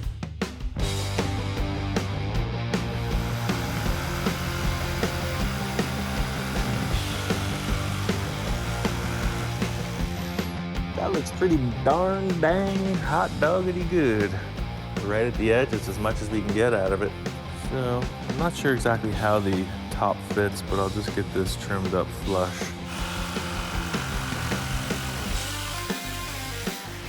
This metal trim used to be the inside of the rear door.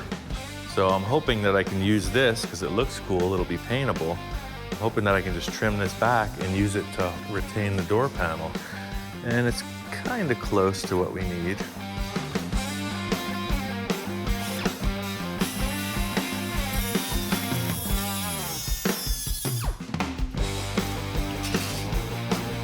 little machine.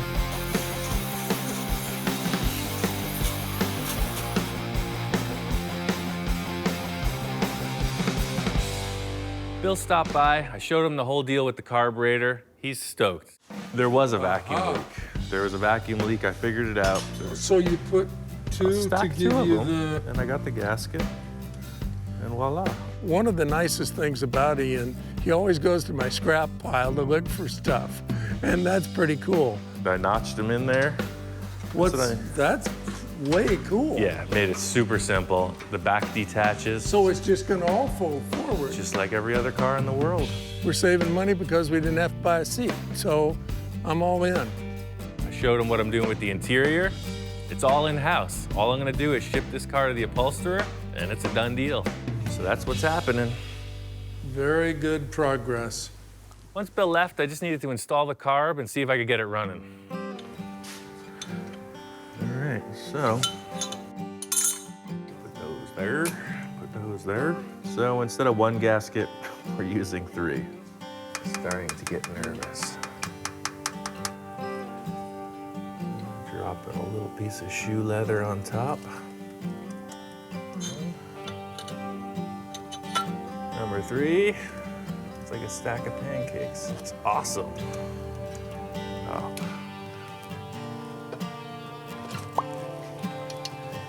Voila. All I gotta do right now is put in the radiator, fill it with fuel and with water. Yeah, it's pretty much ready to start as soon as it's got fluids in it. That's a little bit better. Let's feed the pig. Sometimes the old guys know what they're talking about. Bill had a hunch that this was a good running engine. Sure enough, man, it sounds tight. Really good. The whole problem was that vacuum leak. You can hear how it's like hands off, it idles. Totally good.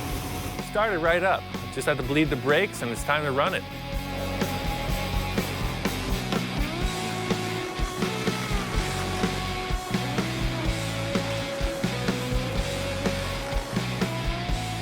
This car drives good. I'm stoked. The steering's tight. The brakes work great. I like it just like it is. Bill was right. The thing runs great. Cruise is nice. Everything seems like it's legit. I just got to get the seats off to upholstery and this thing's wrapped. I just came down here to the valley, my old stomping grounds. Came to see Jack, the upholsterer. He's done a bunch of work for me in the past, and these Oldsmobile seats should be a no-brainer. I've been friends with Jack for over a decade. I found out about him word of mouth. He's the old school dude. He's been there, he's done it. He's worked for Barris, a lot of the SoCal custom shops that were around in the 50s and 60s. It's really a no-brainer. All the upholstery goes to Jack because he's the man. I worked for Barris for 5 years in North Hollywood over here, and we were always doing something creative, you know. 'Cause he comes up with some wild stuff. He's a lot like Ian, you know.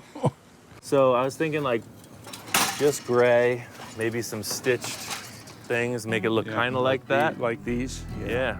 All the way across. You know, it's like a 1955 styled car. Sure. Nothing fancy, it's chop top, but nothing too crazy, so I just want to keep it mellow. I'll tell you what, you spent a lot more time around cars of this era than me, so I think I'm gonna leave it up to you. Well, that's because I'm old. Yeah, that's what I'm saying. I'm an old guy. So. You were there. I totally trust Jack on his design. He's been around since this car was built. I mean, he knows what's up. Back then, the cars had character. You know, you could see a car go, you'd know what it was immediately. Today, they look like jelly beans. They're all round, and they're just different colors. They don't have the personality like the cars in the 50s and 60s had. Not even close. All right, well, I'm gonna leave it up to you. Give me a call whenever you're ready, and I'll have the boss sign you a check. All right. How's that sound? Just tell me what you want. I'm on the last leg of finish work with Bill's Oldsmobile. After seeing this car come complete, chop top, the whole deal, it got me spiced up to start another one. The big fabrication tricks, they're the starting block of any custom project. The Oldsmobile's really tedious at this point. My favorite part's the beginning, so I'm starting on another one. I built a VW Bug for some clients up in Canada. They brought me down a Henry J. Pretty cool car. They want me to chop the top and do a bunch of other work to it. Everybody calls this car a Henry J. The VIN tag says Kaiser Fraser Corp. Apparently that's the manufacturer. I've also heard people refer to this car as a Sears Allstate because it doesn't have a trunk. I guess these were sold through the Sears catalog as an Allstate. So I don't know what it is. I'm just gonna chop the top. Mark gave me a wish list on what he wanted to do to the car, and he's not in a rush. So that gave me some time to really figure out how I wanted to chop it and go forward with the build. The thing that thrilled me about the car was it looks like a cartoon. I mean, it's got all these wild lines on it already, so there's really not much left to customize. First step is to just take everything I'm not gonna be working on off.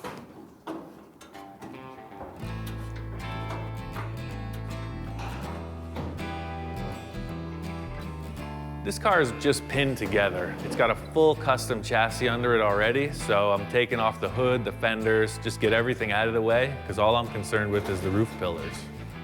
I love the way this car disassembles. Everything unbolts. It really just unbolts to this bare body shell. It makes it way easier to work on. The whole concept here is just try to simplify it. The less cutting, the mo better.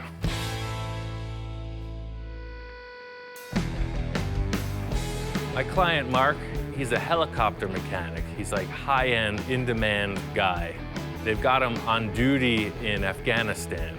Hey man, how's it going? Long time no see. Hey Ian, it's been a while there, Ian.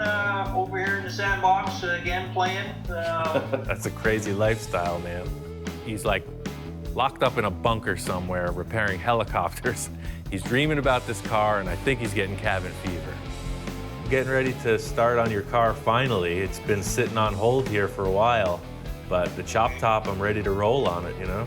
You got free reign on this car, buddy. It's all yours. Whatever you decide to do. I want you to go radical on it, just like the Bug, because the vibe on the Bug is awesome. I want the same vibe on the Henry J. It's a true Ian Roussel original, just like the Bug. Mark is looking for something really radical, and I don't think it's a bad idea, you know, on the whole. So we're just gonna have to see what develops. I'm feeling it out. All right, nothing new about this whole structural deal. It's just a typical scenario. You gotta brace up all the door openings, put a couple cross braces. I threw some straight legs down to the chassis, so everything's braced up. This is a bare shell, it's super light, there's no engine, nothing mechanical's hooked up, so it's really just about getting this steel shell squared up and braced strong enough to cut the roof off. The whole idea of this chop for me is simplicity. I'm trying to work through it relatively quickly. I don't want to cut the roof open, bottom line. So you can see this window right now. I mean, with the rubber and everything else, it's probably a 16-inch window. So if you were to take a third out of 16 inches, I mean, 5 times 3 is 15. So a third out of it would be a little over 5 inches. So you could see a 4-inch chop. You know, there's a 2/3, 1/3 ratio thing going on. 3 inches is still pretty mellow. Either way, I'm making a bunch of marks on this thing every inch.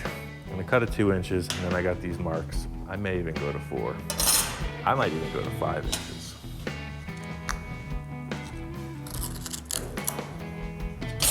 So the whole roof is gonna follow the A-pillar down. It's gonna follow the angle of the A-pillar down. So that's gonna make this B-pillar slant forward. You see him do it on Mercs, shoeboxes. I did it on a Volkswagen. Since this angle isn't really predictable because of what I'm gonna do with the rear, I'm just gonna cut this out. I'm just gonna cut this right through in these corners because this guy is gonna lean and we're gonna have to put in some little pie cuts in here. My whole game plan with this chop is retaining my favorite part of the car, and that's from the B-pillar back. The whole rear window section, I'm trying not to modify it. Now, this is the cool part. I've seen some other fastbacks done like this, and I think it really just makes the car way more radical looking. In the C-pillar, I'm just gonna cut this out of the way completely, because what's gonna happen is this is where the fender mounts up to this edge right here. So I'm gonna cut it just above where the fender mounts. My concept from the start is to cut the A-pillars and slide the whole roof forward and lower. By doing this, I won't have to widen the rear of the car. I'm actually gonna cut the whole back of the car off because this shape is so cool, I don't wanna mess with it. I wanna retain this, and then I'll create these little edges that flow into the rear fenders.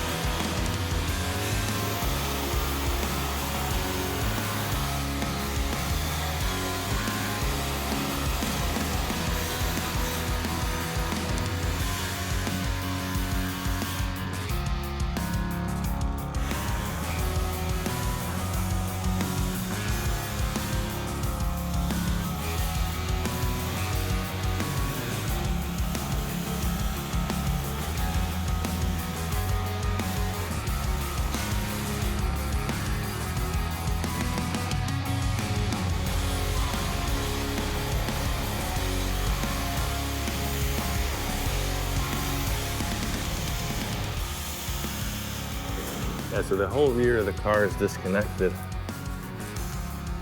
I'm gonna chop the windshield posts and then pull out the B-pillars.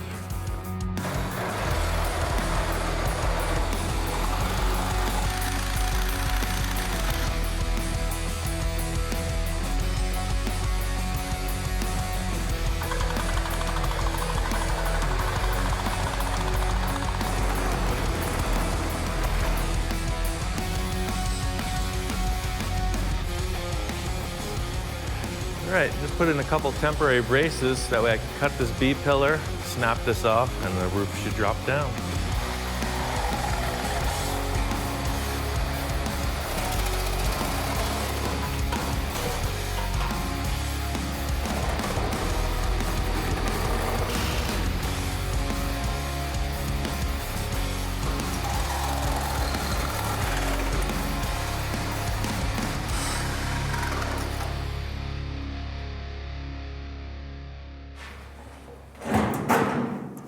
That's it. It's all cut apart.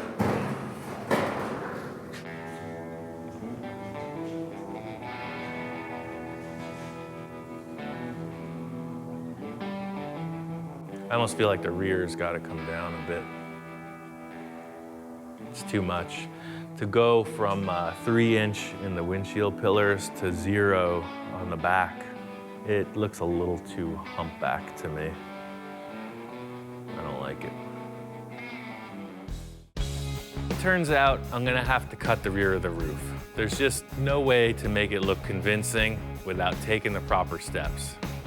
I kind of want to talk to Mark about it. I give him periodic updates almost daily when I'm working hard, and I really just need him to know what's going on. Well, I emailed you those pictures. You saw them of it all mocked up, right? I did. It's looking good, man. Trying to talk back and forth with Mark, get a little direction maybe, but he's just up in the air. He wants to see me do my thing, so no matter what I discuss with him, it's always, do your thing, Ian.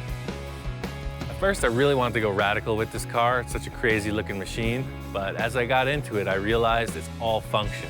The chassis is already pro street. This thing is a race car for the street. I'm not looking to make this radical custom that's undrivable. This thing is all business, it's got to perform. The whole deal with this build is Mark, my client, signed up for my work. In the end, I got to figure out what I like. That's a pretty good job. I'm into it. I got the A-pillars all finished off. I'm committing to this chop. That's the height of the roof. I just ground them out and sanded them. I was hoping to not cut this roof. I just wanted to see how this side glass was going to fit in.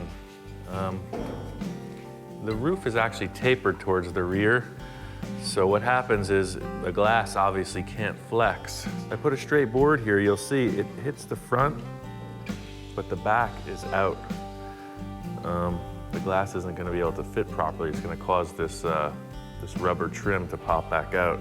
I wasn't looking forward to cutting this roof and making it wider, but I think I'm gonna have to.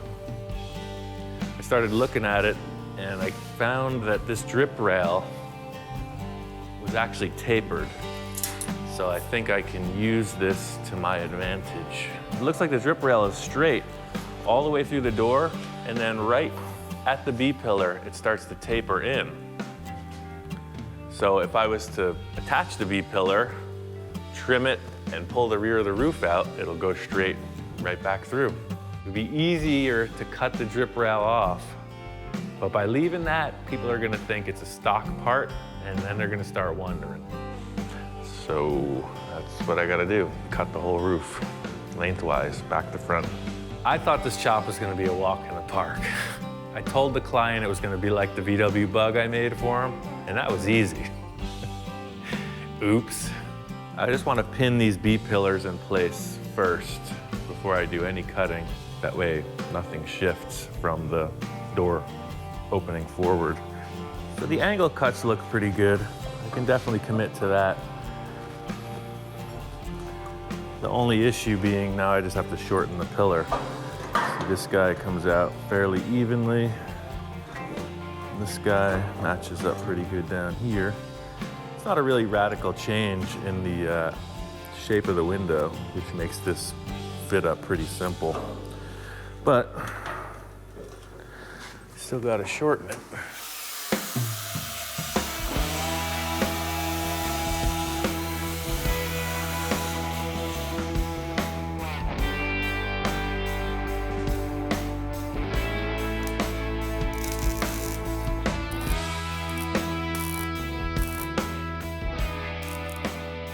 So the next step is to cut this corner and move it over.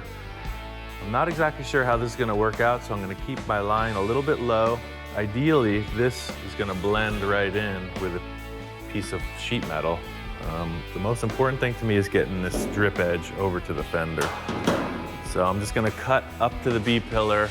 I'll probably do a little relief cut on the inside and see if I can just twist it a little, but I have a feeling I'm gonna have to go all the way to the front. This is the thing I'm unfamiliar with. I'm just feeling it out.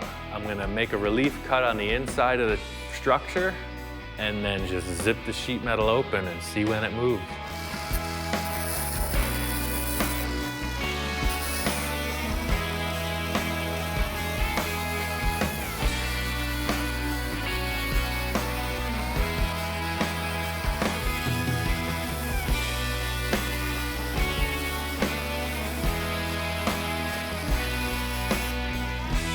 This is really delicate because in pulling this panel out, it could buckle the drip rail, and I'm really trying to make it look right. That's the hard part. It's gonna work. I don't even have to cut ahead of the B-pillar. I just put a trim on the back side of that structure, and this guy will pull right over. I really lucked out. Made a couple cuts, I pulled the thing, and it snapped into place like it was meant to be. Yep, that's why I get paid the big money. Pretty cool. The thing is, it looks easy because I just cut it, but I've cut a lot of cars. I know how these panels flex, and that's why I made this decision. I'm just gonna weld it on there now, like I meant to do it that way. You could have cut this car anywhere. The reason I cut it where I did is because I know what I'm doing. So, see, I gotta fill that all the way through. It's gonna take a while, but I can handle it. The sides are mirror images of each other, so I'm gonna transfer this measurement, cut the same thing, like butter, make it happen. The plan for the rear of the car is to delete the taillights. Client wants to put in a custom set of Cadillac taillights in the fins, so the whole issue is the transition from there to here. My mission here is to just smooth out the entire rear end of the car, just make it look like it's futuristic, you know, Batmobile stuff.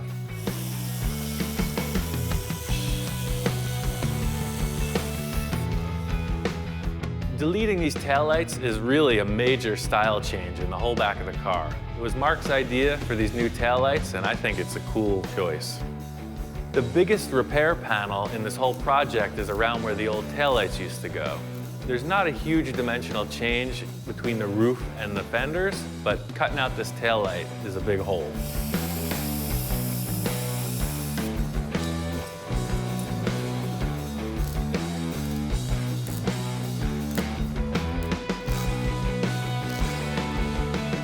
The rear panels on this are working out perfect. My idea to just wrap these flat sheets around all the curvature has worked out fine.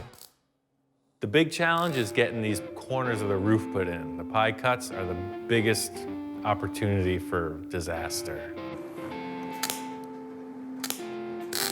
If you overheat the metal, it's gonna warp on you. And with a curved roof like this, it's a big surface area and it could get messy real quick.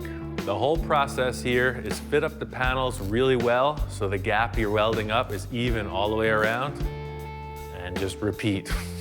Repeat panel after panel, taking my time.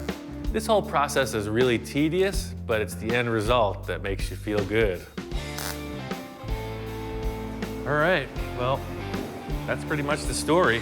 From here on out, it's just weld, hammer, grind, sand. Now that this thing is all tacked up, it's really about finish welding all the seams. Get all the levels proper, sand it out. I want to get the doors on and take a look at it as a complete car. The roof looks great. The final step is putting the doors on so it looks like a car. I got to cut this framework out of there and just put it together. From the start, the structure I put in never allowed me to have the doors in the proper position. So I'm stoked to get all this stuff cut back out and put the doors on for a final fit.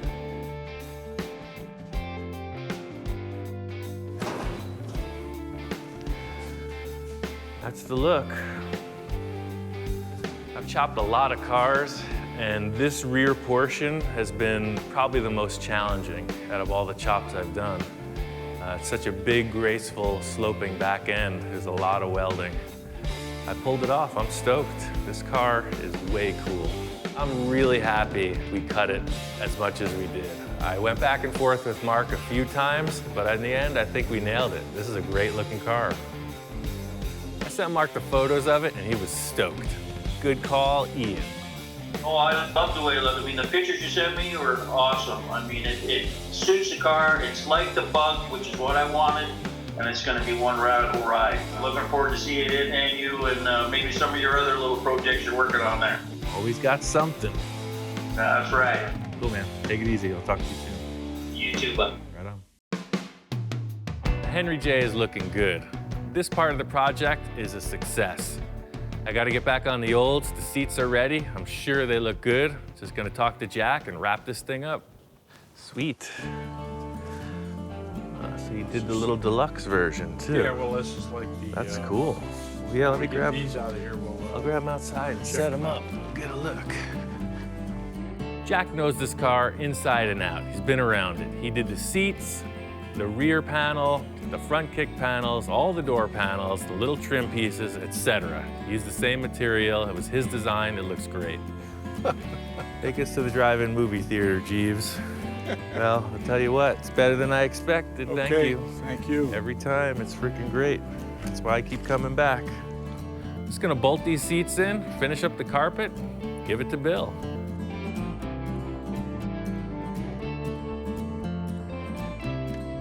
Hey.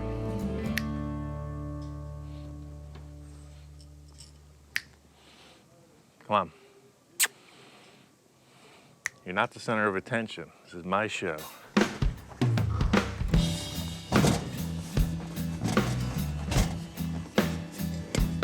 I thought the seats and the interior came out great, and it was a big, big improvement. He did a great job. I love the dark gray piping that he did. Bill loves this car. He's ready to go to the drive-in movie theater. I think his wife is getting dolled up right now.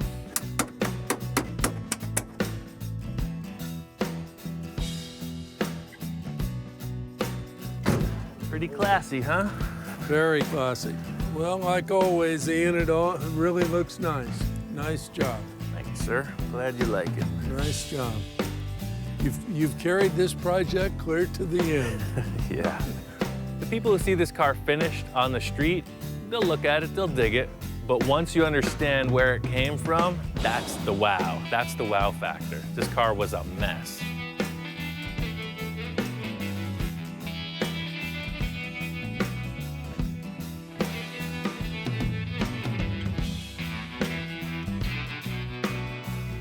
You know, with Ian, every time I get him on board, none of these projects are simple.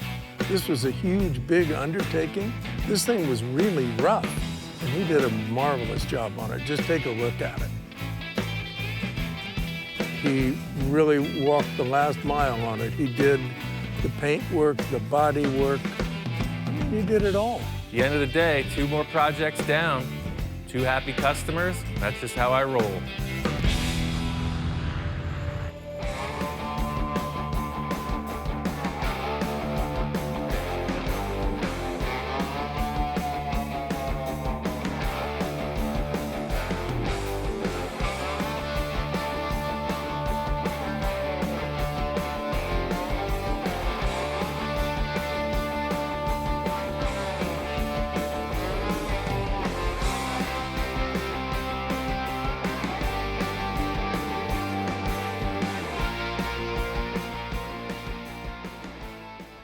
Right now on Full Custom Garage, Master Metalman Ian Roussel brings his wild vision to the world of Volkswagen bugs. I built a couple radical bugs, and looking around, I'm seeing stock ones, nothing crazy. It makes me want to chop one up and build something really wild. With his hands on a stock bug and a head full of ideas, it's on. I have a couple ideas I'm not 100% sure of. It's kind of uncharted territory. I'm just going for it. I'm gonna cut the whole car into pieces. You gotta be a little reckless if you want to get the best stuff. And later, when Ian shifts gears into a different project, the pressure's on. These clients are buying the car sight unseen. I know that I've done my best work. I can only hope that they appreciate it.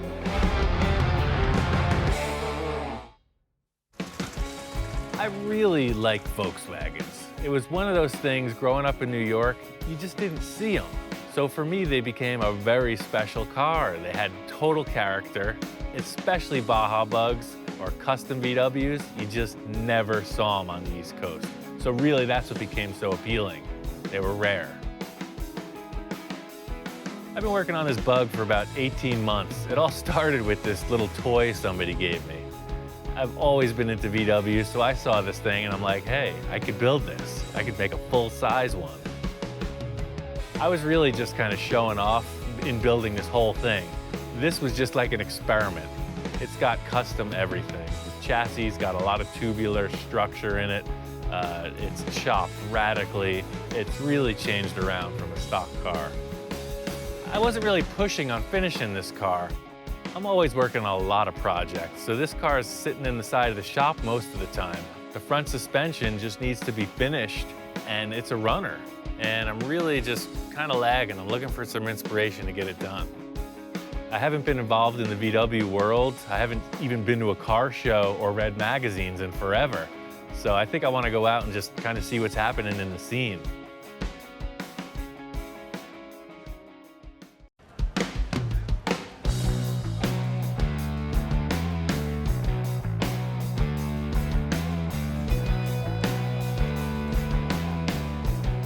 We're at the VW Classic in Irvine, California, one of the largest VW shows in the world. Just looking to see what's new and hot. I haven't been to many Volkswagen shows in the past few years. You know, VW Bug is my first car. It's what I drove all through high school. Having not been to a show in a number of years, it's good to see the scene is still happening. I'm here looking at the swap meet for some parts for the build and definitely for some inspiration. This is an all VW show, so there's only VW parts at the swap meet. I specifically was looking for some cool rims, maybe some wheel adapters, and some headlights. Well, the most important thing in any swap meet is the footwork. Nobody's advertising what they have, so you just gotta search it out. Things I'm looking for are typically in cardboard boxes or milk crates. They're not very showy, but you gotta find it. For me, this is shopping. I like stuff in cardboard boxes. I'm looking for shapes. Anything that's cool, you know, I have a mental registry and I'm flipping through it. If I see anything that looks like it'll fit, it's coming home. It's almost what we need. I was surprised how conservative the scene seems to have gotten. There was a lot of resto customs, basically like a restored car that's modified. And I guess that really just shows that these cars are becoming increasingly valuable. People aren't hacking them up the way I had seen in the 80s and early 90s. Every car that I'm building is kind of an artistic statement, and what I'm seeing here is really a big nod of respect to the factory engineers. Nobody's cutting these things up as crazy as I have been accustomed to seeing.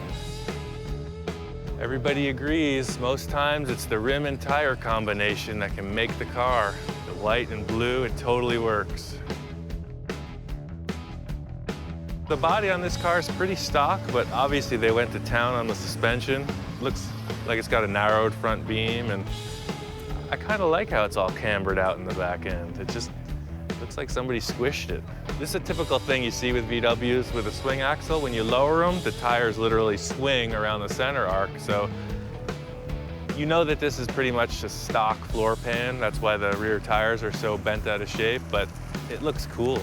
It's not good for the tire wear, but I kind of like it. It's good to see a number of different year cars that were chopped. You could see the challenges that you face when you cut the roof on a car. So when you chop the top, this panel changes, and you can see the shape of the rear window changes pretty drastically. This kind of has to do with the B-pillar too. So it's just one of the things you got to think about when you're making the cuts. Even though VWs are getting harder and harder to find for restoration or a custom, by looking at today's attendance, you know the scene is happening. Seeing all these cars like this, you really get a sense of the cookie cutter catalog cars. Everything's identifiable. That makes me want to make something even crazier. Because what stands out? The one you can't figure out, right? That's where I come in. It's kind of funny. I went to this VW show to get inspiration to finish up the car I'm working on, but it got me charged up to go in a whole new direction. I really think I can pull off a really awesome chop top. I know Bill's got a car, so here we go, another project. Bill's a client of mine. We've worked together on a bunch of projects. He's got more stuff than I can ever imagine. I put labor into his projects for his treasures, so we do a lot of horse trading. Bill and I were talking about this VW Bug project I had. He mentions, coincidentally, he's got one laying back here. Somebody changed the doors for some reason. It's pretty solid too, look at the rocker panels. Southwest car. There's no floor pan, no kind of VIN tag of any type, so I really don't know what year this is. He said he thought it was a 64 or 65. It's in really good shape. This is a perfect start. Somebody stripped everything out of it. I don't have any carpet to remove. It's off of its floor pan. I have another floor pan at the shop I can put this on just to make sure everything is square. All the door gaps look good. I don't think the car was crashed. It's never been rolled over. He said it was a Baja Bug, so I don't think it was jumped too hard or really freaked out on. This is freaking perfect. There's no preparation. I thought usually you get a car, you gotta pull all the dead rats and bubblegum wrappers out of it. This thing is just clean metal. It's ready to go. I don't know how heavy these things are.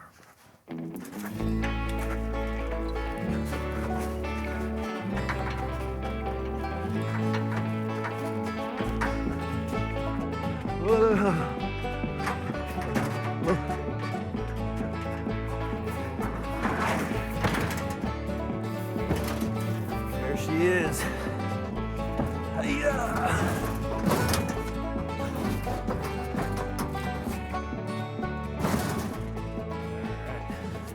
Get this thing harnessed up, get her back to the shop. All right, let's get the heck out of here.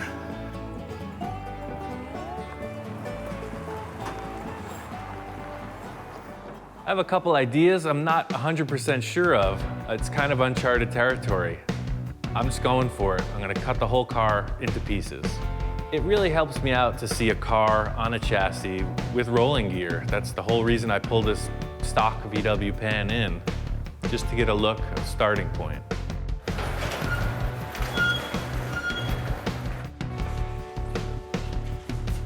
I think this is how they did it in the factory.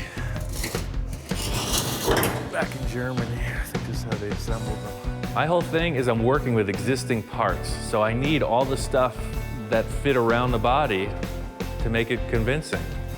I don't want to sketch it, I want a three-dimensional view of it.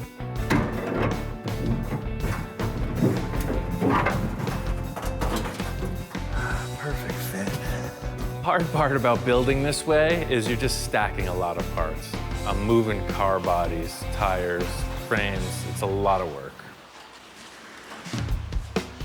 Put it on the floor pan, you see it. It looks like a typical bug. Everybody's got one.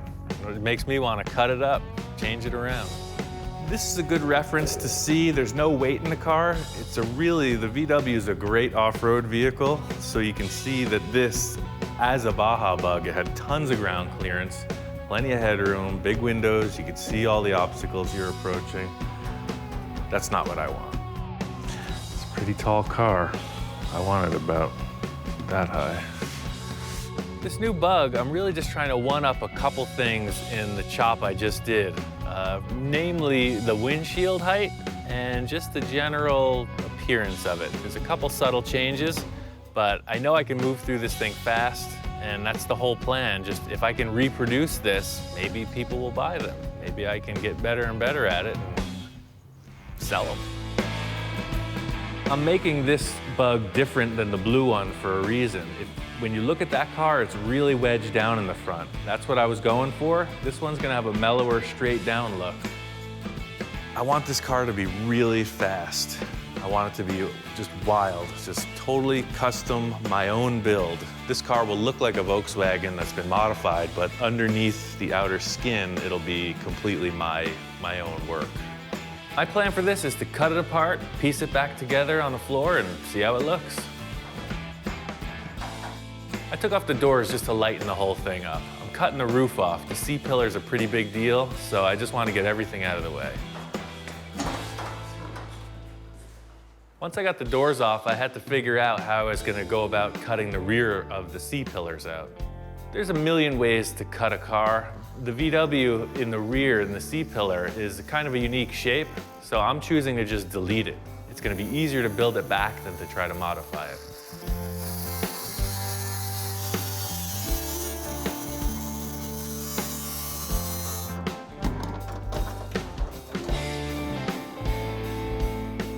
I needed to cut out the whole rear package tray. The reason is the body's narrower, so it's just fast for me to get it out of the way and build a new one. The whole trick with this is I'm leading the whole chop off of the A-pillars. Everything else is built to fit. So as long as the body's square and the A-pillars fit, carry on. It appeared I didn't mark the side of the car before I cut it, because I didn't. I'm that good. I know these cars. I just freaking go. That's why it's so quick.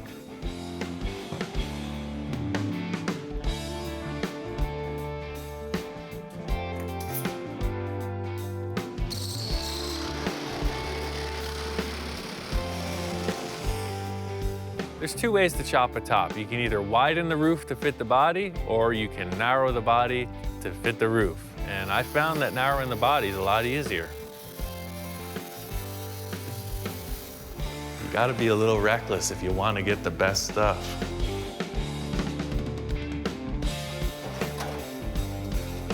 By cutting a car up and piecing and placing stuff, by mocking up pieces instead of like having a set definition of where you're going, it allows room for that little nuance, that thing that could potentially take it over the edge.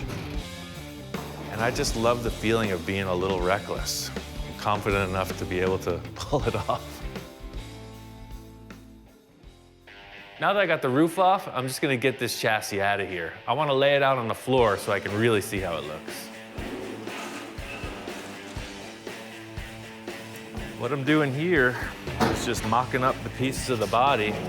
The reason I cut this car right in half was because as the top comes down, this is a triangle, so it's gonna fall through these upright posts. What I'm gonna do is cut right through the center of the body. Well, you know what? I'm gonna cut 4 inches out of the windshield right now, and then we'll stick it on there and see. Chopping a top takes a lot of measuring, and I just try to make it easy as possible. 3M gave us a whole bunch of tape, so I just used a 3/4 inch tape, marked it out, cut it straight ahead. It's just easier for me to lay out tape. A lot of people do that, so you got 3/4 times 3. That's 2 1/4 inch.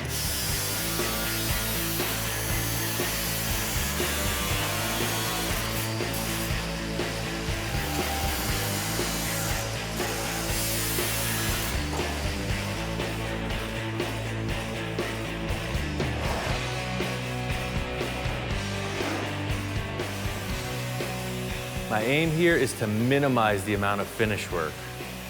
I'm only chopping through the pillars so that there's less body work and finish time. If I was to cut the whole roof skin, it's a ton of hammer welding, Bondo, sanding, etc. By keeping these areas that I'm cutting pretty small, it's going to be a lot easier to finish up. So what I've been describing is as the roof comes down in height, these dimensions between the window openings get further and further from where they were. You can see on the inside here, is 39 3/4. But now, where they come together, this inside is 41. So the lower the roof gets, the more mismatched they are. Most people will split the roof and make it wider to take care of that. But I like the idea of making the car smaller. Narrowing the body is really fast because you don't have to cut through that big dome in the roof. That's a huge welding procedure. Narrowing the body makes it fast. That's bottom line. My plan for this car right now is to have a front engine, so eventually all of this, or the majority of it, will be gone. But just so I can get a good look, I'm gonna trim it nice, put it together, and chop the hell out of it later.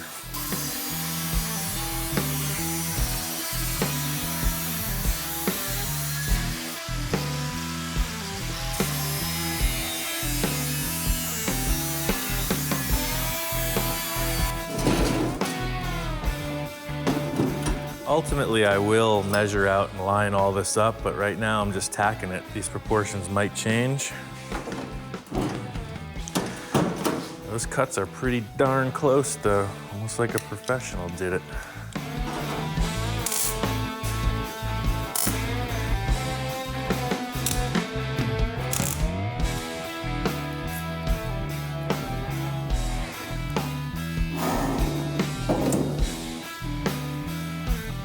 I'm gonna tack this up pretty strong because these are gonna be the lead off on the rest of the chop. It's a 4-inch chop in the windshield pillars. Yeah, I think that's perfect.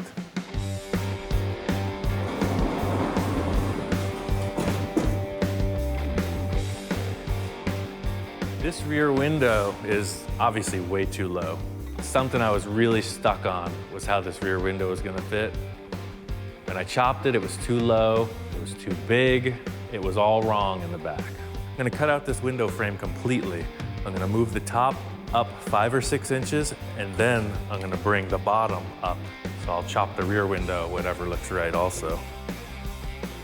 My opinion is the smaller the glass, the better. What that does is gives you more paint area. It looks like a larger sheet metal shape. And that's trick.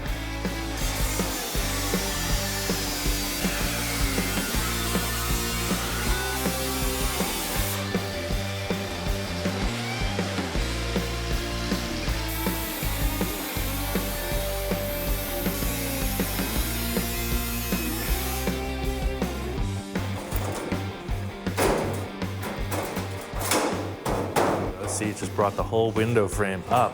And now if you look around the car, the windows are all at pretty much the same height. And in the end, I'm gonna figure out how much smaller the back window gets. Trucking along on this body, got a lot of bracing and stuff. The plan for me right now is to weld in the top of the window. I definitely like the line. If you look here, how this line comes through, visually, that flows around pretty cool. I like that.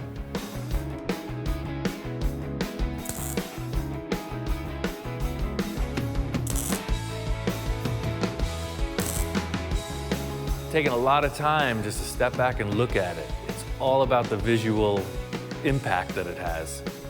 The window openings are very important to me. I think I'm just gonna cut these two little tail pieces off and stick a tire under there and look at it.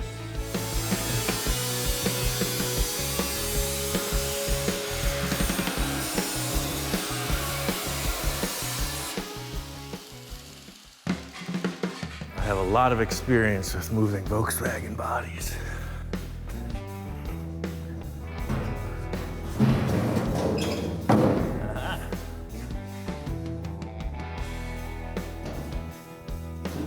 This is pretty much how I build everything.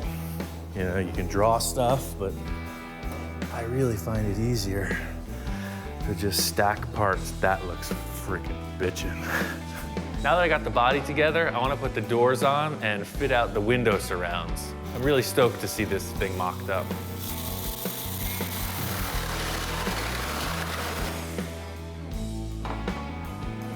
Put some doors on, see if that doesn't change the look.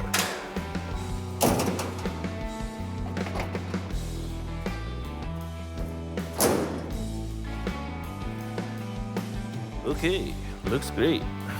Now that I got the doors on, it's time to just fit out the rest of the sheet metal. It's all about detail. I'm gonna spot this in right now.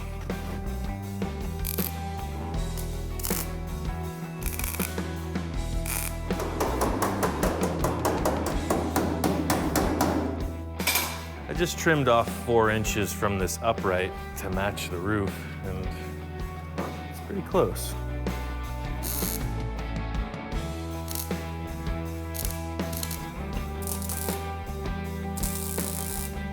All right, that's tacked temporarily. You can see how much work's gonna have to go into that later, but hey, looks good from this side.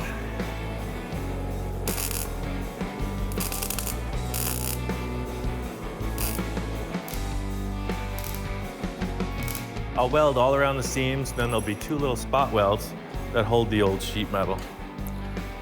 I'll dent it in a little bit, slick it with Bondini, call her done.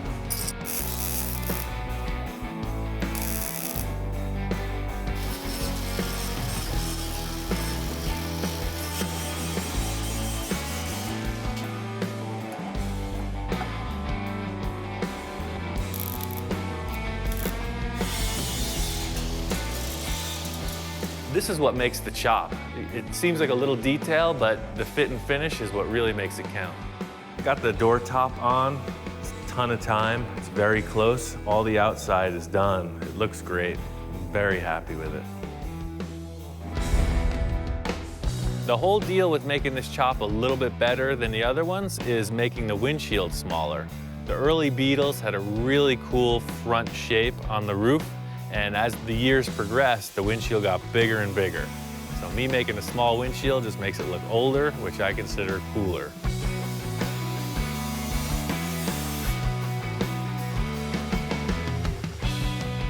You know what I'm gonna do? I'm gonna lap that right on the inside of that.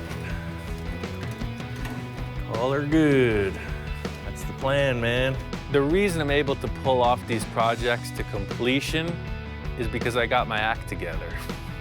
Even though I wing it with these projects, it's not like I'm freaking loose, 3 sheets to the wind, you know, just flying through it.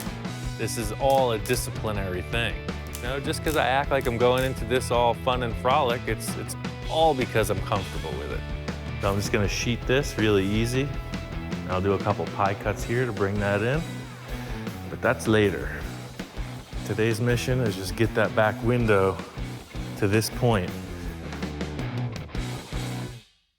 The whole thing about a chop, for me, is getting the proportions right. So I knew what I wanted in the windshield, but coming around the back, it's just fit it up, figure it out.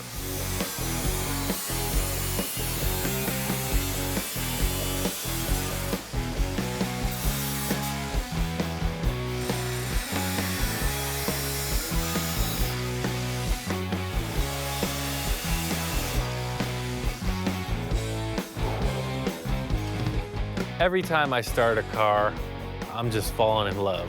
I don't think about how much work it's gonna be. I know how much work it's gonna be, but can't think about that. You just gotta go for it. That's 5 inches out of the rear winder.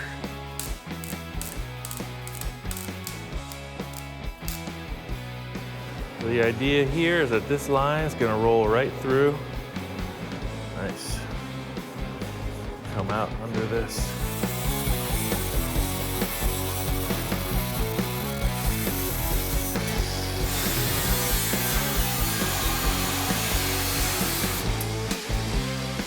Now the car looks like a chop top. That is perfect. So I got this Baja Bug hood from my good friend Don. He's got tons of stuff laying around. He had this fiberglass hood. I decided to use this fiberglass hood because it's a little shorter. Looking at the Blue Bug, the hood is really close to the ground. The fiberglass hood that I'm using is quite a bit shorter. It's from a Baja Bug, and I think it's just gonna look cool. The car's 2 inches narrower than it was, so the fiberglass hood's gonna have to get narrowed too. I'm just gonna cut a big V groove out of it and piece it back together. The pie cut, close her up, give her a clamp. All you fiberglass savvy guys, you can sit back, enjoy a cold beverage, and watch the clown go to work. While I was waiting for the fiberglass to dry, I just finished up the driver's side rear window and the B-pillar.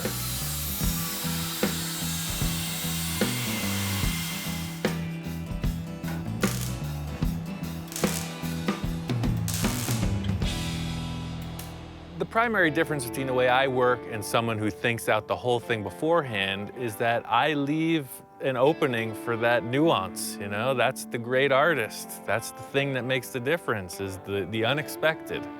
And I leave a lot of room for the unexpected.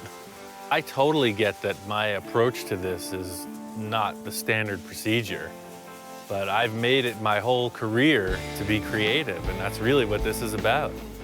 I don't want to have a job. I don't want to conform. I want to be creative. That's what I'm doing. That looks pretty good. Still gonna get a bunch more Bondo, hammer, dolly work, etc. But this is the metal fab. This is all the grinding and welding for the chop. The only way to explain if a chop looks good or not is to just look at it. It's really an individual take on it, you know? It depends what you're trying to do with the statement of the car. So I guess the worst case scenario is the windows are ill-fitting. You know, the lines look kinked, they're not smooth, and that's really what I'm trying to work past, just make it look factory. What you're witnessing here is the transformation of a VW Beetle into an awesome freaking hot rod. Now that it's laid out on the floor, this car is bitchin'. I think it's a keeper. There's always so many projects going on. I got this bug that I'm currently chopping, and it turns out there's a buyer for the Blue Bug. It's pretty crazy. I found a buyer randomly through word of mouth. This couple up in Canada heard that I built this car, and they want to buy it sight unseen. That's cool, but there's a bunch of stuff I gotta button up. To get this car rolling, I just gotta do a couple things to the front suspension and some minor interior work. Just trim it out and this car's done. Blue Bug's been in storage for a while. I got it in another shop. I only got a couple days to make this happen, so I gotta get to it. Found this cool Ford axle. It must be a British Ford, I'm not sure. It's very narrow and super lightweight. I was thinking about how to improve it and kind of make it unique. Typically, the axle is a solid axle. These two centers are just joined. My idea with it was to split it, sort of like you see the later model Ford trucks, the independent I-beams. So I cut the axle in half. I took these bushings from leaf spring and just welded them in. So now the axle is sprung independently. Getting this front suspension dialed in isn't a lot of work, but it's technical. The handling of the car, the safety of the car, depends on this front axle behaving correctly.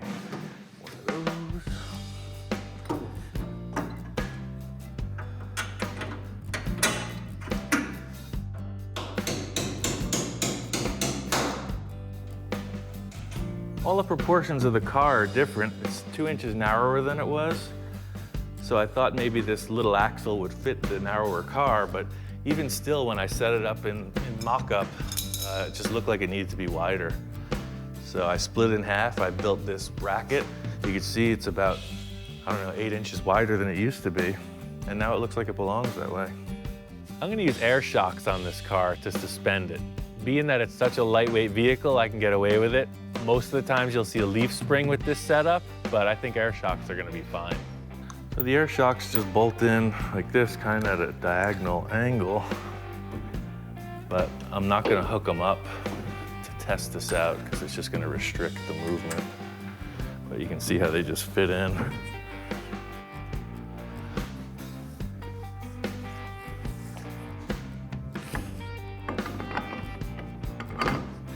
Pretty crazy that this axle bolts right to the VW wheels.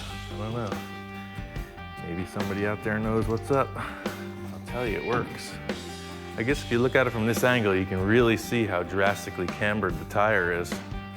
And that's not gonna work for me. If this thing should get loose, unweight, tires are gonna tuck under and the car's gonna flip over, guaranteed. Problem with an off-camber suspension is if the car unweights, the tire tucks under and the car flips over. VWs are notorious for this. I'm making it worse because the front is doing the same as the rear. Typically a VW Bug, if it flips over because of this situation, it's because of the swing axle rear end. This car has sort of a swing axle front end as well. So it's got to be kept under control or this thing's going to be loose.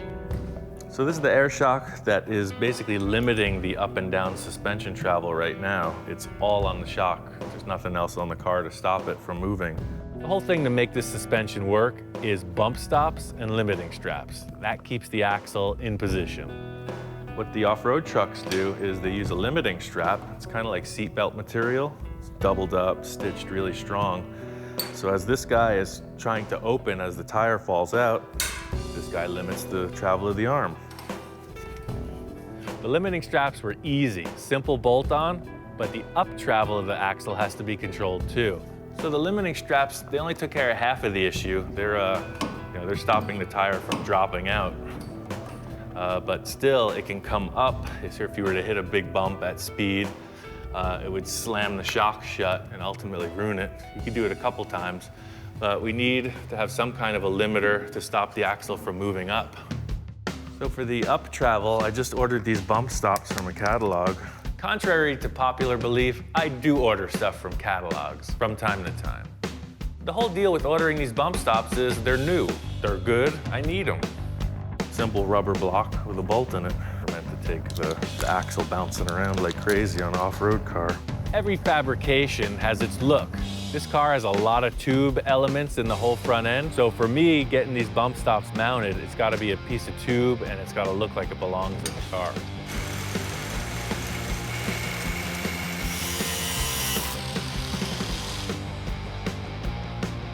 When you're fitting something into an existing structure, there's always some kind of loose ends to button up. This piece has to be really strong. The entire weight of the front of the car is transferred through one bump stop when it hits something. I ended up making all these gusset shapes to just be strong and also look good. I didn't want a bunch of loose fitting pieces. So really, I just wanted to make the thing look right and be strong.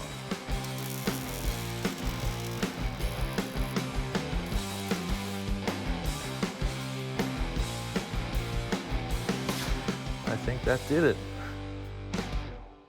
All mechanical parts wear, things change. I made all this stuff adjustable, so as the car ages, you can adjust everything so it keeps the tires in the right position. Yeah, so that's cool because they could be put into here at that height or locked all the way up, so it'll give you an adjustable bump stop.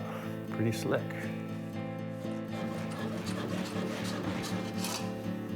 It works. That's what I'm saying, just driving down the street, you don't need more than that. It's great.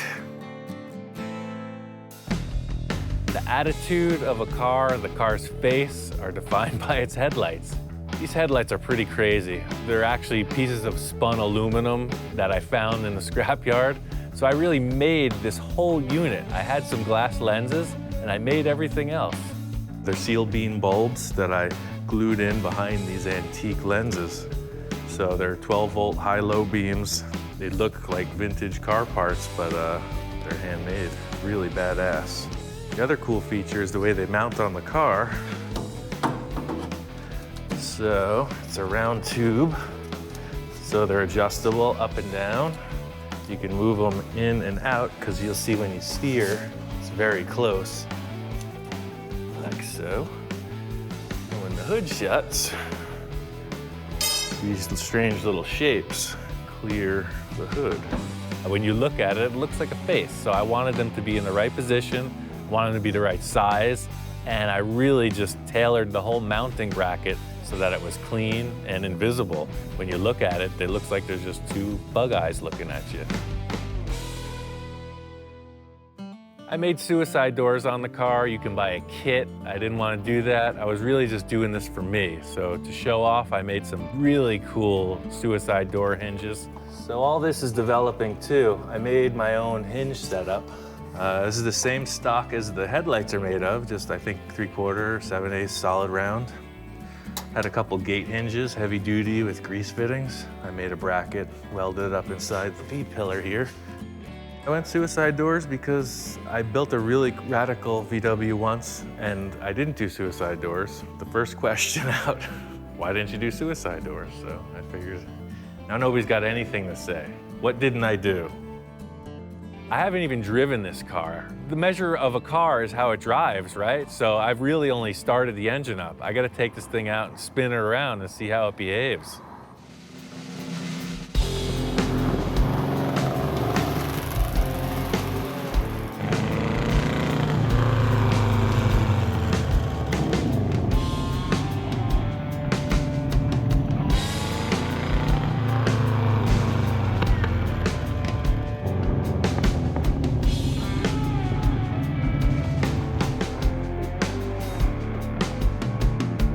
Car is a blast. The crazy thing about this car is it is like a go-kart. I mean, it's miniature inside. It's really sectioned down, but it's a ton of fun to drive. It handles awesome, and the 50 horsepower that it has really makes it appear to be a strong runner. It's a ton of fun. It's like a big kid's go-kart.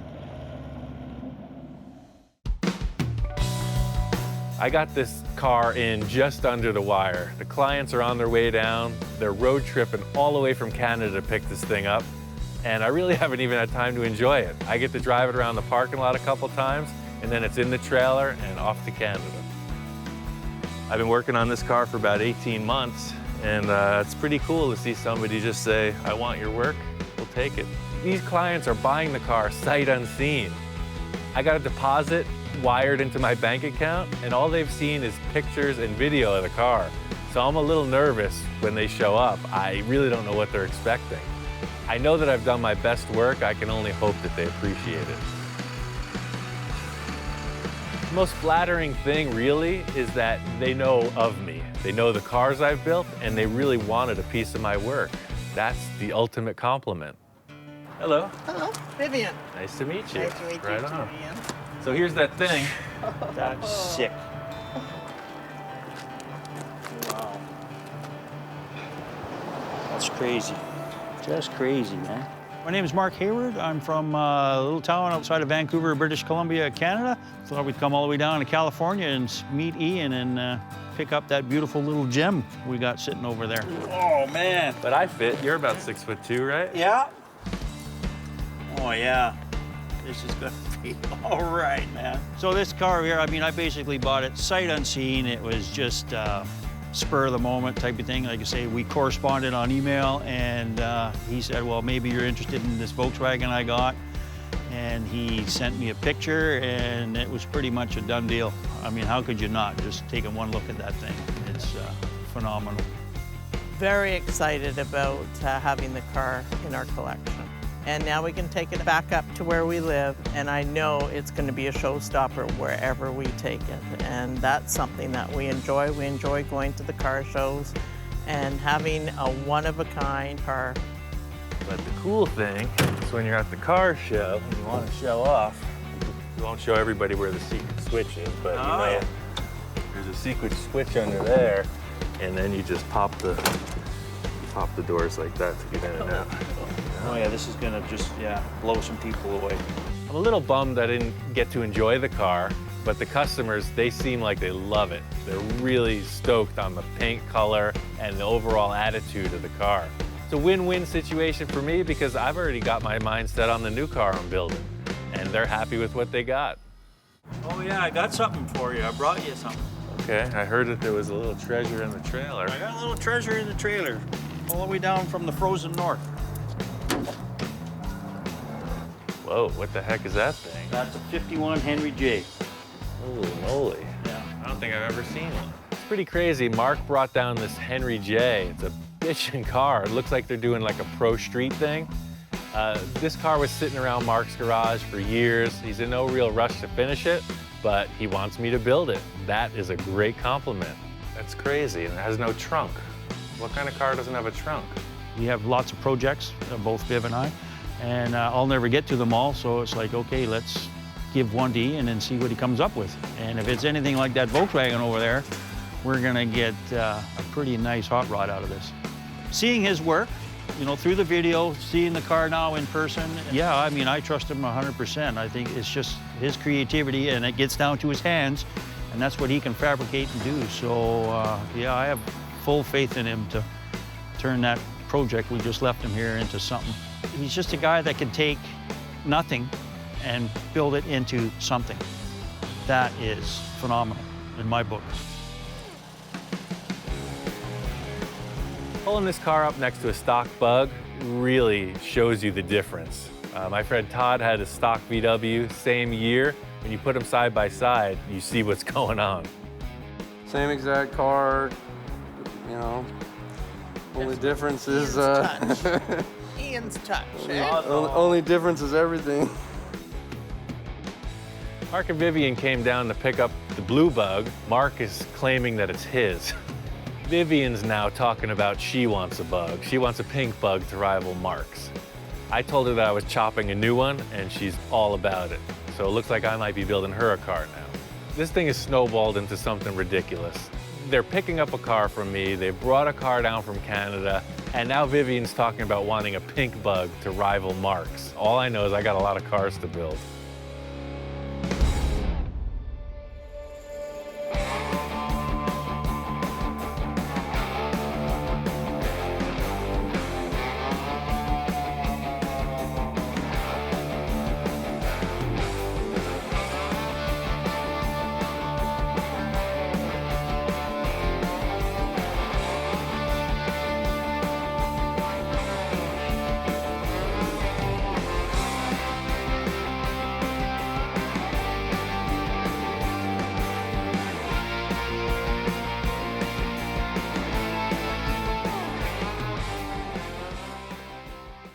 Right now on Full Custom Garage, Master Metalman Ian Roussel transforms an old jalopy into a street-burning hot rod. My friend Don has a real steel 1931 Ford.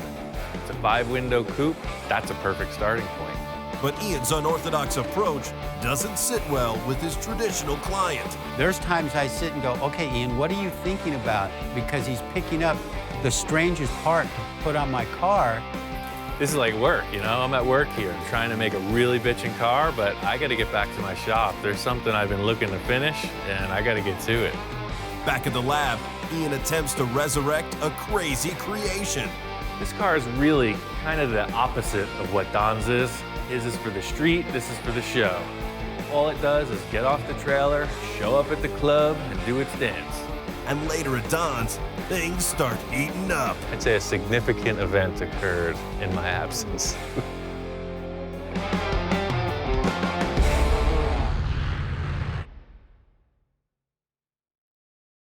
Hot rods are a purely American thing.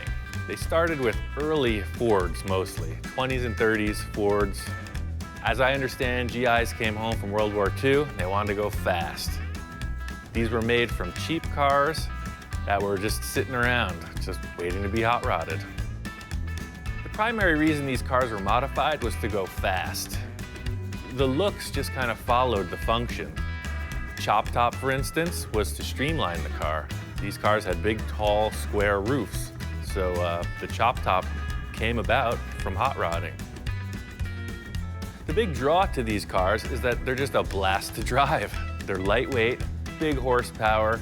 It's just a pretty gnarly experience. These cars are really desirable. They're making fiberglass reproductions, all steel reproductions, so to find an original surviving all-metal body, that's the best starting point. Ian and I have been friends for a while. We've worked on several projects together. He gets excited coming over here to see all the projects that I have. I like things a little more simple, and Ian's way more creative. This is like ideal hot rod material. It's a little bit too far gone if you needed to restore it. All the mechanical parts are junk, but for a hot rod, this body is really good. Just as we started this project, I was injured, and I've been laid up for almost a year now.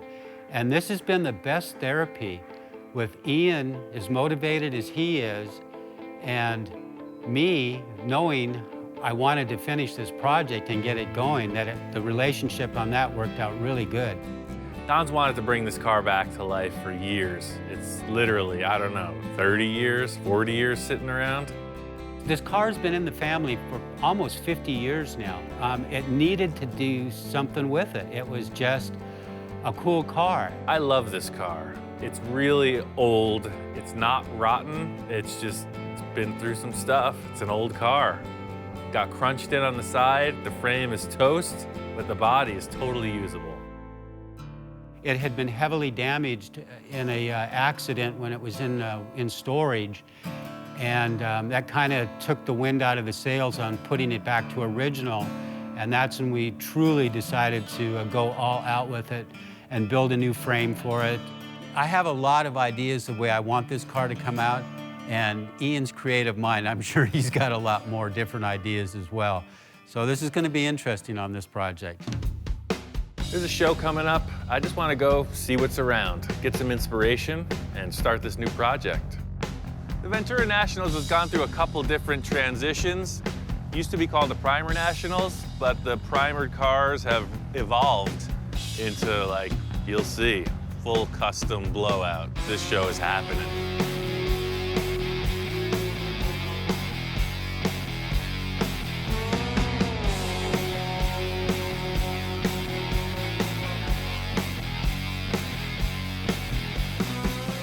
Looking at other 31 Fords, this is like straight cool traditional custom. This is a lot like Don's in that it's a highboy. It's on the stock frame. It's running a Chevy V8 motor. It's just, you know, this is a really clean car. It's the way you would see it done in the 50s or 60s. And it's just a bitchin' look. The way they got the paint set up, it looks kind of old and patinaed. But this is a real hot rod. Good stuff.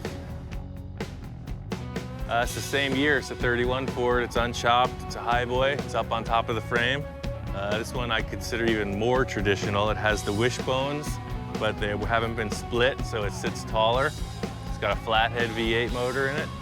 It's totally legit hot rod. It's the real deal. The exhaust on this car is bitchin'. I really like it. It makes a mess, but it looks awesome. It seems like everything with hot rods has been done.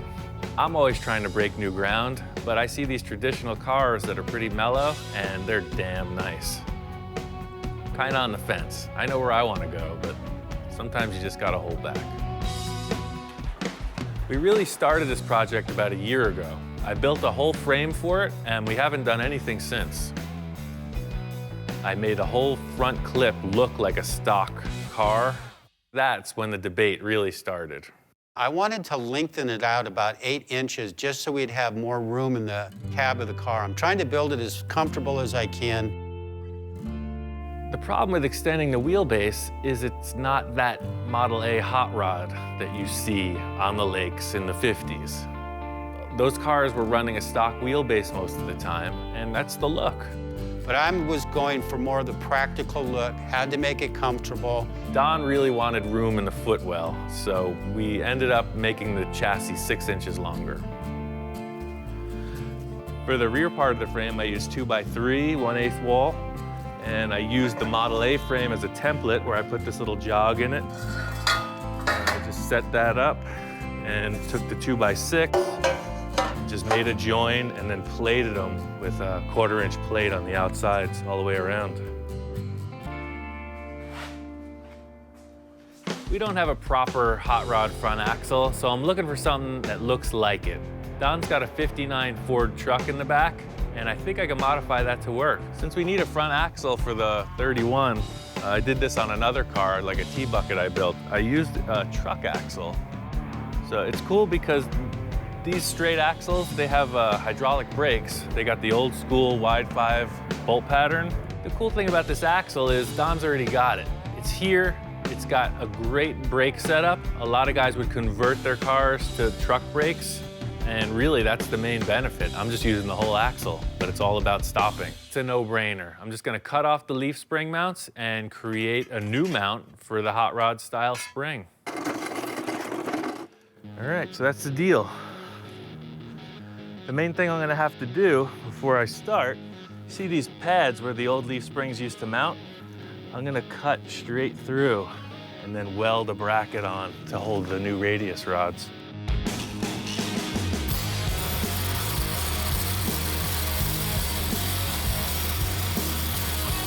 I'm cutting off the brackets that held the parallel leaf springs. That's the way the '59 truck was set up, but I want a transverse leaf spring. I'm making new mounts to hold this new style spring. It's pretty straight ahead, it's just gotta be really strong. I'm making a setup so that it holds the radius rods and the spring, so it's really just a bunch of 1/4-inch plate.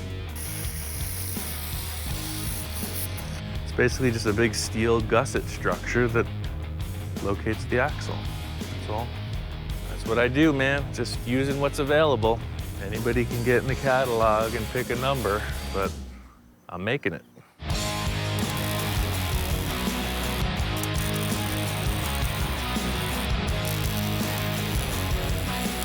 This axle's done. I painted it black. It's a very simple thing. Just a bunch of bolts at this point, and it's ready to roll. Don ordered the radius rods from the catalog.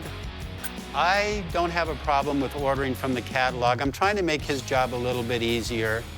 Don had the rear end he wants to use, so I put on some brackets, hooked up the 4-link kit. Now we got a rolling chassis. Found this Chevy truck steering box, mounted it to the frame. It's gonna work great. The challenge is mating it up to the forward front axle. They're different ends on the drag link. With every car I've made like this, I've had to make a custom length drag link. So when you put the end on, you just use the Chevy on one side and the Ford on the other.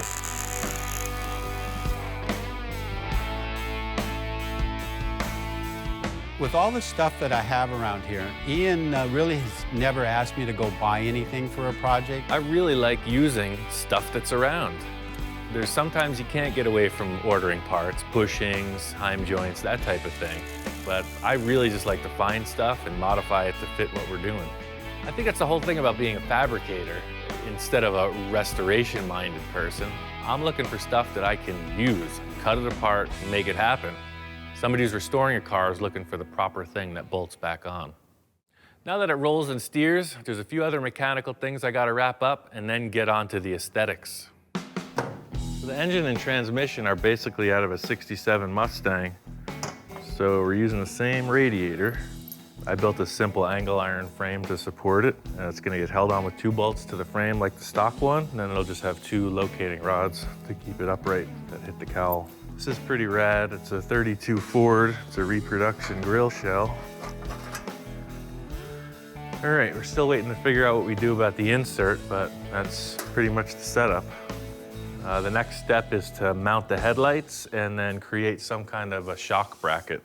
Typical setup on the Model A hot rod is the headlight mounts have an integral shock mount. It's another thing you could order from the catalog, but I'm trying to make this car Don's. Put as many unique things in it as you can, so I'm just gonna make them. Make them out of some 1/4-inch steel plate, and really, it's a no-brainer. The whole thing about this setup is strength. Those headlights are nice. You don't want them falling off. So the shock absorber is gonna be pushing and pulling on the headlight mount. It's gotta look cool, it's gotta be super strong. You can't mess with these headlights. Polished stainless steel with the cool little lights on top. Money, it's good stuff.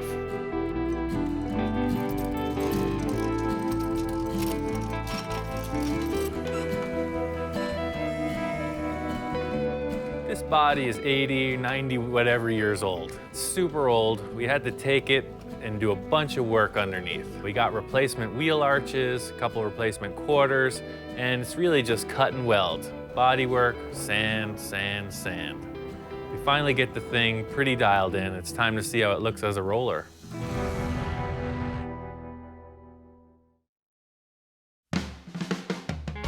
Don's got the treasure. He's got this Chevy truck steering box, but it ain't gonna work. The stock truck steering box is just one long rod. It's a straight shot from the steering wheel to the box. The Model A is way smaller, so we gotta bend it a bit. Took the steering shaft, cut it a few times, put in 2 universal joints and a couple mounts. There you have it. It's a bent steering rod, and it works perfect. The whole deal is getting the steering wheel in a comfortable position to drive. The steering box is pretty far off from where it would have been in the stock location. Car's lower, so we had to modify the steering shaft. Getting the steering column together was pretty important. You can research or think about anything as much as you want, but the proof is in the test, and it works great. Once I saw the body on the chassis, all I could think was chop top, but Don's hesitant. This car is an all original, it's an all steel car. I would like to keep it looking as much like an original car as I can. That's why I'm really dragging my feet on chopping the top on this one. In the end, Don's looking for a comfortable driving car, so no chop top. I'm just trying to help Don build his car.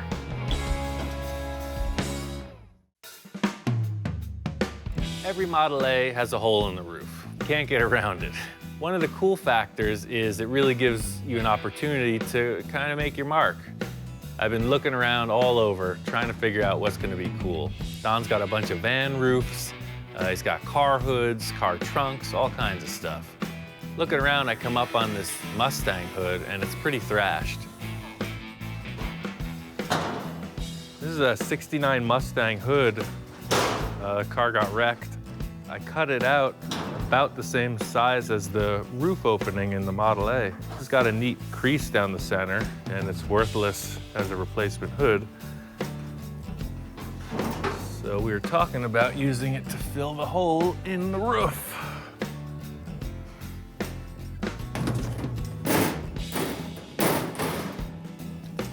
The contour fits, and it's got this cool little detail in the roof. The selling point to me was the ridge in the hood. The ridge in the hood immediately made me think of a 50s trick where they would put these little air vents in the roof of the car. So that's really what I was hoping to do. I mean, I already had this thing built in my head. I'm not really sure about the scoop Ian's talking about on the back. I'm, more leaning towards a original stock car. But as creative as Ian is, you have to step back. He's so creative. I mean, there's times I sit and go, okay, Ian, what are you thinking about? Because he's picking up the strangest part to pick up and put on my car. It amazes me that you never know where he's gonna go with something. So I'll probably mellow out these 2 side ridges a little bit, and they'll just have a center peak right through the hood. It's like I can finally get creative on a very conservative build, which is like my release valve. Finally, I can do something inspiring. The whole deal with this roof insert is the car can buckle. This is a pretty structural point, so I'm having to clean out all the old crud. The whole deal is just grinding all the edges, getting it super clean so we can mate the sheet metal up, and it's a good, strong weld. Because if this car goes in a driveway or something, gets some torsional twists, the roof is gonna pop up. It's really important that this is strong, so we're setting it up so it's really strong. This is a huge sheet metal panel, and I don't want to warp it. There's a million ways to jig it up, but I found that tech screws, just screwing it down every few inches, works perfect. So that's the plan. Just screw it down. We'll come back and fill up the holes later with weld. Pretty much it. We'll just weld this on. It's going to take a long time to make all the tack welds. It's about 16 linear feet of welding, so stand by. It's all screwed together, and there's no warps or kinks, so it's gonna be a slow welding process, round and round for hours. It takes so long to spot weld a big panel like this. I mean, your thoughts can go anywhere, but mostly for me, it's like the sound of a long, empty hallway with a slight breeze coming through it. It's just nothing. You can't think too much when you're doing this or you go crazy. It takes a long time. The satisfaction comes in the end result, because a lot of guys will want to work through it too fast, and I know what happens. I've been there. So really, I've trained myself to just slow down time. Just take your time and do it right. It's not that hard to weld this on correctly. The whole deal is not heating it up. And if you do heat it up, you gotta know how to recover from it. And that's really where the hammer welding comes in. Each time the weld cools down, it shrinks a bit. So nothing's perfect. Some spot welds will be hotter than others. So if you find that it's starting to oil can on you, it gets out of shape, you gotta hammer it back before you do the next weld. It's really just keeping the metal under control. It's just a slow process. You gotta do it right. Once the welding's all done, you just grind it out. It's the same deal that you don't want to heat it up because you can warp it when you're grinding it. So you gotta know where you're going. Just take your time and get it right. When I'm grinding it, I'm just making sure I don't heat it up. I try to keep the edge of the disc on the weld. Never hit the sheet metal. It's really just, you gotta pay attention. Last part of the equation is the Bondo. Mix it up, fill it, go on to primer. The whole purpose of the Bondo is to level the surface. So you mix it up, spread it, cut it back real fast. Get as much of the material off as possible because you want the paint to be as close to the metal as possible. The whole idea with Bondo is using as little as possible. So I like to work fast. I found that I can use this big old saw blade and it's like 10 grit sandpaper. So if you use it right, it goes really quick. You just sling off the high spots real fast, just go to 36 grit after that. Don's car is bitchin' and all, but it's really not the creative entity that I am looking for. It's like, this is like work, you know? I'm at work here. I'm trying to make a really bitchin' car, but I gotta get back to my shop. There's something I've been looking to finish, and I gotta get to it. Working on Don's hot rod has got me thinking about this car I built about 5 years ago. It's a total show car. It just had some suspension issues, and it's really making me want to bring it back. I took the whole car apart to freshen it up. And what I'm gonna really do is make the suspension work. There's a few really cool ideas, but without the final touches, it's pretty much unusable. This is the freaking mess. It's a pretty nonsensical car. This is the bare frame. The motor and transmission are in it because it's so high fashion, it requires a ton of disassembly to get the engine out. So today, I just gotta come up with a plan. When I originally built the car, I had taken 2 airbags and stacked one on top of the other so they would blow up like an accordion. They were huge. So the airbags, you can see what I did. I just hogged out the threads on this so they just located. So they would fit together like that, a double stack. But the problem was with the arc of the suspension, they would literally turn into a noodle. And if the axle twisted, then they would come apart. They would pop out of the car.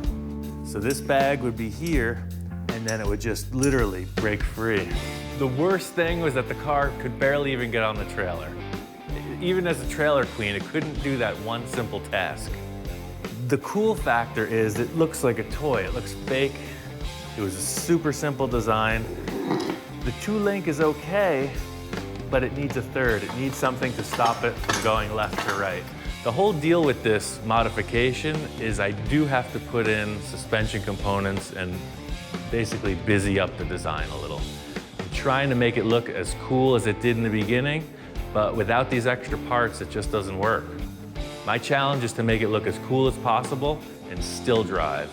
What I had established, obviously you got plenty of up and down movement, you got articulation in the axle, but I need to stop it from going side to side. So the fix is a 3rd link, some kind of a rod with a joint that as the suspension moves up and down, it swings with it, but it stops it from moving side to side. That's the fix. I might put shocks just inside here. This is all hidden. Might come off with shocks on each side like that. That way it'll give it a little help when it articulates and rises and falls. This is still a show car. It doesn't need to drive across town. It's got no VIN numbers. It's got no license plates. It's not an off-road vehicle. It just needs to get on the trailer. I need to get it out of the storage and back to the show.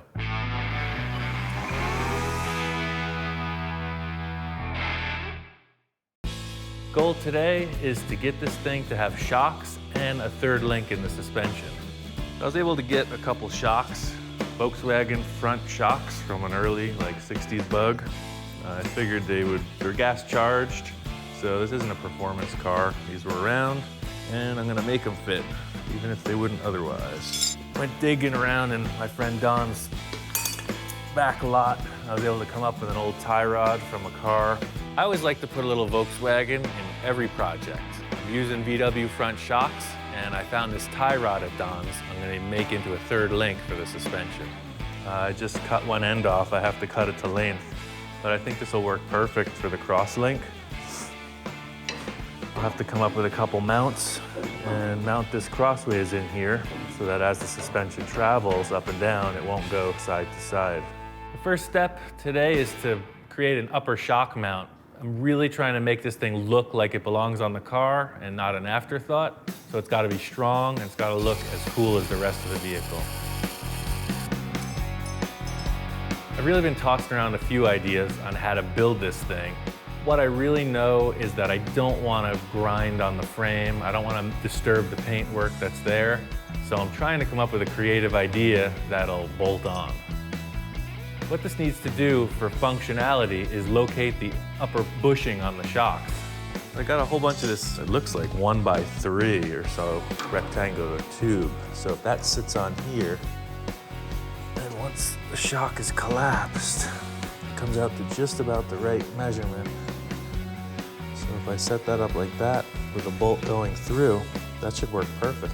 They're gas charged, they gotta be really secure, it's gotta be a strong part, and it's gotta look cool. I'm trying to make this thing look like it belongs on the car, and I've got drilled holes all over the thing. Some are dimpled, some are all the way through, so probably gonna come up with some kind of a thing that matches parts of the suspension. I just cut an 11-inch piece of that 1x3 rectangular stock, drilled a bunch of holes, it took a while. I left the ends without holes because I'm going to put 2 small pieces of tube so I can put a bolt through it. I used a TIG welder to fit the bushings on the end of this rectangular bar. I did that primarily so it's a really neat weld, simple, minimal, there's no finish work, it just looks cool. The whole concept with this from the beginning was to make it look like it wouldn't work. So I'm still trying to keep all these functioning parts kind of minimalistic standpoint. When you look at the car, I don't want you to see a bunch of accessories bolted on. I'm trying to keep it low key. All right, so that worked out good. But the shocks, I think I'm gonna trim these shocks a little bit because that looks too stock. So this whole upper shock looks pretty bulky, and you don't really need this. This is just like a shield for a street car. You'll see what the deal is. I'll just cut this whole top off and it'll look pretty clean. The whole idea is this being a show car, I want you to look at the flashy stuff. This isn't a focal point, this is purely function. Taking these upper shrouds off of the shock, just because it makes them look a little lighter, a little cooler. You got a nice shiny chrome rod coming out of it. Just looks cooler. They put these shrouds on it for cars on the street, keeps water, rocks, any kind of crud out of the moving part. But this doesn't have that. This car's never gonna be in the rain or in the mud, so no crud's gonna go down into the shock absorber. So it was primarily for looks. It looks bitchin'. The primary difference in the setup between Don's and my car is I'm using an airbag system. They both have a center mount, but his leaf spring is the thing that locates the axle and keeps it centered. My design for the airbag doesn't have anything to keep the axle centered, so I need to put this third link in. That'll keep it from self-destructing.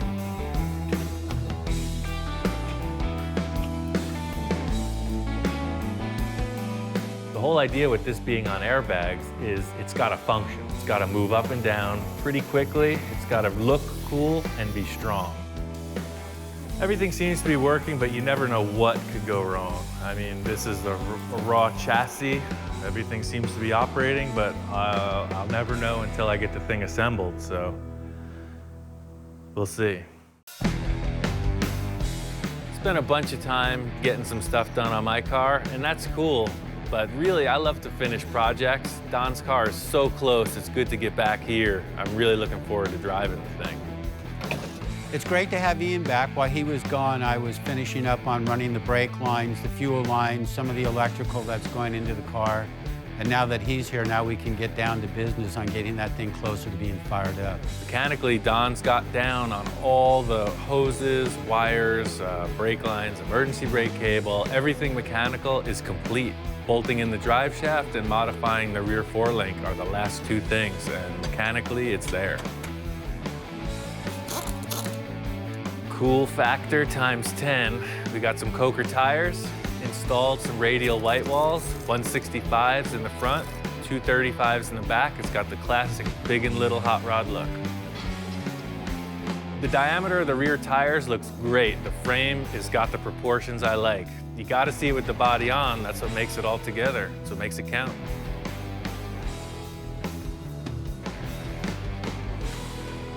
Well, the body's in good position. I gotta see what this thing looks like. Been waiting a long time. A lot of effort's gone into getting this far, so let's see what it looks like in the sunlight. I like it, sir. I like it too. It's so nice to finally see this car going someplace. It's been sitting for 40 some odd years. Now to see it getting so close, I'm so excited about getting that car running and getting it down the road. It is absolutely bitchin'. I couldn't ask for a better car. You've seen this car kind of mocked up 100 times already, but with the tires and the paint, this thing is ready. It's looking good. The last bit of fabrication is the exhaust dumps. Don's got a bitchin' set of headers, and they need mufflers. We're bolting on the headers, and I'm gonna fabricate the rest of the exhaust. Don got these old school glass packs, and he wants to run them underneath the doors along the frame like that.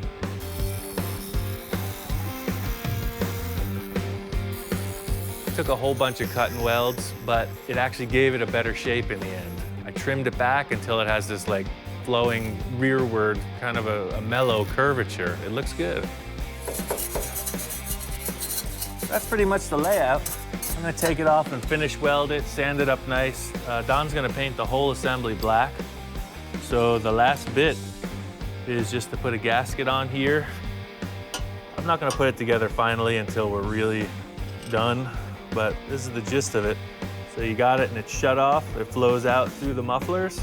So it's a 2.5 outlet to a 2-inch end pipe and muffler. But if he goes out to the salt flats or just wants to annoy his neighbors, you can open it up. It'd be like a marching band coming down the street. Without mufflers, this car will be pretty rowdy. You know, everybody would know who's coming through town. Don's looking to be a little more discreet. He's a little more mature than I am. And we're ready to install this.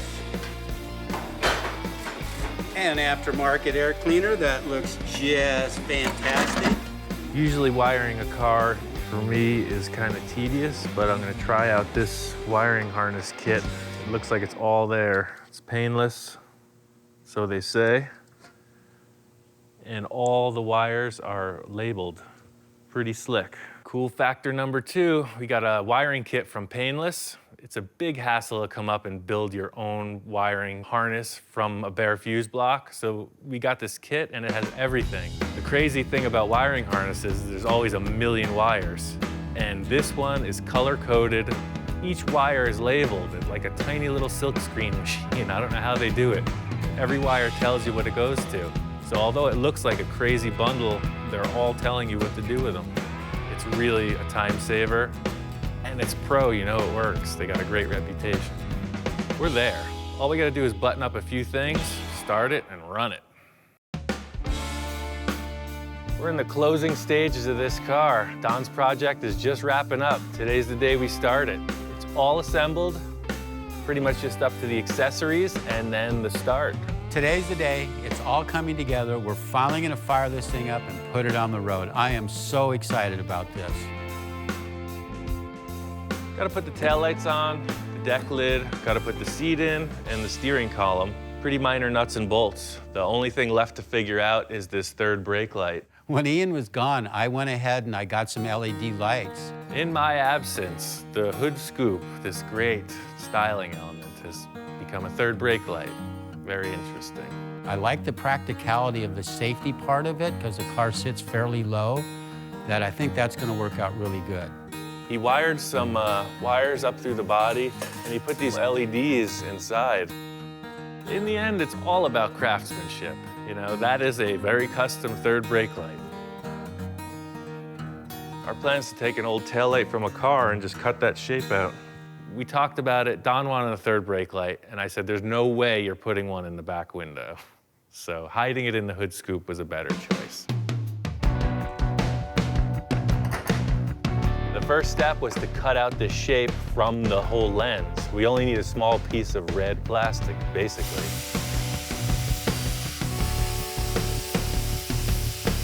Just creeped up on it. First I cut it with like a heavy cutting disc, and then I used a sander to just creep up on the final shape. I put a little bevel in it as it meets the body. It'll be like a 45-degree angle, so it'll sit right up against the flange that is in the body. We'll just glue in the seam with a little bit of silicone and just call that done. Oh, look at that. Boy, somebody will see me for miles away. Perfect. Another wonderful job by FM Ian. The final step of the whole freaking build. We're there. Don's gonna set up some tool to raise the oil pressure. The motor's been sitting for years, so Don needs to bring up the oil pressure and then rotate the engine a few times and get everything lubricated. I'm pretty stoked. Don turned the key and the thing popped right off. It fired right away.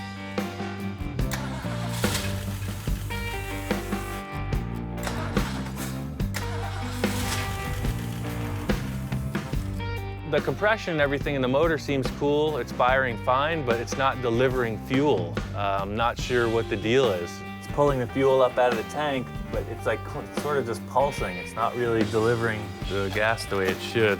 For some reason, the gas isn't getting to the engine.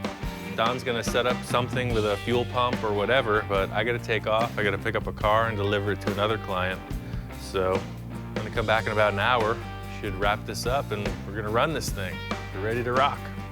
I'd say a significant event occurred in my absence.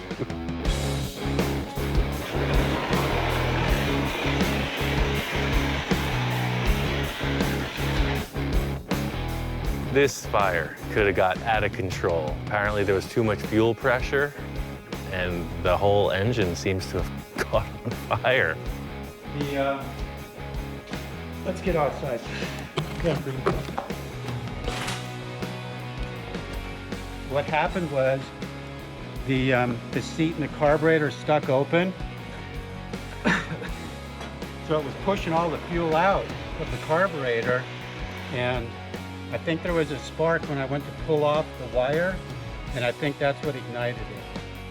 It takes a lot to get me excited. I'm a pretty mellow dude, so you know, seeing a car that was freshly incinerated, it's pretty exciting. I can't say I was really disappointed because it's exciting, you know? I'm into that kind of stuff. It's a bummer, the car's filthy now, but pretty cool. Not everybody catches their brand new car on fire. It's not going to run tonight. It will run, it will make it to the show. It's just going to take cleanup time now. Yeah, well, nothing's burnt, it's just dirty. No, it's very minor damage. Well, apparently getting gas isn't the problem now. It seems to get plenty of fuel. So I think we solved that problem. I guess all we gotta do is wash it up and run it.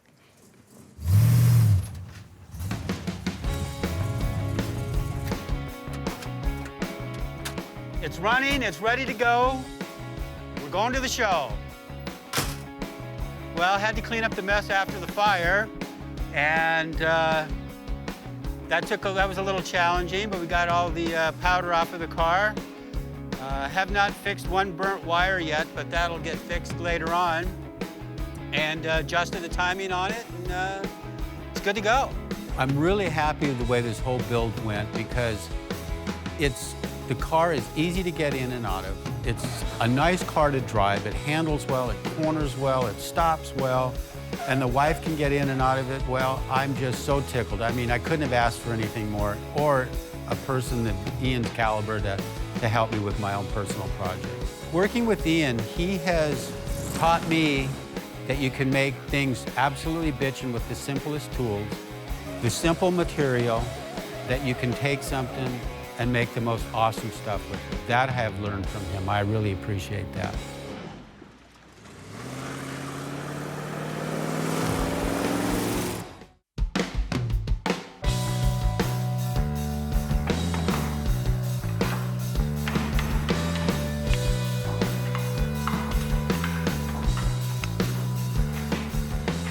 Yeah, this is assembling it for the first time. It's still kind of a mock-up. I don't know if it's actually gonna work, but I got a pretty good idea, so we'll see. This car is really kind of the opposite of what Don's is. His is for the street, this is for the show. It's high fashion. All it does is get off the trailer, show up at the club, and do its dance. It has no other purpose except to get attention.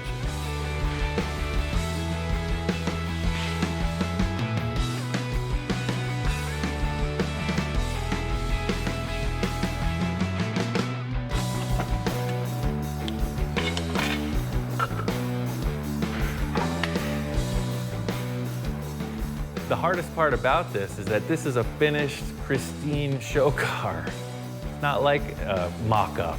So I'm really trying to be careful. I want to assemble it, polish it, and show it.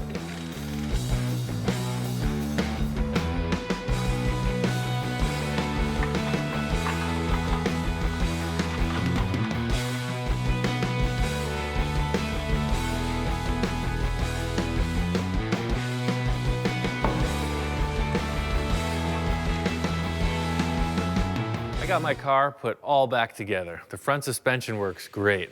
I got it on the trailer and it's off to the rodeo. Really excited, fire's out, car runs, and we're here. Very happy. I've had a lot of good reaction. The family just loves it. They can't wait to go for rides in it. Seeing Don happy with the car, excited to drive it, I mean, that's what it's all about. Working with people and getting that type of response makes it happen for me.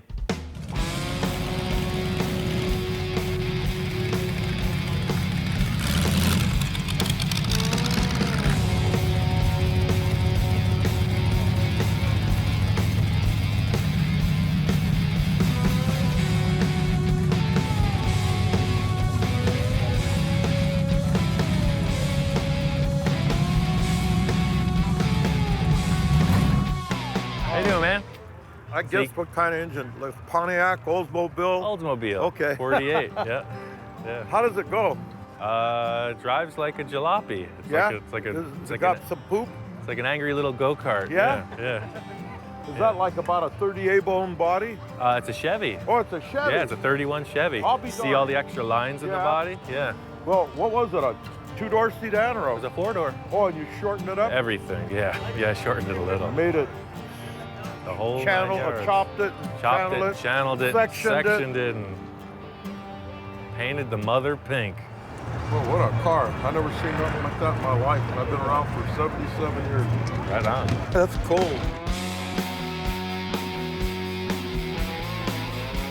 To finally finish this monumental task and have people stoked on it is really rewarding. You know, I built the car for me, but the people like it.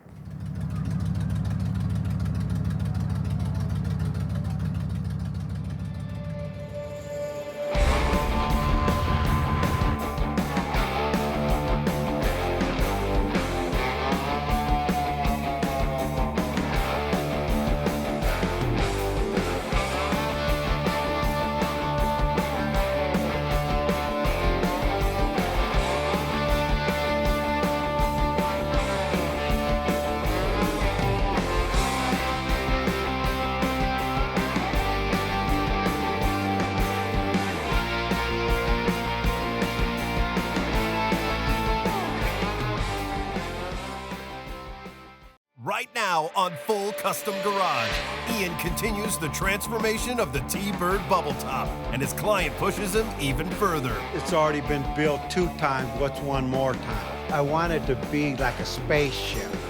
Some people would think of this abstract idea as like, what? And I'm like, yes. I spent a couple seconds inside that dome and it's hot. So we're having vents in the front that'll vent the cabin, and then vents in the back that'll exhaust it. But the mission doesn't stop there. My whole task here is creative metalwork and mad scientist inspiration. He's got a pro interior dude. I meet the guy and it turns out he's deaf. And Victor's like moving around, flailing his hands, this and that. You know what? I move my hands and I'm a hand talker, if you could see, and we could communicate perfectly. He's talking about making it look like this is like the main power source for the entire car. It's crystal-powered spaceship. I'm a subtle guy, if you could tell by my car. With the finish line in sight, Ian and Victor take the bubble top out of this world. We're on the final run of the whole game right here. And Victor comes up with another idea. But now I said, Ian, we need a new element. He wants to take it one step further, so we're gonna try something unique once more with the roof. I don't know exactly how we're gonna get there, but this car is gonna be amazing.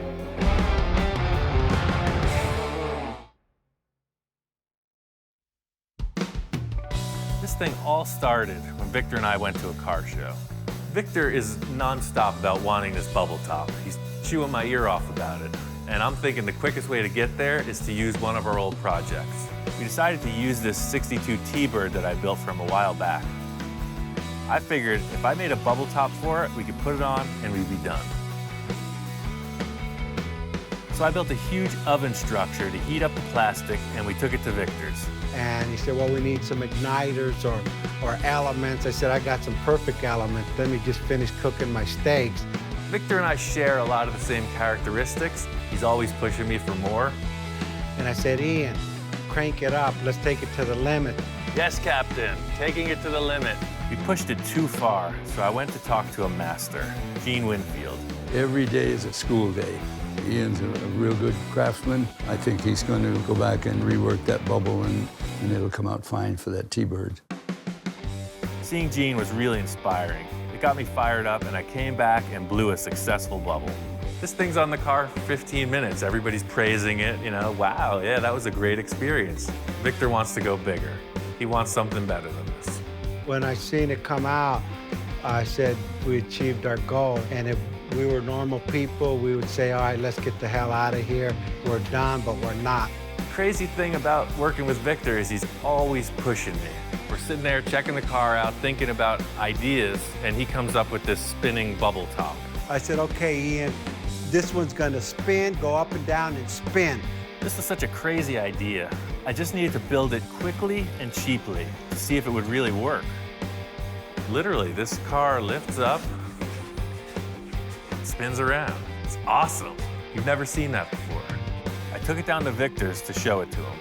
I pull in with the trailer and I see Victor. He's not really jumping for joy, let's say that. But just seeing this wild concept got his brain going in a whole new direction. Accomplishing this bubble top, I think I might have blew a fuse or something in Victor's psyche, because now he's really going off the deep end. He's talking about some wild concepts, and we're only at the beginning of this next stage. The whole thing is detail. I have to remove this foam in the most precise manner possible.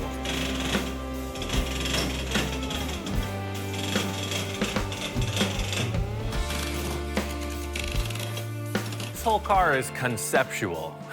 The ring that holds the bubble was looking good. Victor wanted it lower. All right, so Victor changed his mind a little bit, or Victor changed my mind. It's not gonna spin anymore. It's just gonna be a simple up-down motion. It's way safer. Primary issue is safety. This thing is coming around to the car show and does, as it's been doing, it's gonna take somebody's head off. This whole thing I was setting up with the body being raised up and contoured to the ring, he wanted it to be lower. We're gonna cut this whole area out and then lower the ring to the same height as the door. Refitting this metal ring, it's a flat base that the bubble sits on, and the car is a curved surface. So I created this series of steps that allow the ring to fall down into the car and still look like a finished part.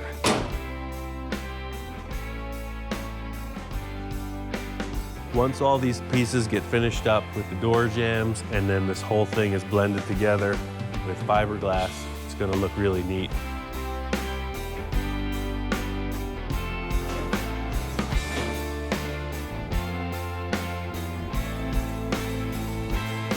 We really refined the way the whole bubble opens. I was trying some crazy stuff with the weight of the car lifting the thing, and it just wasn't safe. We just went to a simple hydraulic ram, tried and true, works perfect. He's already got the pump here that used to lift the rear of the car. So we're gonna tap in with another switch. You can see it's big enough for a tractor or a snowplow. It matches the ram that used to actuate the back lid, and they'll both run off the same motor.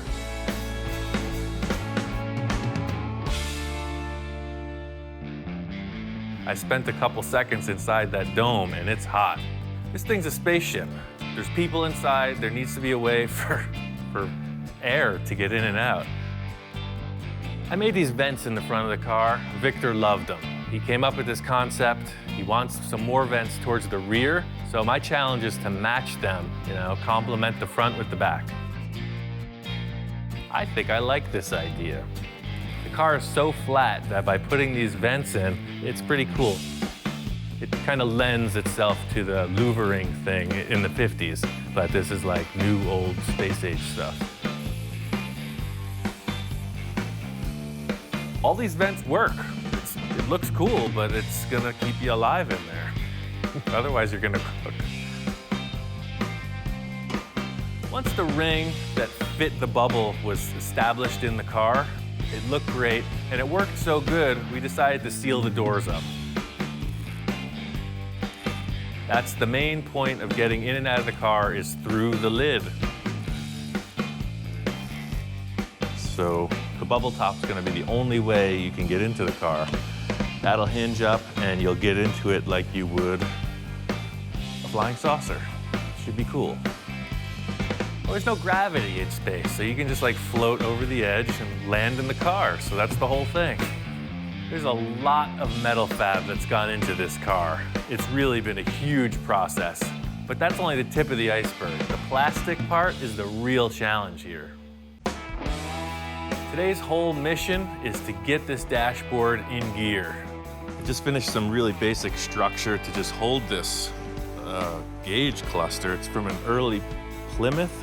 I think it's a 300. This has been used in a couple other really popular show cars. And the reason we're using it is because it's freaking cool. Since we added the bubble on it, I said, hey, we can't just have a regular car interior. You want to follow that theme, bring it inside the car. So I want to have some kind of clear plastic elements on the interior. The big challenge with the plastic is creating three-dimensional shapes. I'm using fiberglass for the dashboard. It's going to incorporate an acrylic dome, just like the roof, and who knows what else. The first tests I did of creating this bubble out of acrylic just incorporated a simple metal box with a burner and air inflation. The smaller size is a lot easier to work with, so I figured I'd come up with a really cool twist on what I've already accomplished and showcase it right in the middle of the dashboard.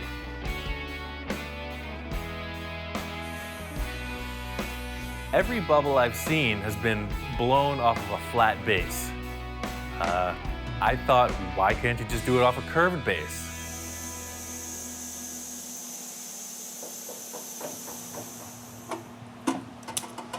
I'll unscrew it.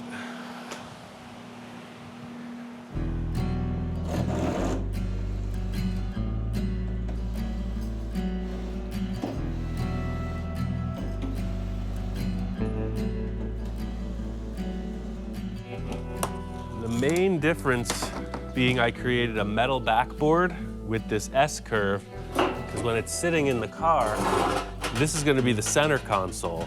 So the center console wraps up, and then you have your gauge pod here, and it goes into the dashboard. So this is just a piece of sheet metal, a couple pieces of 55-gallon drum, an old brake line.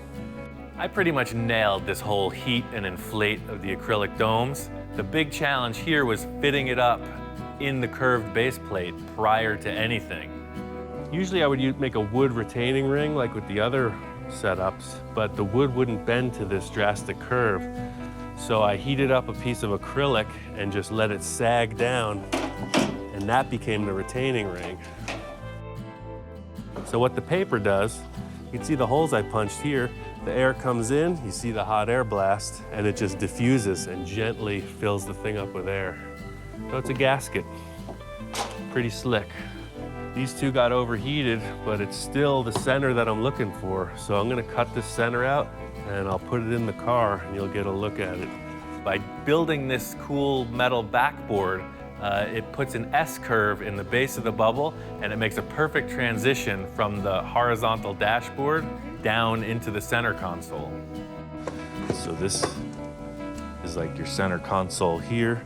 And then to get to the switches and stuff on the gauge, this will lift just like the roof on some kind of a air ram. And then you can turn on your lights and all the other stuff. So it's just like dimensional plastic shapes. You know, you got 1, 2, and then 3. It's gonna be like a real fishbowl in here. This whole thing is really my greatest achievement. It's something I've thought on for years, and here it is. This is a perfect curved base bubble that is gonna be the centerpiece for the whole car. The whole concept of the interior, especially the look of the dashboard, is just like alien technology. It's gotta look kind of spacey, kind of organic, and I think fiberglass is the only way we're gonna get that really curved compound surface. The whole dashboard is fabricated at a solid round stock. It's really easy to form. I can make mirror images of the left and right side simultaneously, so it's just a quick bend, cut, and weld.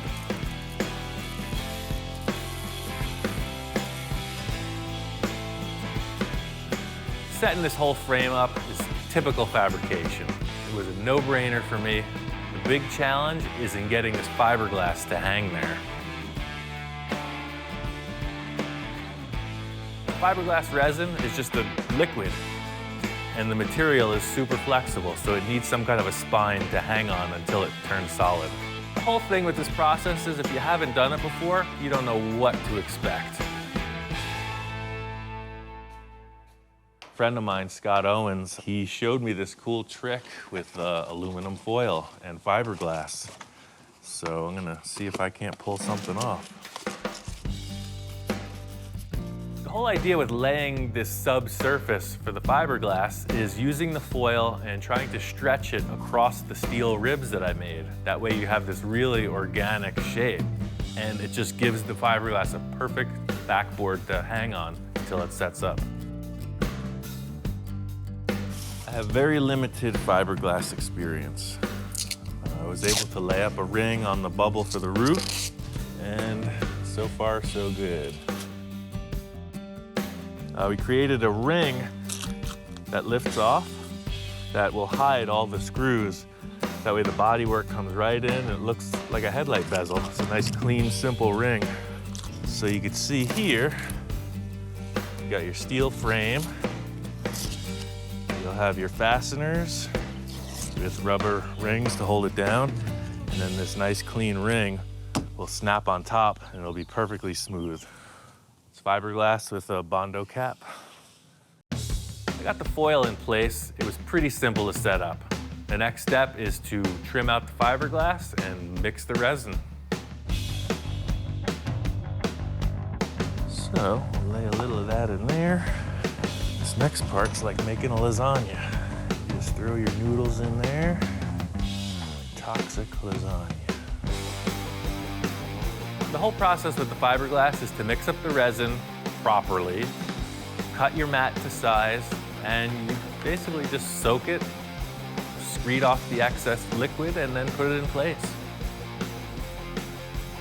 The idea with using the fiberglass on the inside is that it will give us a really organic, multi-dimensional finish that we can paint. That way the outside of the car wraps over the top and comes right in.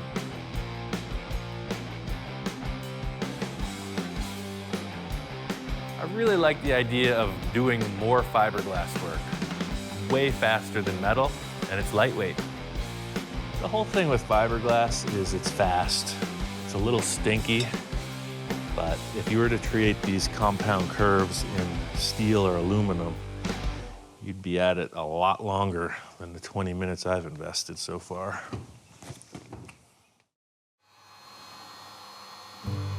The whole thing with fiberglass and the rate at which you work really is determined by how much catalyst you use and the temperature. It kicks off from a chemical reaction, and the hotter it is, the faster it goes. So it's a little chilly today, but with my laser, I will activate the catalyst and be on to the next step. Fiberglass finally kicked off. It's nice and solid, so the next step is to pull the whole piece and then take out the excess tape, aluminum foil, whatever you don't want. Aha! Pretty sneaky, sis.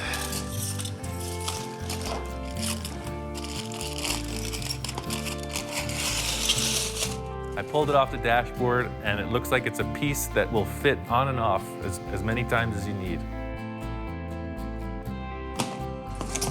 So I'll let it cure up like that. Then once it's fully hardened, I can sand back the edges, glue her in place.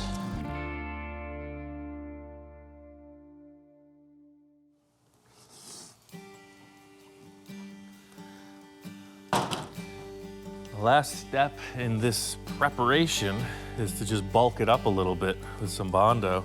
Fiberglass is good and strong, but there's some surface imperfections that I don't really want to sand out because that would make it a little weaker.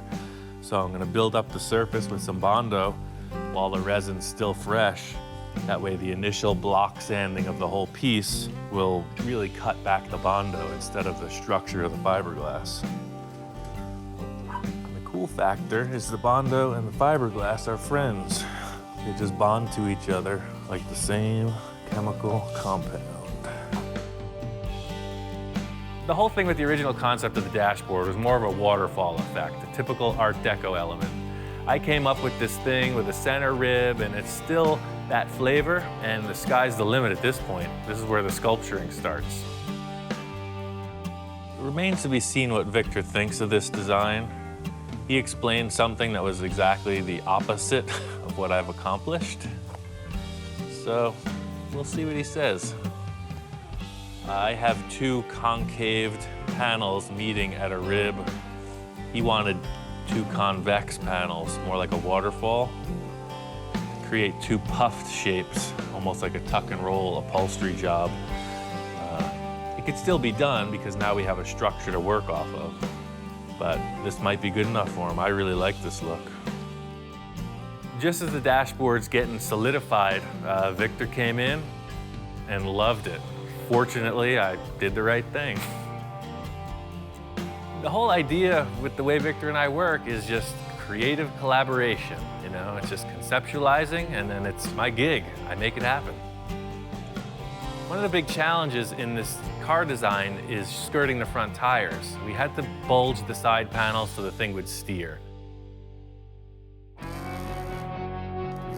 Victor's been kicking around a couple ideas on how to make this work, and I think I got a good concept. The whole idea with these skirts would follow the line of the vents in the front. It'll have the same screen detail on the inside, so the body will come to the vent. We'll just flush out this and blend it right back through the old door jamb. So we're hoping that this will give a little reason for this whole radius on the front fender.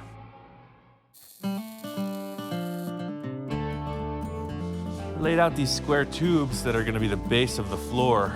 I think we're just going to make the seats ourselves. Victor didn't like the seat that was in the car, so I just set up a framework here. It'll be the base of the floor that's going to roll down into the footwell.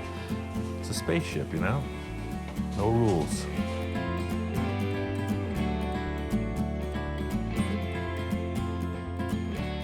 These are the seats that were in the car.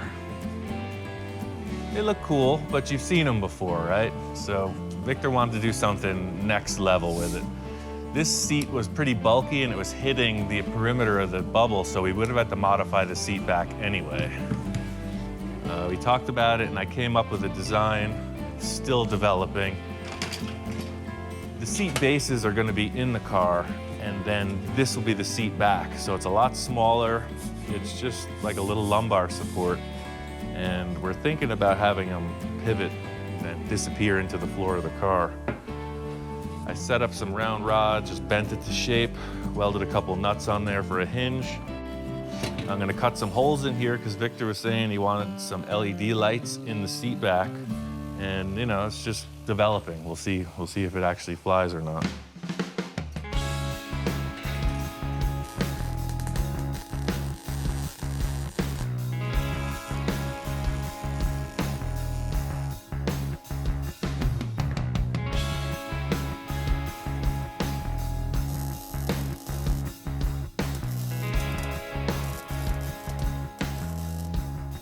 These are on hinges, that way they'll be adjustable.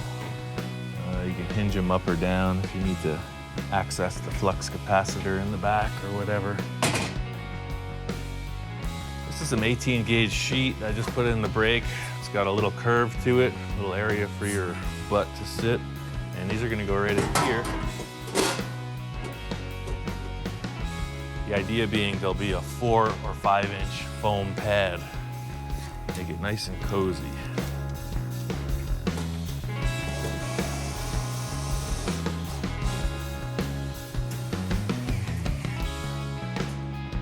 My whole task with the interior on this car is really just framing it out. I tried one interior in the past and I really have a lot to improve on, so I'm gonna let the professional handle it. The one thing anybody who is gonna critique a bubble top, the first thing the negative people say is, it's gonna be really hot in there. Victor's answer to that is a vintage stainless steel fan.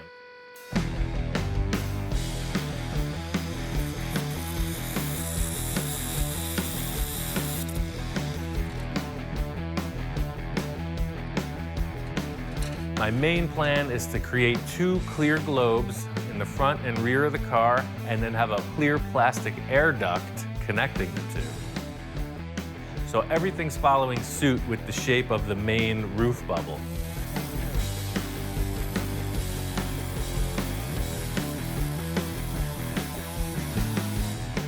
So this is the back wall that will have the air coming from the upper vent down through here. So I'm just gonna shroud this in. That way the fan will draw.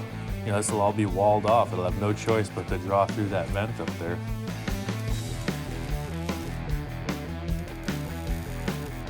I've primarily built cars for Victor, and I think he's just getting super creative on this. He's not concerned with driving this to the car show. He's doing something to make a complete spectacle. That's the bottom line here. Looks like Victor's caught the bug. I said it before that my kind of crazy is pretty contagious.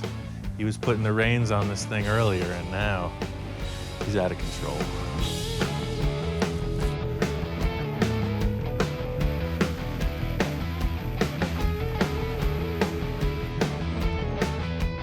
So that's the concept. The air comes through the back vent, through the fan, into that tube, and then it ventilates the cabin. Feel that breeze, Tony? It's good, nice, right?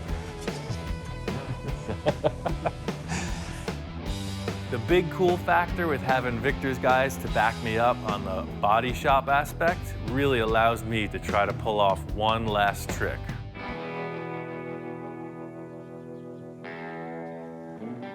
We've made a bunch of successful roofs for this car. We're on the final run of the whole game right here.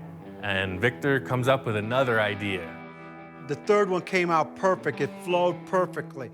But now I said, Ian, we need a new element. He wants to take it one step further, so we're gonna try something unique once more with the roof. I'm gonna light a fire, man. Yeah, and actually, I know it's gonna work. You've seen a clear plastic bubble a million times. He wants something more. He wants like a pattern embossed in the rear of the roof. And it's like a whole new direction. As a last-ditch effort to stop this frame from flexing, I just put in a bunch of wooden shims because the box starts to blow out of shape. There's so much force from this. We got like 180 bolts clamping it together. But the box just needs to get up to 300, 320, and it's good to go. But getting 300 degrees over 32 square feet, that's the real challenge. For this last try, I think we're gonna need more heat. A little more propane, a little more fire. If remains to be seen what's gonna go on once we get up to the proper temperature. The only access I have to the material is through these little portholes. This structure that's inside the oven doesn't allow me to see in there. I really only have my past experience to guide me through this. We're not gonna know if it's a pass or fail until it's done and on the car. I think we're there. All we can do is turn up the air pressure. Ready? I'm gonna do it slow. The good thing is this is working just like all the rest. The heat's even, the thing's inflating, it's looking good. Oh, the front, look at this. Amazing. We're there. I can't push it anymore. I'm gonna raise it up. It's the moment of truth.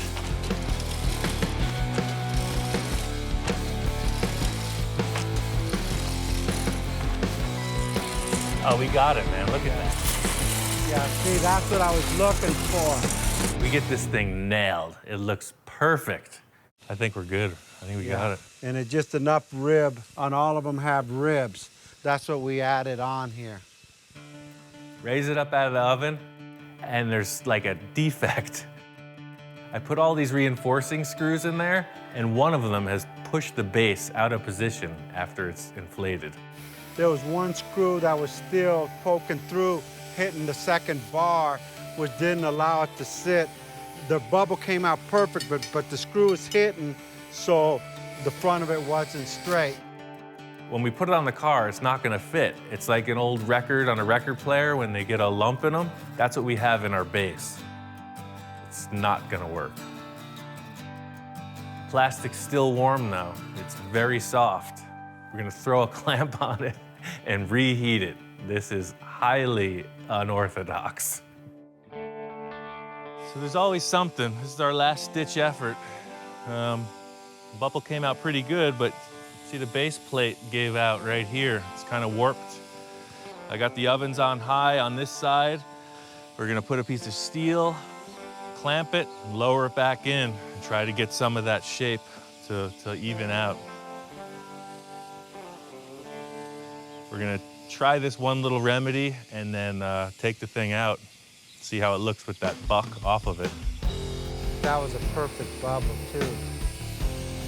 Up more. All right, right there, we're on it. How's she looking? I think you got it, man. I think you healed it.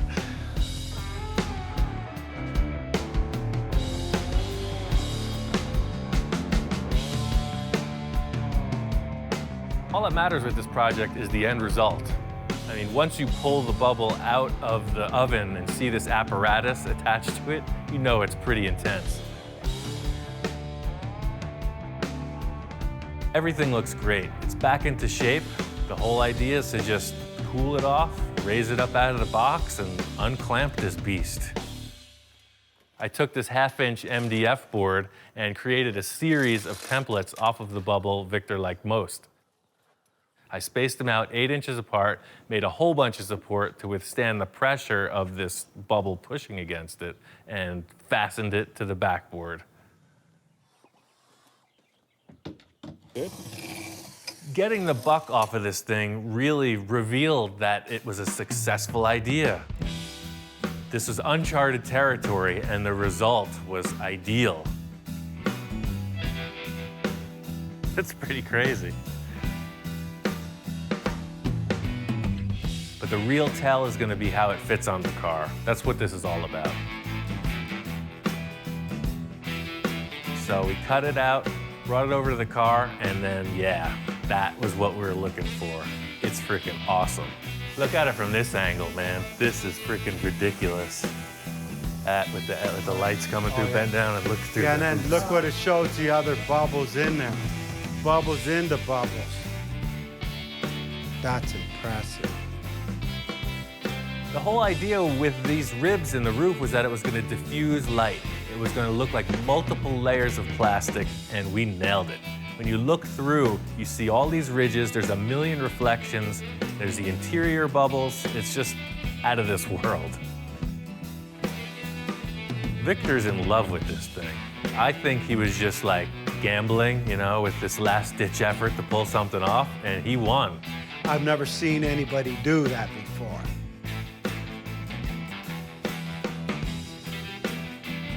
The creative process on getting this bubble top done is there, but this is the whole car. Victor wants to set up the interior on this car to be just out of control, something no one's ever seen before. It's basically a blank canvas and anything goes. My whole task here is creative metalwork and mad scientist inspiration. He's got a pro body guy on the job, he's got a pro interior dude, and he's got a mechanic. I finish my work on Victor's vehicles, and I don't see him for months. I come back and like there's these amazing paint jobs, incredible interiors, and I've actually never met the people he works with until now. Victor's interior guy is here. I don't know where he learned his craft, but he is like top notch. This is my upholstery guy, Lino, which is fanatical about inches, and this car was hand built, and nothing is precise, it's close. And we're trying to just figure out the details on filling in gaps where we didn't anticipate, you know, area that need to be filled in or something added to it. You give him an idea, and if it's not right or flows, he'll make it flow and tie into the concept of what we're trying to achieve. He won't do it unless we could do it right. I meet the guy, and it turns out he's deaf. And Victor's like moving around, flailing his hands, this and that. And it's really how they hash out these ideas. It's pretty crazy. There's like no verbal communication. And the results are outstanding. Right here's gonna go rubber. I got it. Yeah, no. We got...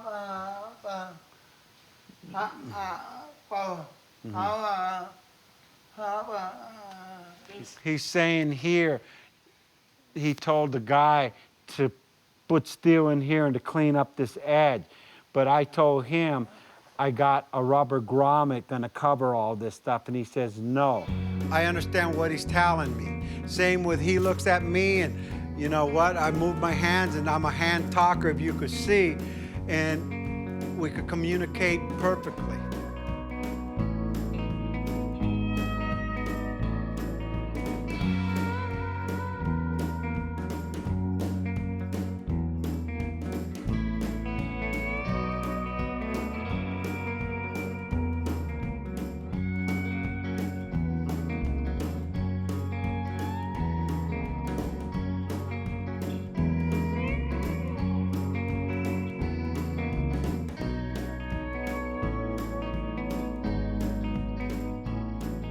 He understands what our goal is to make an awesome vehicle that we could share with everybody. The diamond.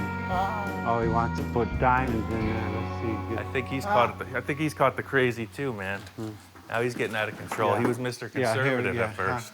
No, he's like... Now he's fallen under the spell. This here, I had to take my old lady's jewelry apart, but she won't figure that out in a while. The whole concept with the center console is to move air through the cabin. And Victor comes up with these crazy ideas. He's got all these clear crystals. He's got LED lights. He's talking about making it look like this is like the main power source for the entire car. It's crystal-powered spaceship. There is 100 different variations. But you see how this is in the day, people. Here, let me adjust that. Here we go. Let me see, there's another one. Or maybe you want that, or maybe you want this. Or maybe we'll do that. That's pretty cool there, yeah. I mean, it's getting like out of control. And we'll do it subtle. I'm a subtle guy, if you could tell by my car. Every time I look at it, I envision things. And my vision comes from just looking and expressing, this is the way I feel.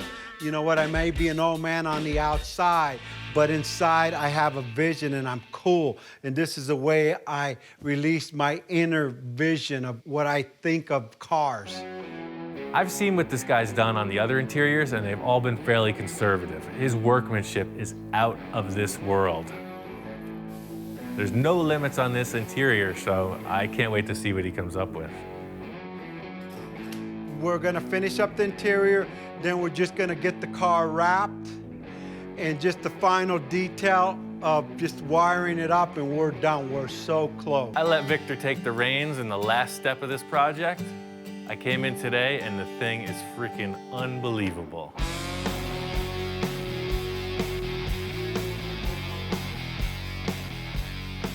This car has been in the works for a long time.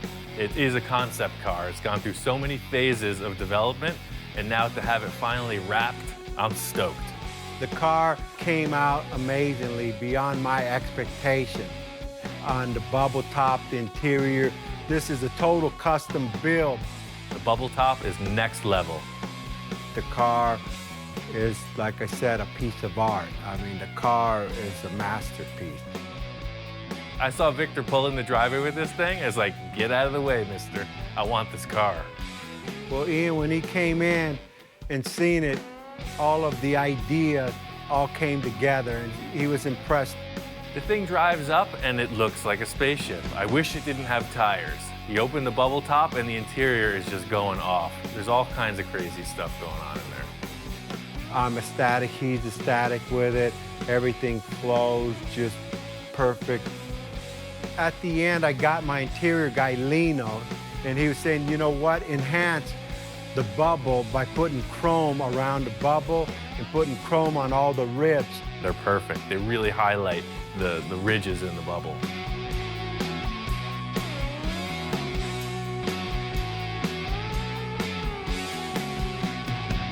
Victor wanted some kind of a crazy alien-inspired paint job. I seen a car going down the street with a wrap on it. And of course, me, I got the most crazy, elaborate wrap. It almost looked like a reptile. He had these guys come in and wrap it, and it looked reptilian. On paper, it looked brown. As we put it on, it was orange. And actually, I had a couple nights of lost sleep because I really, hated it. I called Ian, I said, Ian, come look at that, man. I'm really not happy with it. And I knew we had to do something. This car was going downhill. And he said, look, I painted over it. I said, paint it over it. And we painted over this wrap, and it came out freaking amazing. Fortunately, we were able to pull it back, toned it down with a brown candy, and it's on. It looks like some kind of a fantasy lace pattern beneath the clear coat. This clear coat with the candy in it saved the project. That, to me, is the spice of life. I don't want things to go smoothly. I want to hit walls. I want to run through dead ends and recover from it. This is a perfect example. Ian is so resourceful. Maybe 90% of everything that's on this car that you see in the interior and exterior, besides the actual car, was stuff we made work. From the hydraulic system, from the parts, from the back bumper to the instrument panel. And if he doesn't have the part, he'll come up with something else. He'll walk around the junkyard and find something and put it in there, and it works better and at zero cost. Since I'm 15 years old, it's been car after car after car. That's just what I do. I can't stop.